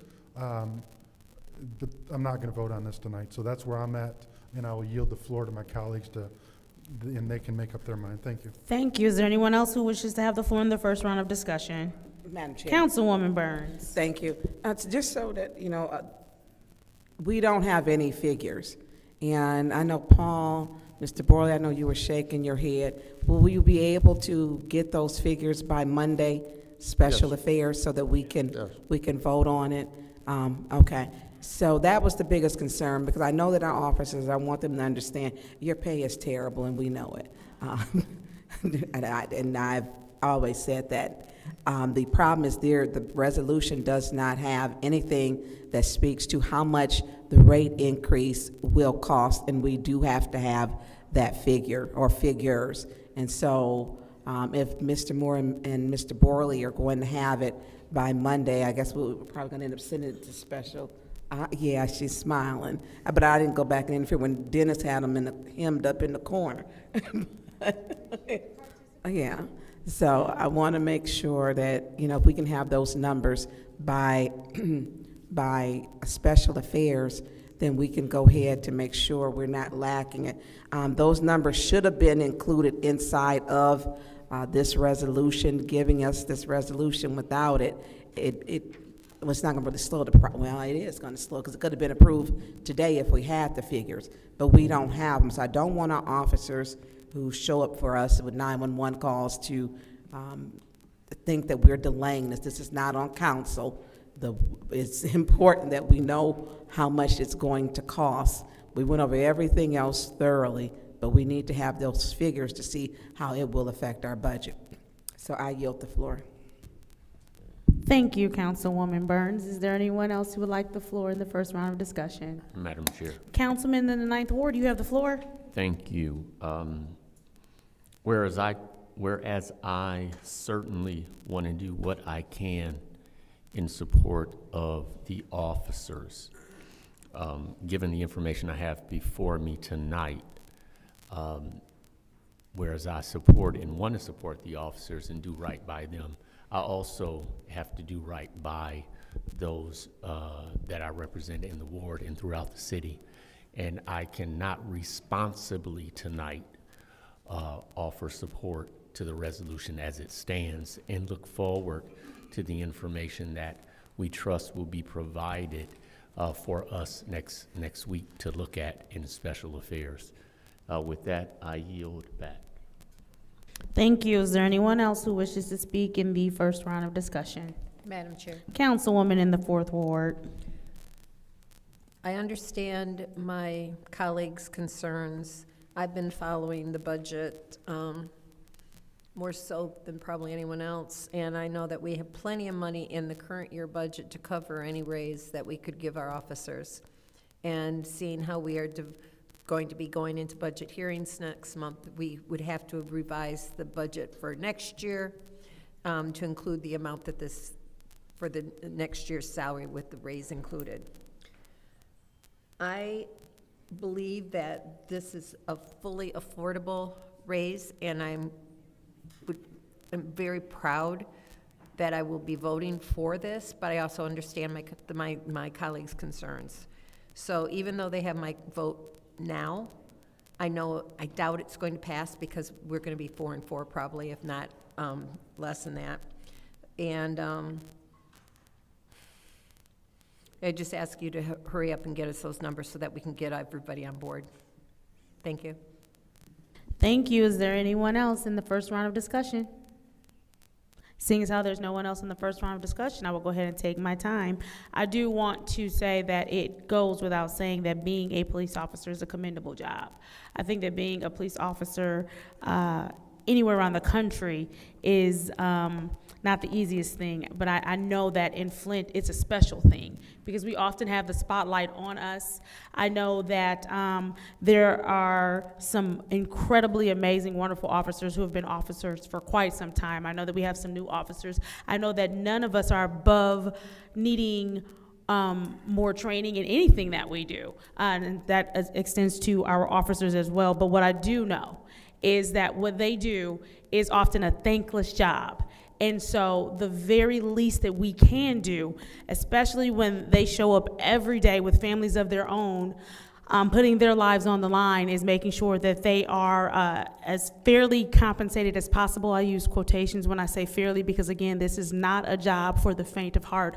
I think that this contract, which is historic, because it's my understanding that everyone was in agreement with this contract, so that is a big thing because that has never happened in the city of Flint's history, especially with a police contract. And so to know that they are all on board and they all say that the terms that they have come to are terms that they can all agree and appreciate right now, I think that is something in and of itself to be celebrated, that we were able to do that and to come to those terms. And again, we talk about training officers here, and we talk about retention once we have those officers. I think that the pay now will be more competitive, and we will be more so than a training ground for officers to go somewhere else. They'll now be likely to stay here, and so that's one of the things that this new contract is going to do. It's going to help us a lot with retention, and I think they'll feel more respected and valued here in the city of Flint. I'm certainly ready to vote on this tonight, but I do, much like my colleague in the 4th Ward, understand my other colleagues and how it is important to have facts, figures, and numbers laid out before us. And so whatever it is that needs to happen to get us all on the same page, because one thing I can tell you is that 9 people sit before you in full support and appreciation for the work, for the most part, of what our officers do here, and we would love to see them fairly compensated and compensated at a comparable level to areas around us. And so with that said, while I am prepared to support it tonight, I'm also prepared to stand with my colleagues as we await those facts and figures. I will yield my time. Is there anyone in the second round? Madam Chair. Councilman in the 8th Ward. I just want to point out that like my colleague said, there's no doubt that our police officers are underpaid, and we want to correct that. But with doing that, we have a fiduciary duty to the city to make sure that we know every dollar that comes through. We are as my former colleague, Mr. May, said, we are the purse strings of the city. So we need to make sure that we are do our due diligence with the dollars and see those in front of us. And I just want to point out, and I don't know who this is and who's responsible, but the fact that our resolution is so misleading and so just missing information that you would expect us to pass this. Like, I got more information from the NLive article 4 hours ago than what shows in this than what shows in this. Like, I didn't know about the back pay, or I knew about the back pay and the 6% and the 7% and the 7% in NLive at noon today. So I'm wondering why we even had a closed session if that is going to be leaked to MLive hours, like several hours before we even come before us. So what was the point of the closed session if we're going to leak, or whoever leaks it to MLive before it even hits our agenda? Madam Attorney, I hope that you look into that, because what was the point of the closed session to reveal those numbers if I can read it in the MLive article, at noon today? Through the chair, I am not aware of the Flint Live article. However, there are still discussions that we have in closed session that do not appear in any articles, because what we discuss there, unless someone outside of MLive gets the information, it wouldn't be in that article. So there are lots of reasons to have closed sessions, and primarily it is because certain items we don't discuss in the public. I'm not sure what you said there, but to me, if we're not attaching the tentative agreement that shows the figures, why, because this clearly says the tentative agreement is attached. It's not attached to our stuff. So obviously that's secretive enough to not attach here, but it's not secret enough to give to MLive. The tentative agreement is attached. That was going to be stricken. The clerk and I did have a discussion about that, and that was going to be a point 1, because we were striking that sentence. Attachment? Correct. Thank you, I yield. Thank you. Is there anyone else in the second round of discussion? Seeing as how there's no one else in the second round of discussion, Councilman Pfeiffer, I believe there's a motion. A motion to move 260082 to special affairs. There's a motion to move Resolution 260082, Collective Bargaining Agreement, City of Flint, Flint Police Officers Association, to special affairs. Is there support? Moved and properly supported by the councilwoman in the 6th Ward. Roll call, Madam Clerk.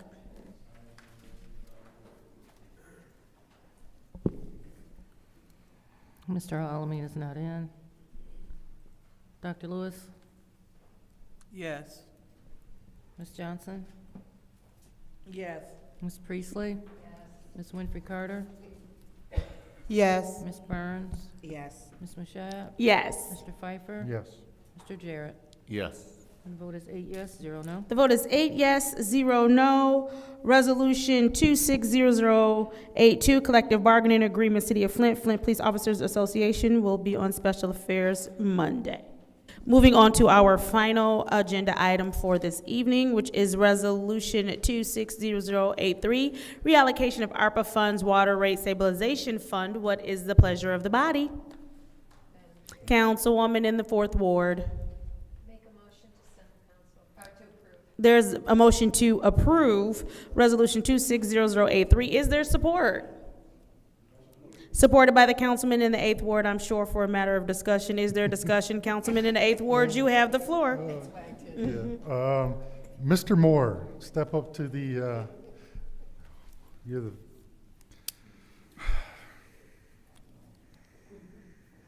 how much money is the rate increase going to cost? The rate increase will be a little to the north of $800,000. $800,000. Perfect. How much do we have left, or how much did we use of the $2 million that we allocated last year for the same thing? We've used, all that money's been transferred to the water fund, and all of that's been used. Yep, it's been used in just general purposes? That's correct. So how much was used for the water rate increase?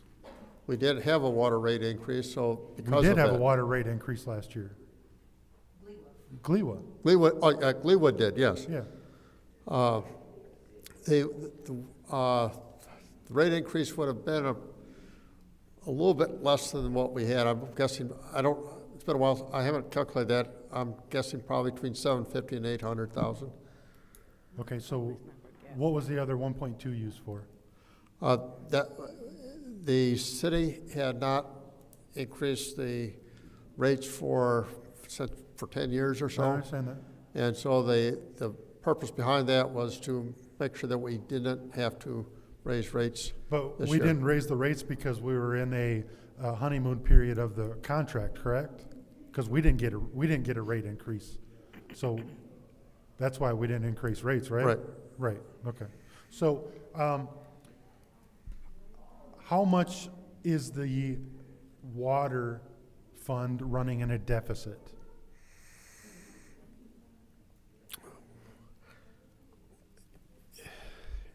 We're,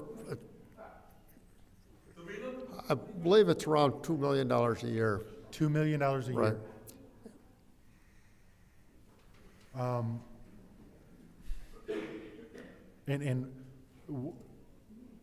Because last time I checked, before we started doing the funny numbers with the budget, we were 20 million in the hole, so. That's not for the water fund. Yeah, it is. What do you mean? For the water department, for the water fund. We were 20 million in the hole 3 years ago before we started changing the numbers on the budget. So, like, it's not a secret. I'm not saying anything new. We all knew, or everybody knew that we were $20 million in a hole a few years ago. So what are we in the hole now? If we're running a $2 million deficit, are we now at 26, 28 million? Are you talking about, let me get your definition of in the hole. Are you talking about net position, or are you talking about, what's your? I'm not sure your terms, but if you look at the budget, say 2023 budget, the water department was negative 20 million at the end of the year. So I don't know if that's if your net position, I don't know what you're calling net position. That would be. Because we changed it and now we're including retained assets earnings. or something now in it, right? Right. So that negative 20 million didn't go away. So what is our net position, or whatever you want to call it now? Are we 28? From the definition that the state has, we don't have a deficit in the water fund.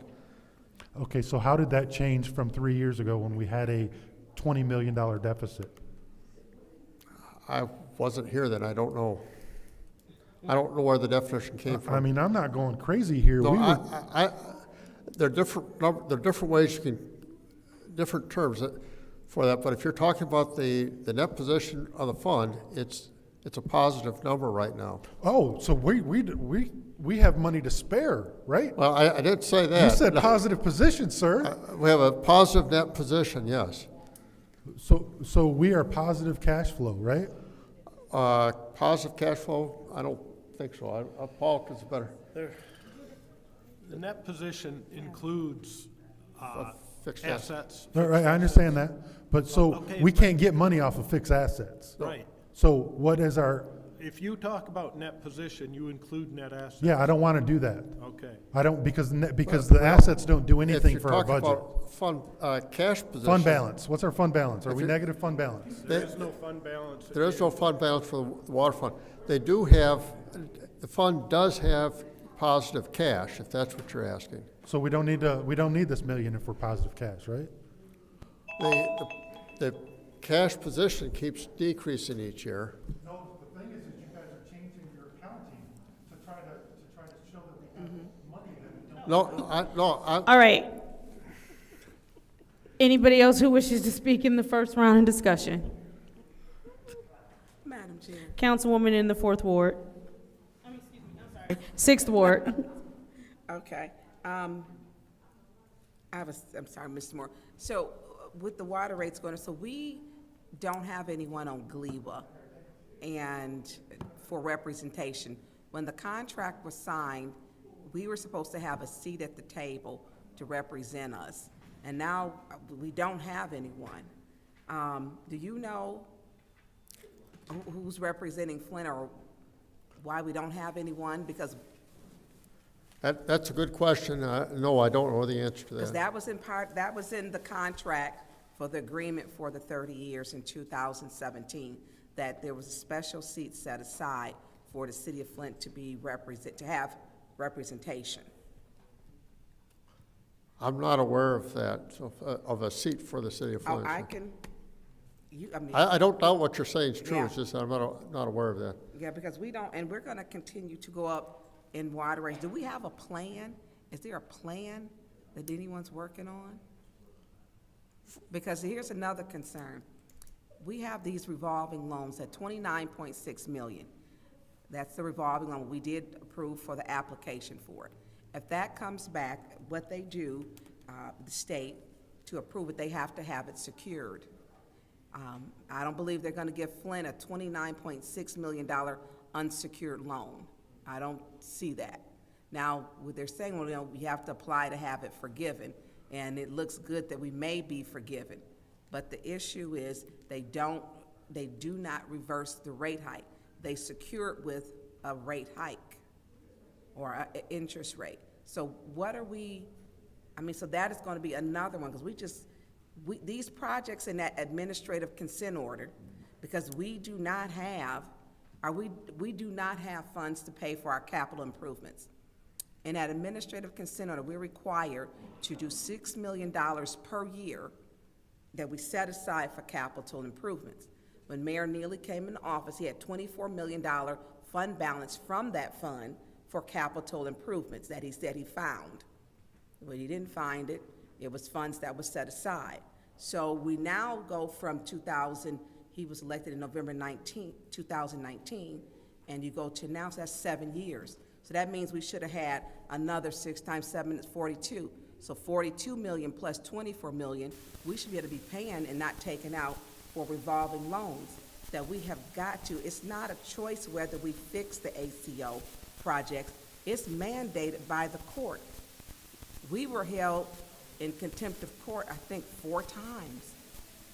And so without us having that money to set aside, is the city setting aside, which is required by the administrative consent order with the technical, managerial, and finance, are we setting aside $6 million per year for improvements, capital improvements? No, I don't think the budget doesn't have that, no. Okay, it is required. And I don't know if you've seen the administrative consent order. That's how we're supposed to pay for all of these projects. That would have included the Torrey Road Booster Station. It would include the Northwest Transmission Main. It's going to include all of our projects, finish our service line, which, you know, we didn't have the funds to finish our service lines with the wind funds, which was $100 million. And the state took that over because they were change ordered to death to where we didn't even have the funds to complete those. So if we're not doing the $6 million per year, how are we going to, which we're required to, then we're in violation of the administrative consent order still. And also we don't know who's speaking, who's representing us. I mean, besides just the residents. You know, if this is important and the mayor goes on the news to tell us how important it is, why didn't he show up to speak? Amanda was there for 1 minute and 46 seconds. She spoke, but she's not the mayor. And we don't have a seat at that table. That's his job to make sure we have representation. He didn't show up. None of his staff showed up. And Mr. Edwards wasn't there. City administrator. We are in absence of representation. That's my time for right now. Thank you. Is there anyone else who wishes to speak during the first round of discussion? Nobody else in the first round of discussion? Okay, I'll go ahead and take my time. So we are aware of 2 things, right? The fact that we currently have another rate hike, which many of us spoke against, and part B of that rate hike situation is the fact that you have 9 council members here who are not interested in voting for us to pass on a rate hike and raise the rates for residents. As a matter of fact, I don't think you will get a vote for that, which will put us in a precarious position. This is, and I do agree, while this is not a plan, this is the plan for now. I do also think that another thing that has to happen and should happen, and I know a lot of us have made the request to our attorneys, is to look at that Gleewood contract closely. So what has to happen is that we do need to look at that GLEWA contract closely. We do understand in the meantime that they have a rate hike that they are passing on to us. When does that go into effect, Mr. Moore? I believe it goes into effect July 1st, but I'm not 100% certain of that. Okay, so we're looking at something that goes into effect July 1st. We're looking at a water stabilization fund that we need to add money to because that will keep us stable for the next year, correct? Correct. All right, and in that keeping us stable for the next year, it looks like, and let's be very clear, when you have these contractual obligations and you get lawyers involved, we know that that becomes a very lengthy process.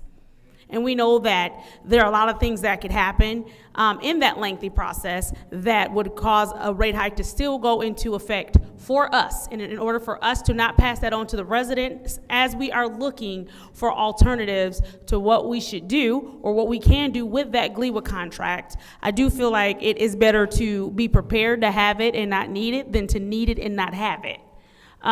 So I am prepared to support this simply because I am not supporting a rate hike for the residents. It is not happening. One of the things that my colleagues are honing in on that I do wholeheartedly agree with is this administration needs to present a plan moving forward. They are not wrong in that. They're also not wrong in presenting this plan for right now. Request for But information. absolutely, what's your request? Council President, do you think it might be fair or prudent that whether we would amend the resolution or create a discussion to say, maybe instead of $1 million, we'll approve $250,000 for you to have 90 days to work on presenting to us a plan? Thank you for that. And I will certainly answer that. What I will say, again, because one of the things, Mr. Moore, that we need them.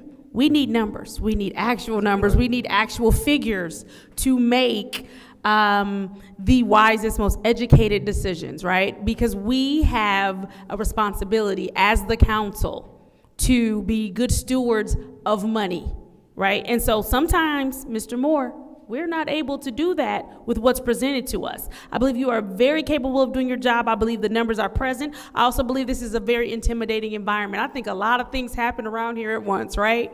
And so what I would ask, in lieu of sometimes having to explain or be put in a hot seat, or sometimes you being made to look as though you are not the intelligent, capable professional that we all know that you are, because again, this is not for the faint of heart, some of the questions that come at you, right? I think sometimes what would help some of that is to have some of those facts and figures sent to us, right? Numbers that they can look at, numbers that are accurate, numbers that will help aid in productive conversations as opposed to what just feels like you're in front of a firing squad, because I don't want that for you. I don't want to participate in such when it comes to, you're a nice guy. But in order for the city to continue to thrive and go, we need nice numbers. And so, again, I am prepared to vote on this tonight. I am prepared to continue pressing our city attorney, which we don't have to because she's great, on the contract, and if there are other ways that we can move. But you have to be very clear, right?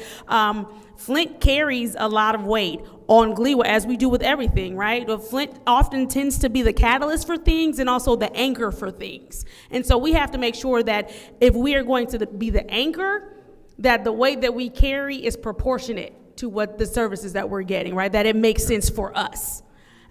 We've gone through some trials and tribulations as far as our water is concerned. We went from having customers to being consumers, and it's for us, it just has not been in our best interest. And so if we're saying we want to take $1 million and do this and make sure that we're doing something to try and keep everything stable so that we don't pass this on to the residents, we need good facts, we need good figures, we need good numbers. And I also understand that court and different things take a while, contractual things take a while, so I'm prepared to vote on this tonight because I'm not going to be prepared to vote on a rate hike ever. Thank you. Madam Chair. Second round. That's right. I'm chairing. Is there anyone in the second round of discussion? I thought I had spoken. You in can't the first drop a round. mic when you're chairing. Go I ahead. thought I had spoken in the first round and I hadn't. Second round. Right. Yes. So, you know, the mayor and I have talked about this $1 million, and we figured that it would cover 1 year's raise.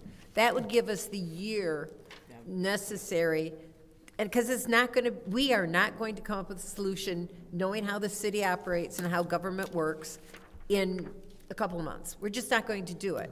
So the $1 million does get us to the point where we can deal with that next time when we're at budget time in the master fee schedule.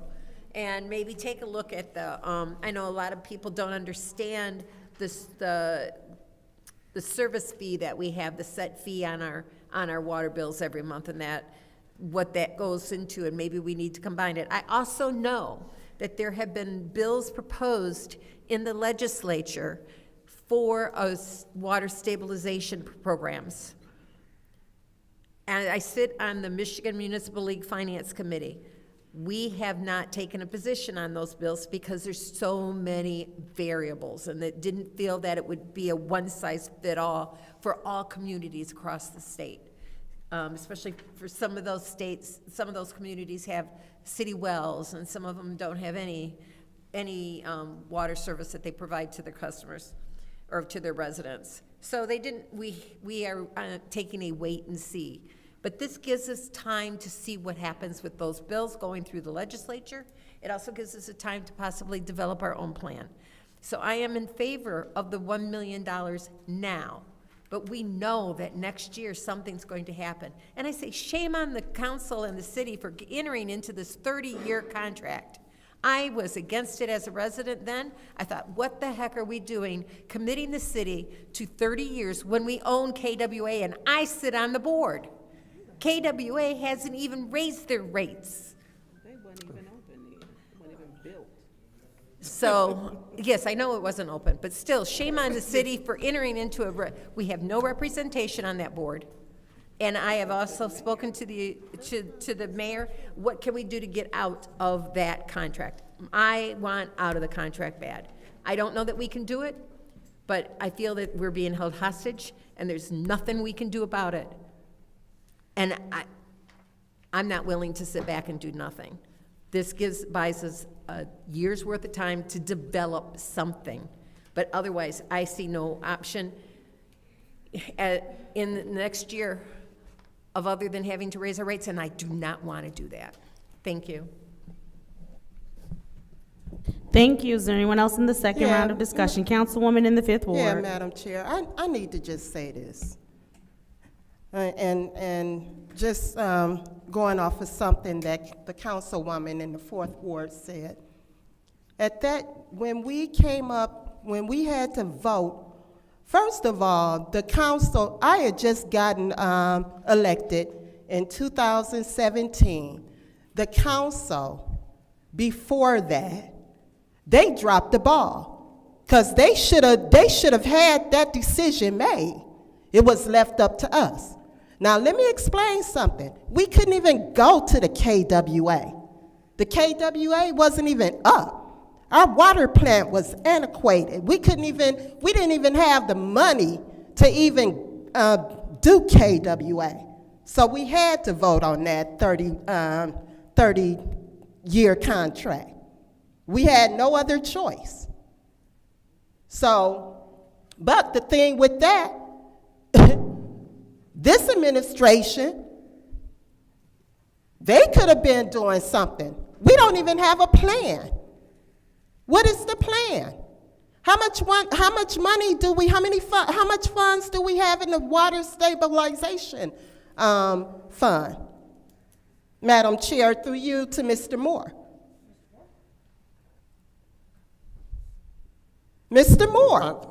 How much do we have in the water stabilization fund? We've used this water stabilization fund for this fiscal year. We went into the fund and we used it for the cost of the system. So, Mr. Moore, okay, we're just basically putting a Band-Aid on the situation. Because let's say we do approve this $1 million. What are we going to do in 2027?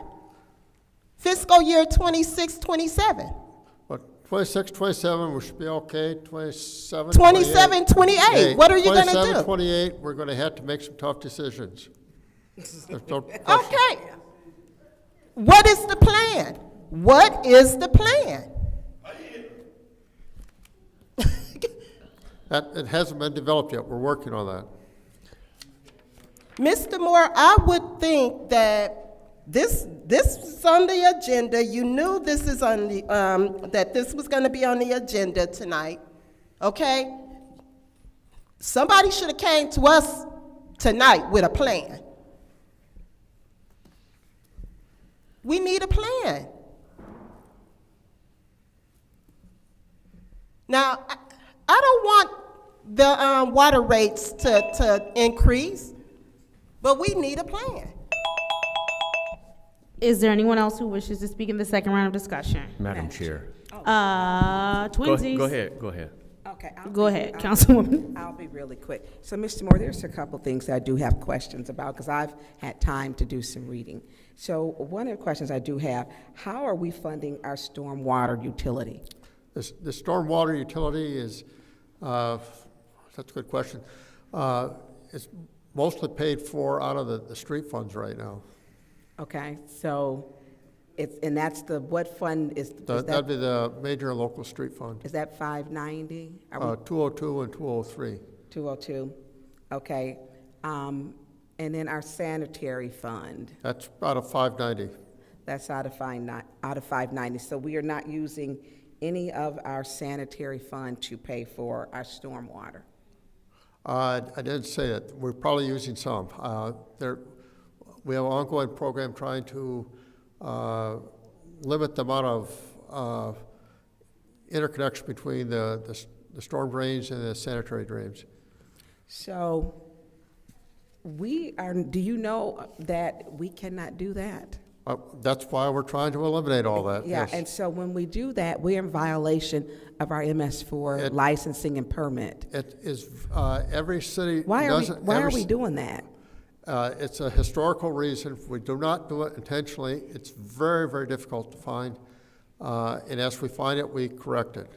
And that's true for every city in the state. So, but we are here. So Right. this was my concern, that we, I guess it's basically we're commingling funds, and with the state of Michigan, with our permit, we cannot do that. So what is the plan to correct that? We have an ongoing program trying to identify where there might be interconnection. That is a major problem. It's a major problem for every city around because of the way the systems were developed, 100 years ago, 150 years ago. So we were mandated by Eagle to make sure, because of the issues that we had. And we only have 3 minutes. And let me say this, I agree with my colleagues, because I don't have enough time today to get into, because we need to have basically a meeting where we have unlimited time, because this is an issue. And having a time limit on how water rates are going to be raised, how we're using funds from the storm water, we can't do that, the 590 fund. And we need to talk about this to fix it. I'm not gonna kick a can, not even a can, it's a silo down the road. We need a plan. I liked what Councilman Jarrett stated, and what's the big rush? I mean, they bring this up here and then we'll be the bad people because the mayor doesn't have a plan. We don't do it, then he'll go on TV and lie and say it's the council fault when he don't have a plan. He paying funds out of other funds that he's not supposed to. He in violation, which they could yank our MS4 permit. And so this is under his administration. That's not us, this is administration. We need a plan.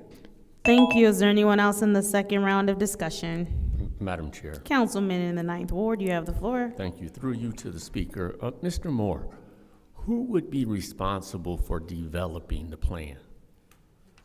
Jesus Christ. That will be, there'll be a number of people on the staff that'll be working on that. So that would be staff? That'd be staff. Okay.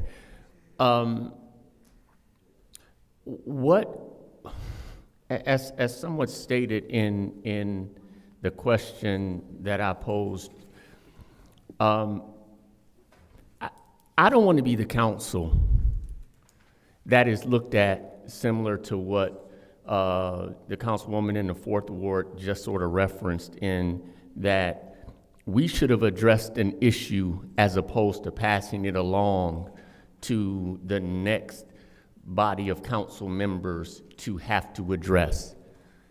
I'm not in favor tonight or anytime soon of approving $1 million without applying some type of pressure to the administration to come up with a plan.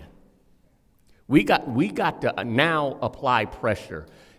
There was knowledge last year when we approved $2 million that this year was coming.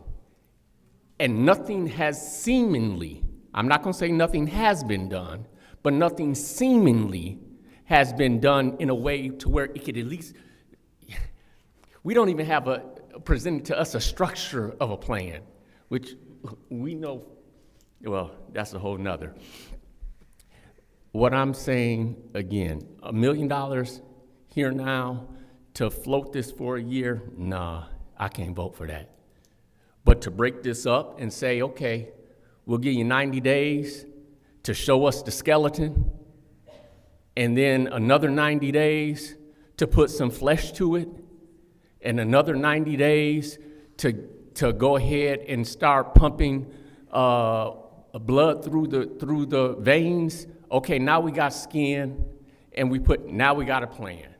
But I'm not giving $1 million. I'm not $1 million in there's no plan, because whether we approve this now at $1 million to avoid seemingly an increase, or we do it in a year, we still don't have a plan. The increase is coming if there's no plan. So what can be done, or how soon will the $1 million be used up? We forecast that'll take us through fiscal year 27. So all $1 million is not going to be used in the month of March? That's correct. Nor in the month of May? Right. I mean April and May? Yes. Okay, there we have it. Thank you. Madam Chair. Thank you, Councilman in the 8th Ward. So I disagree with my colleague in the 9th Ward. I'm not, because this doesn't even start until fiscal year 27, so we don't technically need these monies until July, correct? Correct? Yes. So I'm not willing to give them bi-monthly thing if this doesn't even kick in until fiscal year, and it boggles my mind that we called a special meeting for this, and the other thing, we're not being prepared. That's another statement, but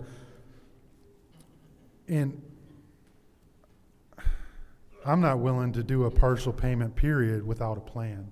Like, to me, and Mr. Moore, I don't even know that this is on your radar, but shouldn't somebody from the water department be here and tell us on how, like, is there any cost-cutting measurements we can, like, is any of that being discussed? Like, is there any way, because the chart of spending on the water department and every department is, bottom left to upper right, every single one of them. At some point, we have to plateau out at some point. We just can't keep throwing money at it. So is there any even talk of doing any kind of cost cutting, any kind of where we are financially in these departments? Like, because we're just throwing money at it and kicking the can down the curb, like my colleagues are saying. Like, at some point,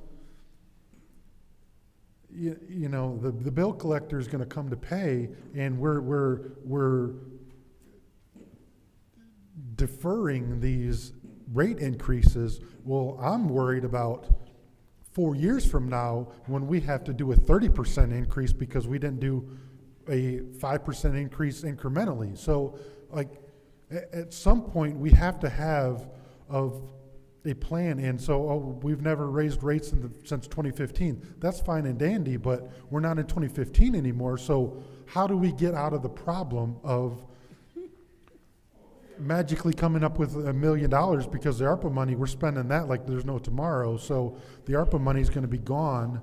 We're not going to have $1 million to keep throwing at this when there may be $1 million worth of savings that maybe we need a consultant to come in and look at how we're spending money and how the water department's running. Like, why aren't we having any of those discussions? And maybe we are. Are we having any of those discussions? We have ongoing review of that, but you raised a lot of good points there. Mr. Jarrett asked who would develop the plan. It'll be a team effort because all those things would have to be considered part of the plan. Okay.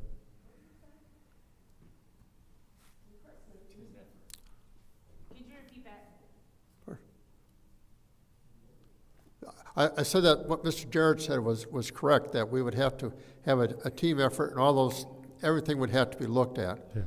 And I'm willing to sit down in a meeting and to discuss how we can move forward and we need to look at the books, we need to look how we're spending money, we need to look at maybe the contracts that we're giving out to deal contractors and not putting it out to bid. Like, there's got to be something. Maybe we're overstaffed somewhere. Maybe there's got to be some kind of cost cutting. We can't just keep increasing and throwing money at this thing.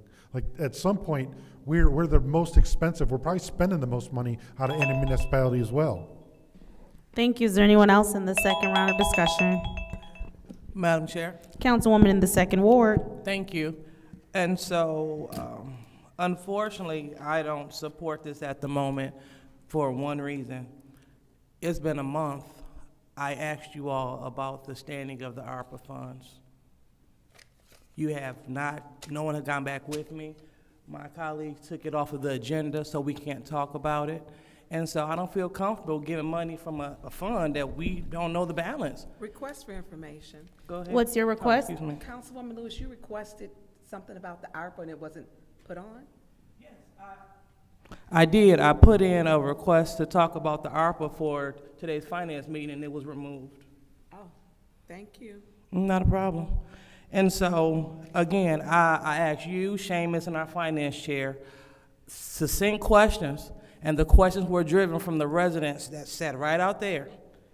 And I can show the email, and I can also read the questions. And we were told that since it didn't go through Clyde, you guys, I guess, wasn't going to answer it, but you all heard it, and then we said we'll talk about it next meeting. This is the next meeting. We have nothing. So I don't feel comfortable moving on ARPA funds. Again, out of 40 million, we have 2.8 million left. Now you all want 1 million, so that'll be, I guess, 1.8 million left. I might be off, but this is the facts. You're not giving me anything. And so since you give me nothing, I have nothing for you. So I'll be looking forward to you all bringing us information about ARPA funding so we know where we stand, so we can so I can make a better decision. So I know it's not all on you, but yeah, we just got to do better. And so I'm going to keep coming asking about it. And I'm not going to vote for it until I have an answer. And I think it'd be a great idea. It'd be a good use of funds to put a Band-Aid on it, but I'm with them. We have legal recourse. Are we using it? How are we going to do it? Thank you. Anybody else who wishes to speak in the second round of discussion? All right, seeing as how there's no one else who wishes to speak in the second round of discussion, this is the roll call vote for Resolution 260083, Reallocation of ARPA Funds, Water Rate Stabilization Fund. Dr. Lewis? No. Ms. Johnson is not in. Ms. Priestley? Yes. Ms. Winfrey Carter? No. Ms. Burns? No. Ms. Mashat? Yes. Mr. Pfeiffer? No. Mr. Jarrett? No. Mr. Alamin is not in. The vote is 2 yes, 5 no. The vote is 2 yes, 5 no. That resolution fails. There's a motion to adjourn. Is there support? I'll support it. I'll support it. Go ahead. Roll call, Madam Clerk. Ms. Johnson is not in. Ms. Priestley? Yes. Ms. Winfrey Carter? Yes. Ms. Burns? Yes. Ms. Mashat? That's good stuff. Yes. Mr. Pfeiffer? I can't mimic that, yes. Mr. Jarrett? Yes.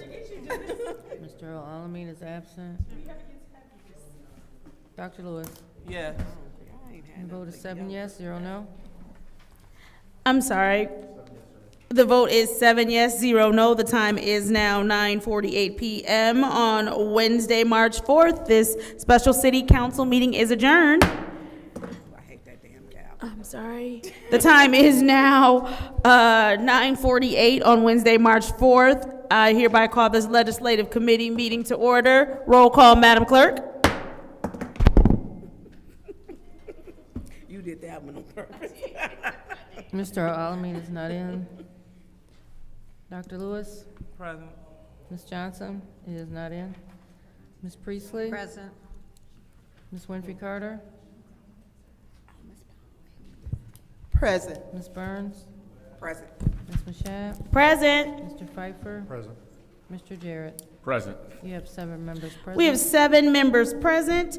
It is now time for the reading of the disorderly person city code subsection. Any person that persists in disrupting this meeting will be in violation of Flint City Code Section 31-10, disorderly conduct, assault, and battery in disorderly persons, and will be subject to arrest for a misdemeanor. Any person who prevents the peaceful and orderly conduct of any meeting will be given 1 warning. If they persist in disrupting the meeting, that individual will be subject to arrest. Violators will be removed from the meetings. Are there any requests for agenda changes and or additions? Madam Chair. Councilman in the 8th Ward, you have the floor. Make a request to move the discussion item before public comment. There is a request to move the special order discussion item before public comment. I'll order that if there are no objections. It is ordered without objections. It is now time for, are there any other requests for agenda changes and or additions? Seeing as how there are no more requests, it is now time for the special order discussion item 260084, discussion item campaign sign ordinance. It's a 5-minute discussion item as requested by City Clerk Donahue in order to provide a brief update concerning an ordinance to amend the Flint City Code of Ordinances to add language for campaign sign regulations. Madam Clerk. Thank you, Madam Chair. So I just wanted to give a brief update on the ordinance language that I had requested several meetings ago. And if you recall that ordinance, it was an attempt to put the language that was previously in the code back into the current code. It spoke to political signs, and there were some concerns about the definition of political signs. And then we were going to amend it to change political to campaign signs. Well, in discussions with the legal department, there are also concerns about that language, also not wanting particular described signs, even with the word campaign. It could be construed as discriminatory. So what we're doing now is looking at the current language in the zoning code concerning yard signs and temporary signs. I have been given information both by the zoning staff as well as the Attorney Gurley. I do still have some concerns about the language that is currently in the code. So I will continue with those discussions with the attorney's office to make sure that the concerns that come up the most for signs during elections, and that is the size of the signs, the placement of those signs on private property, placement of signs on city property, and the removal of campaign signage after the primary and general elections have been held. So as long as there's language currently that fits all of those concerns in a way that can be enforced, at this time I'm going to not present an ordinance to the council. However, if if some of those concerns aren't specifically covered by our current zoning ordinance or state laws, I would bring something back to council at that point. But right now, we're going to try to work within the current zoning ordinance. Thank you. Thank you. Is there anyone who wishes to have the floor? All right, seeing as how there's no one who wishes to have the floor, we can go ahead and Madam close. Chair, Oh, motion to adjourn. oh, there's a, I didn't even close it out. Okay. Did you need the floor? Nah, it's okay. All right, well, then there's a motion to adjourn, and there was by Councilman in the 8th Ward, supported by Councilwoman in the 6th Ward. Roll call, Madam Clerk.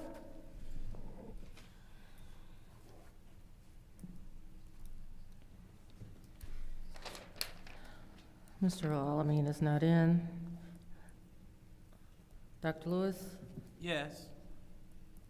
Ms. Johnson is not in. Ms. Priestley? Yes. Ms. Winfrey Carter? Yes. Ms. Burns? Yes. Ms. Mashat? Yes. Mr. Pfeiffer? Yes. Mr. Jarrett? No. The vote is 6 yes, 1 no. 6 yes, 1 no, adjourn. The vote is 6 yes, 1 no. The time is now 9:54 p.m., Wednesday, March 4th. I hereby adjourn this legislative committee meeting.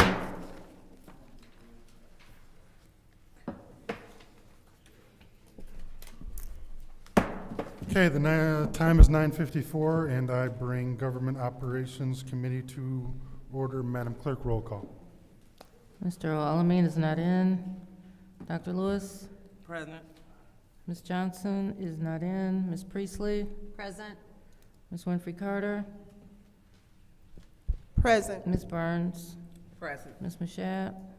Mr. Pfeiffer? Present. Mr. Jarrett? Present. You have 7 members present. We have 7 members present. Reading of disorderly persons code, city code subsection. Any person who persists in disrupting this meeting will be in violation of Flint City Code Section 31-10, disorderly conduct, assault and battery, and disorderly persons will be subject to arrest for misdemeanor. Any person who prevents the peaceful and orderly conduct of the meeting will be given 1 warning. If they persist, they will be if they persist in disrupting the meeting, that individual will be subject to arrest. Violators will be removed from the meetings. Any request for additions or changes to the agenda?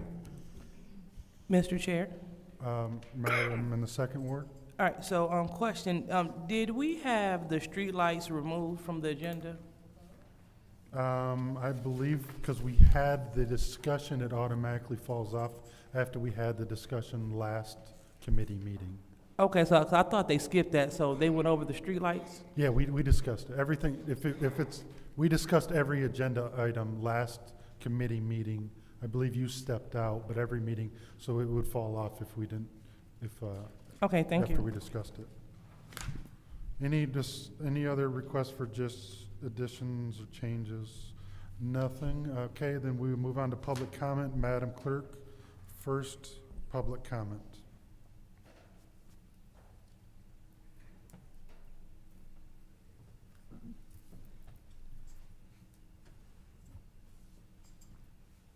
Mr. Jones, I believe that the only public speaker that's still here that has a slip in is Mr. Rich Jones.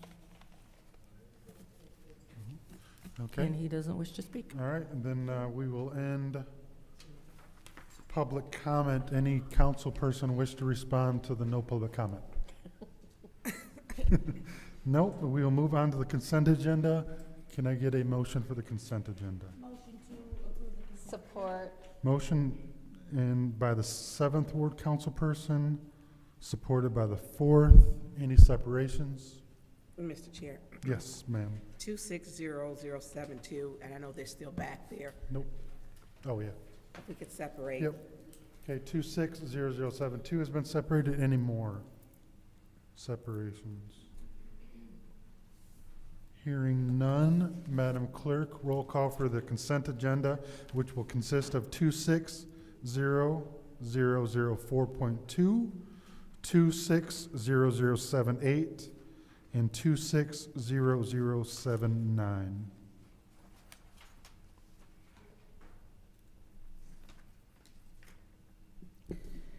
Mr. Alamin is not in. Dr. Lewis? Yes. Ms. Johnson is not in. Ms. Priestley? Yes. Ms. Winfrey Carter?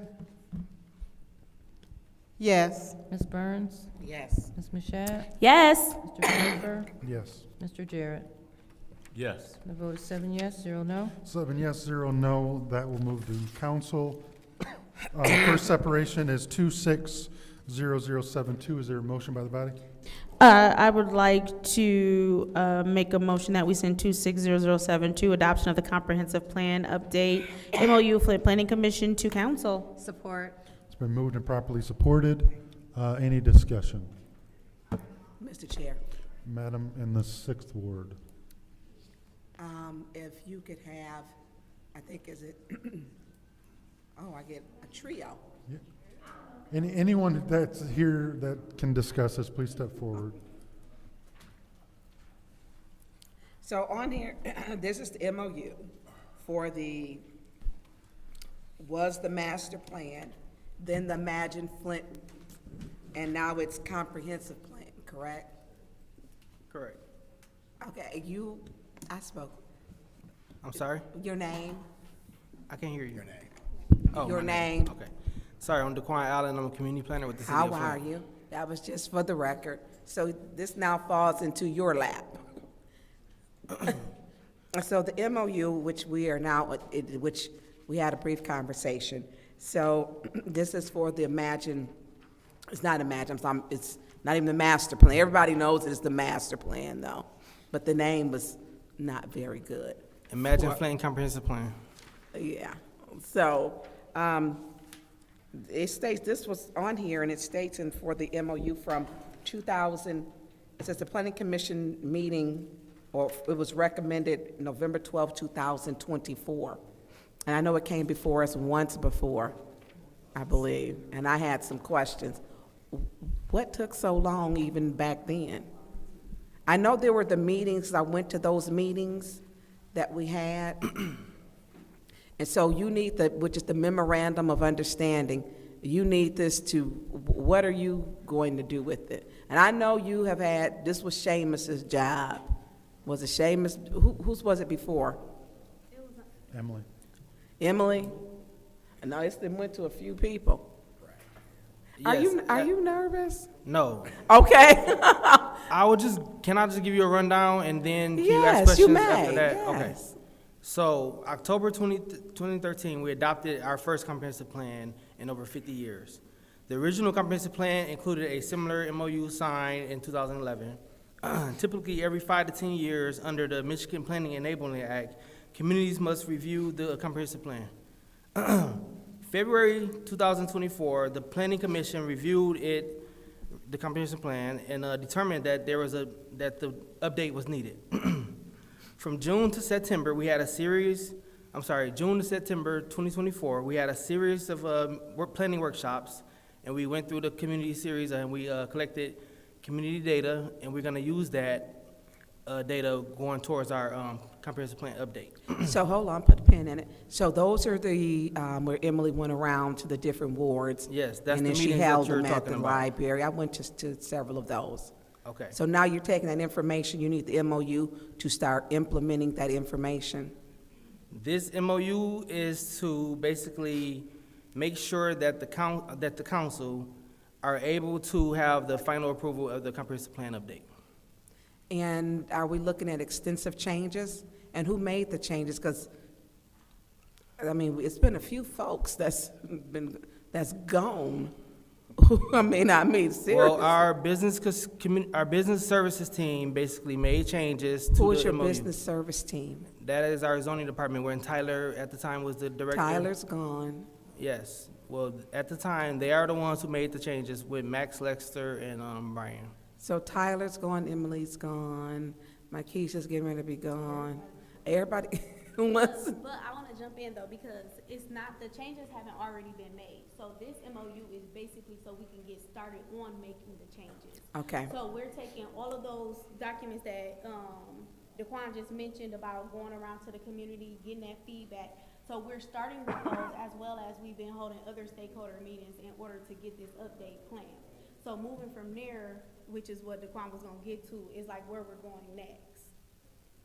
Okay, and so, I get that. Yeah, so nothing has actually, no Nothing updates done, have actually been occurred. done, just information collected to update or for us to see what we need to update. Okay, Daquan, what is your title now? So who's running that department? You? No. Mr. Slaughter. Rod Slaughter, you're running it. Correct. So you're gonna have to go back to get everyone's information that the data they collected, once we pass this, and go to the next step? Yes, and he can elaborate on where we are in that. How many is staffed in your department? Full staff, it should be. Between mine and Montel's, I have, oh, that's right, you're about to leave. I have about 8. You have 8? Yes. And so what was, Emily's department was planning? Emily was over both of. Both? Yes. Right, so how many are in Emily's department? Who's the new Emily? We don't have, Montel has been, Montel is over Tyler's. We Okay. don't have a director. Correct. so, okay, so y'all don't have a direct. I thought Montel was over marijuana. That too, so you doing, well, you need, okay, my time is up, but you need to step up. I need to know what you do now. Any other discussion in the first round? Yes. Councilwoman in the 4th Ward. So my understanding is that this, I'm confused. the very first time we had the MOU presented to us, there was something about the office of the mayor that they didn't like, and that was adjusted. And we couldn't pass it for 4-4, right? So that's why it kind of went away. And that this is the exact same MOU that was presented to us the last time after the change that was requested by council was made. Correct. Thank you. I just want clarification on that. Thank you.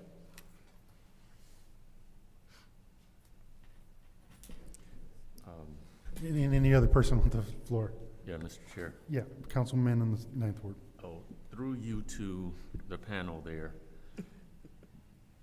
Basically, what we're doing is approving you all moving forward in continuing to develop the plan? Is that sort of what I'm summing this up to understand?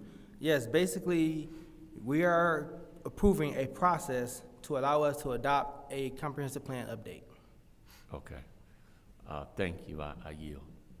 Anyone else in the first round? Seeing no one, I will take the time. There have been no changes to this.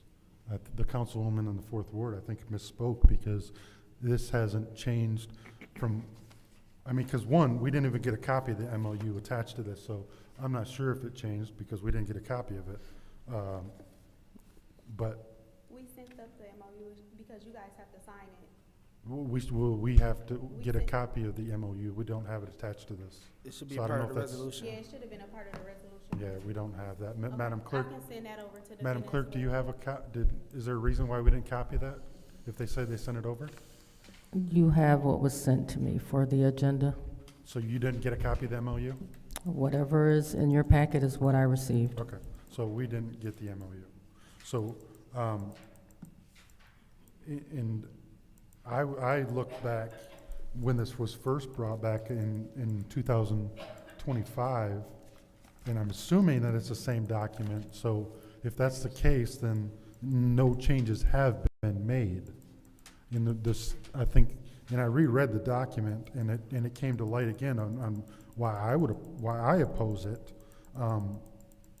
But if it's changed, and you're saying it's changed, then So we aren't the ones who actually made the changes. Once we got the MOU, they told us that the changes were already made and we just have to come back against well, first we put it on as a discussion just to make sure that you guys were able to review it then.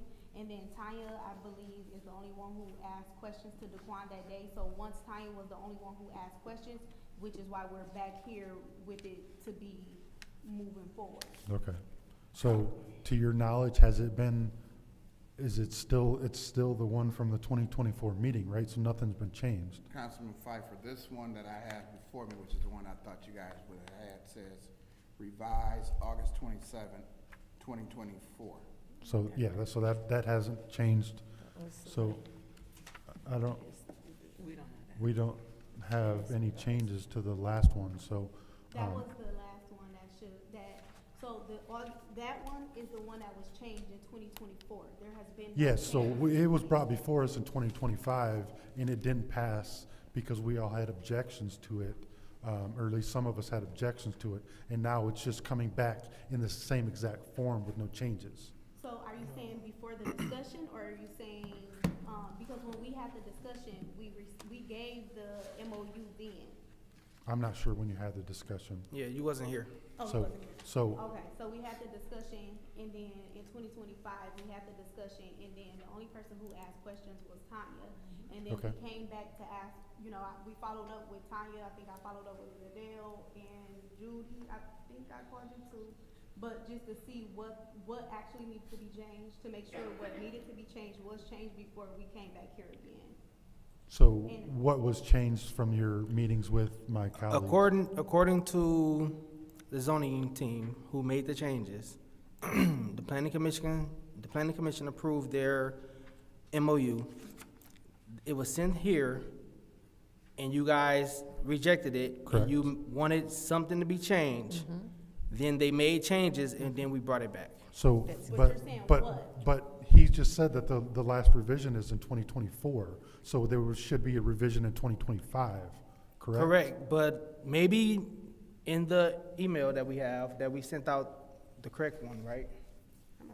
Yeah, I have to. And look it there up. may be revisions, but it hasn't been sent to us yet, so that, if there's been any revisions made in 2025, they haven't been sent to us. And this resolution should reflect a document dated in 2025, if that's the case. And I was under the impression that the last update was 2024, not 2025. It's set for 2025. So I'm confused on your last statement, because you just said you met with colleagues and changes were made. No. And that was in I met with- 2025. So once we took over, so what I'm saying is, once we took over the comprehensive plan update, we put it back on as a discussion. We came here to see what needed to be changed, or what the problems, the issues were. Why Okay. it was not moving forward. Okay. So it came on as a discussion. From that conversation, only, Tanya has. Yeah, I get that. So then moving forward after that, I So followed up no changes were made. not from 2025. The initial changes were in 2024, is my understanding. Okay. Okay, so Judy shaking her head. So from my understanding, 2024 was when the revisions was done. 2025, they set it. Nobody moved it. So. No, it came before us and we turned it down in 2025. Not with us. When we Okay. came up front of you guys, it was only a discussion. Yeah, I'm talking before that. So, anyone in the second round? Mr. Chair, Yes. I believe, when did the process begin, in 2023 or 2022? That I don't. I think it was in exactly- 2023, because it's been a couple of years. And I know that I had a discussion with one of the people on the planning commission. 2024 is when February of 2024 is when the planning commission reviewed, and they said that we needed an update. That summer, around June 2024, we kicked it off and started having our series of workshops. Okay, so it was in 2024. I was thinking it was in 2023, but I do know that there was a wording in there somewhere, and I was told it had been changed. And it never, I don't know that it ever came back to us. It did, so it didn't. So there. Until we came for the discussion.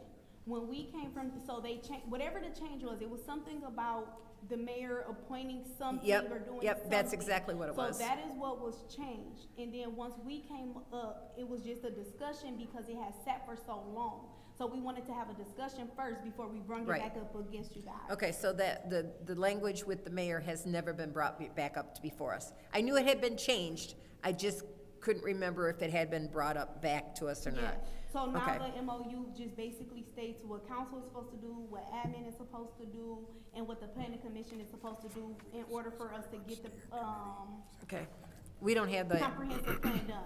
Yeah, we need the language in order to pass it, so we can see I didn't that. know you guys didn't receive that, so I'm sending that to you, Davina, as we. So I'm gonna make a motion to postpone this resolution indefinitely so that it can be brought back with the correct attachments. There's a motion. Is there any support? It's been moved and properly supported by the councilwoman in the 7th Ward. Madam Clerk, roll call.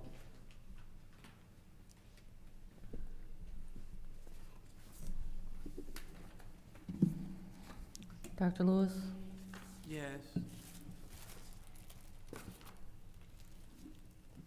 Ms. Johnson is not in. Ms. Priestley? Yes. Ms. Winfrey Carter? Yes. Ms. Burns? Yes. Ms. Mashat? Yes. Mr. Pfeiffer? Yes. Mr. Garrett? Yes. Mr. Alamin is not in. The vote is 7 yes, 0 no. 7 yes, 0 no. That will be postponed indefinitely. Motion to adjourn. Motion to adjourn. Is there support? It's been supported. Madam Clerk, roll call. Ms. Johnson is not in. Ms. Priestley? Yes. Ms. Winfrey Carter? Yes. Ms. Burns? Yes. Ms. Mashat? Yes. Mr. Pfeiffer? Yes. Mr. Jarrett? Yes. Mr. Alamin is not in. Dr. Lewis? Yes. The vote is 7 yes, 0 no. 7 yes, 0 no. 10:14. We are adjourned.